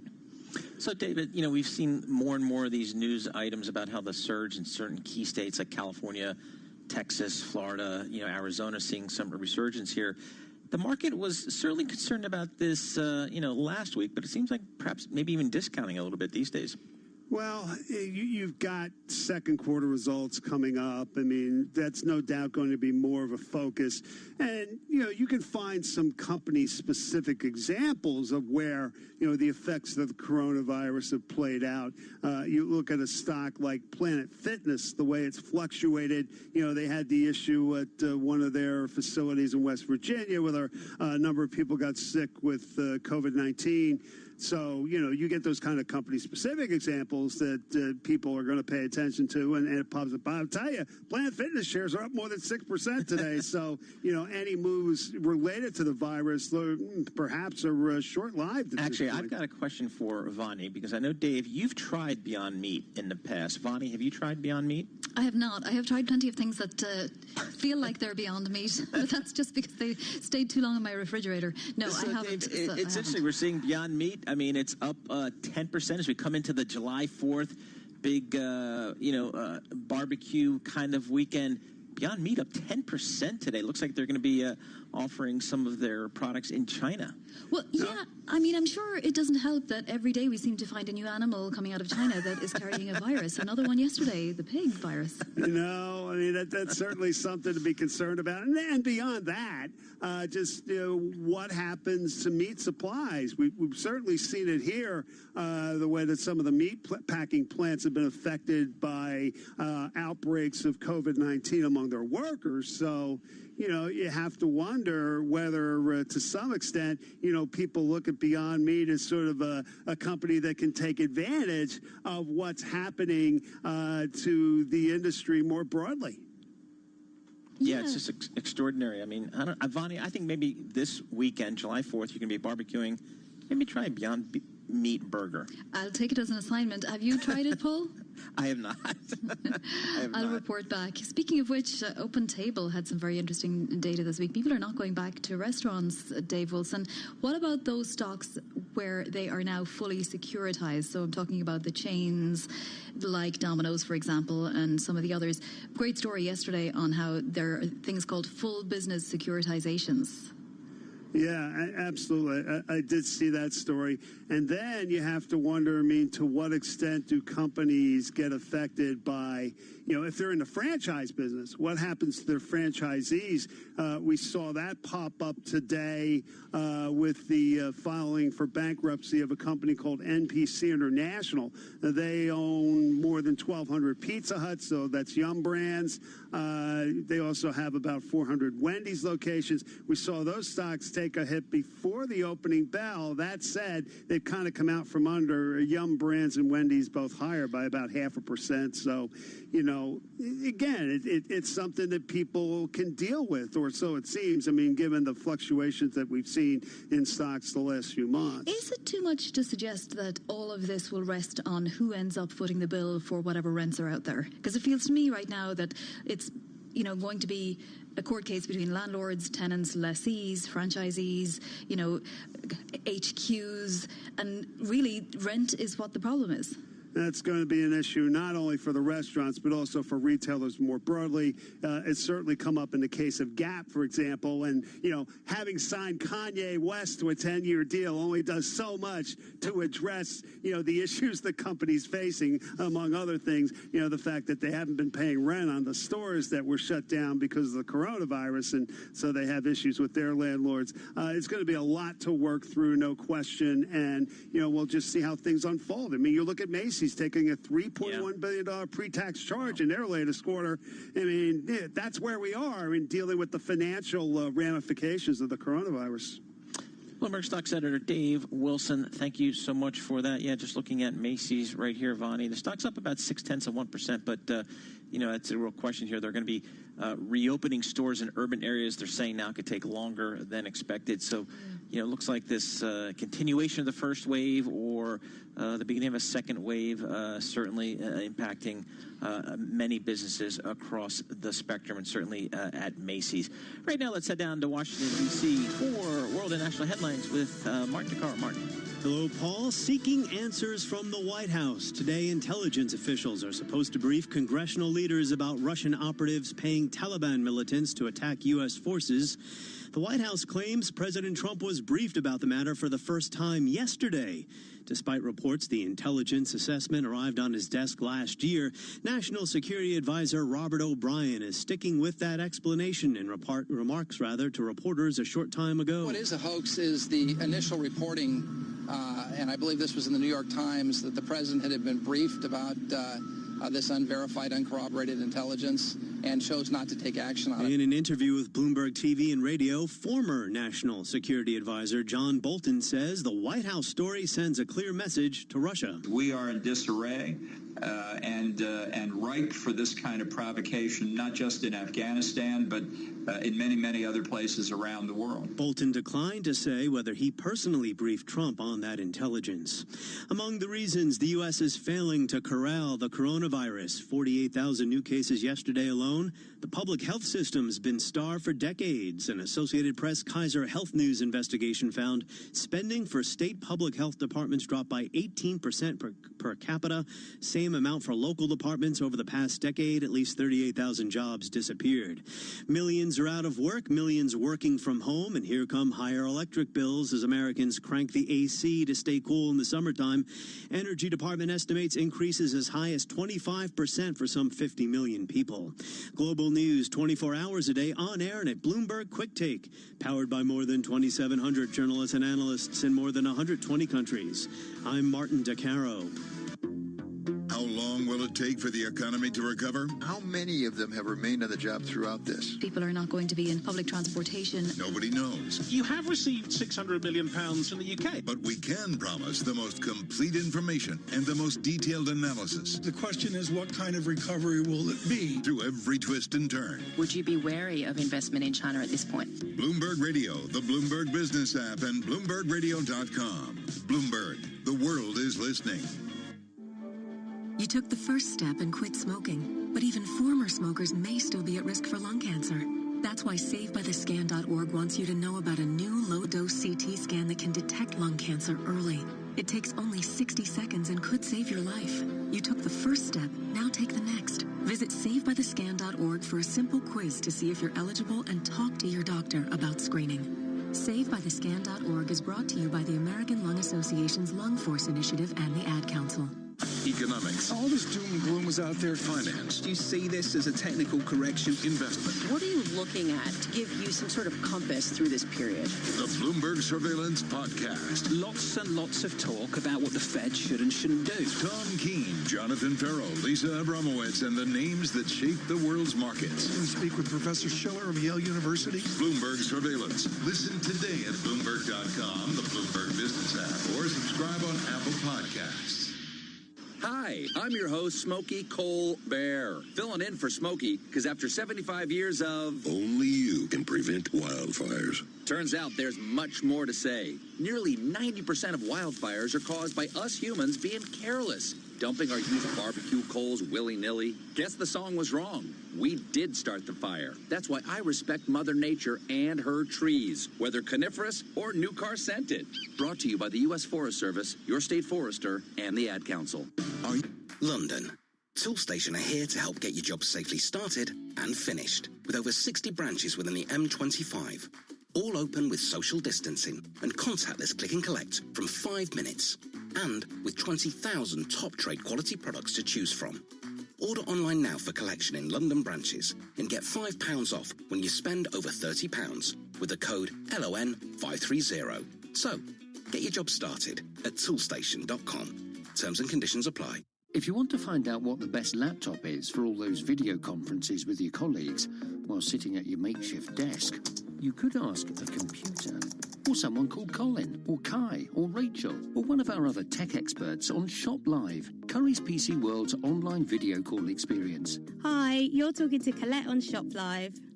Isn't it nice to get advice from another human being? They're just a click away. Curry's PC World. Start the conversation now with Shop Live. Honda. We're not a car company. We're more of a listening company. And now our ears have brought our attention to where people feel most comfortable, the lounge. So we asked ourselves, what could Honda do to innovate in this space? Well, how about more space? Calm and uncluttered, with modern yet retro styling, and built-in screens compatible with your games console. It's the most comfortable lounge you've ever driven. Introducing the new Honda E, our small electric city car. Honda. The power of dreams.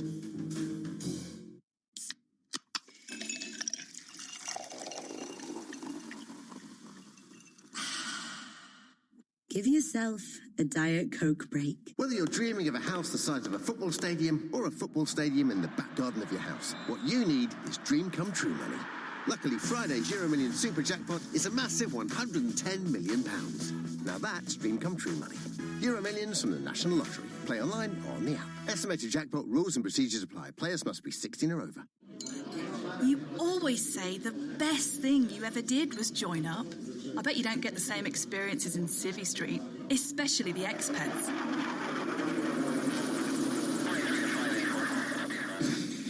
And that feeling of pride. Lots of people are rejoining now. It's easy. And we'd love to have you back. Go on. Feel the pride again. Search RAF Rejoiners. We're all guilty of spending too much time on social media. Why not add something genuinely useful to your feed with TuneIn? Follow @TuneIn on Facebook, Twitter, and Instagram to learn about some of the best stuff happening around the app. You might just discover your next audio obsession. Stay close to college hoops conversation with the College Basketball Talk podcast from NBC Sports. Join Rob Doster and Bobby Reagan for weekly recaps of what's happening in every conference, nostalgic flashbacks to classic games, and big picture discussions on the future of the sport. Yes, they found a way to ensure that there was a financial incentive for be able to get paid for a kid to go there, if that makes sense. But it's not, there was still a recruitment involved, right? Let me think about it like this. Search College Basketball Talk on TuneIn to listen. Okay, here we go. With the NFL draft in the books and the schedule set, check out a TuneIn podcast for daily updates on the lead up to the 2020 season. Like the Ringer NFL Show, where a rotating cast of Ringer experts talk with players, coaches, and special guests about the NFL landscape. A lot of the other teams that we consider... Or ESPN's NFL Live. If there are some delays because of the COVID-19... Search sports on TuneIn to explore these pods and much more. 24 hours a day at Bloomberg.com, the Bloomberg Business app, and at Bloomberg Quick Take. This is a Bloomberg Business Flash. It's day number 3 for the S&P. Yes, they've extended gains into a third day as an early trial of an experimental shot from Pfizer and BioNTech showed it's safe and prompted patients to produce antibodies. The New York-based drug maker led gains in the Dow Jones Industrial Average. FedEx had its biggest ever surge on a closing basis.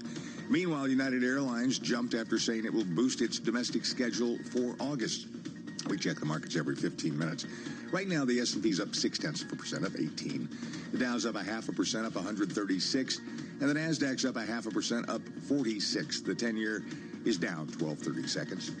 Yield is 0.69%. West Texas Intermediate's up 1.1% at $39.70 a barrel. COMEX Gold is down 1.2% at $17.7860 an ounce. The dollar yen 107.47. The euro's $1.1259, and the British pound $1.2441. A closely watched measure of U.S. manufacturing jumped in June to the highest in more than a year, signaling the resumption of growth as pandemic-related lockdowns ended. The Institute for Supply Management said today that its gauge jumped by 9.5% out. That's the most since August 1980. That's a Bloomberg Business Flash. I'm Greg Jarrett. This is Bloomberg Markets with Paul Sweeney and Vonnie Quinn on Bloomberg Radio. Markets rebounding pretty dramatically off of those bottoms that we experienced right at the beginning of the pandemic in March and April. A lot of folks saying, gee, have I missed the bounce? Is it too far?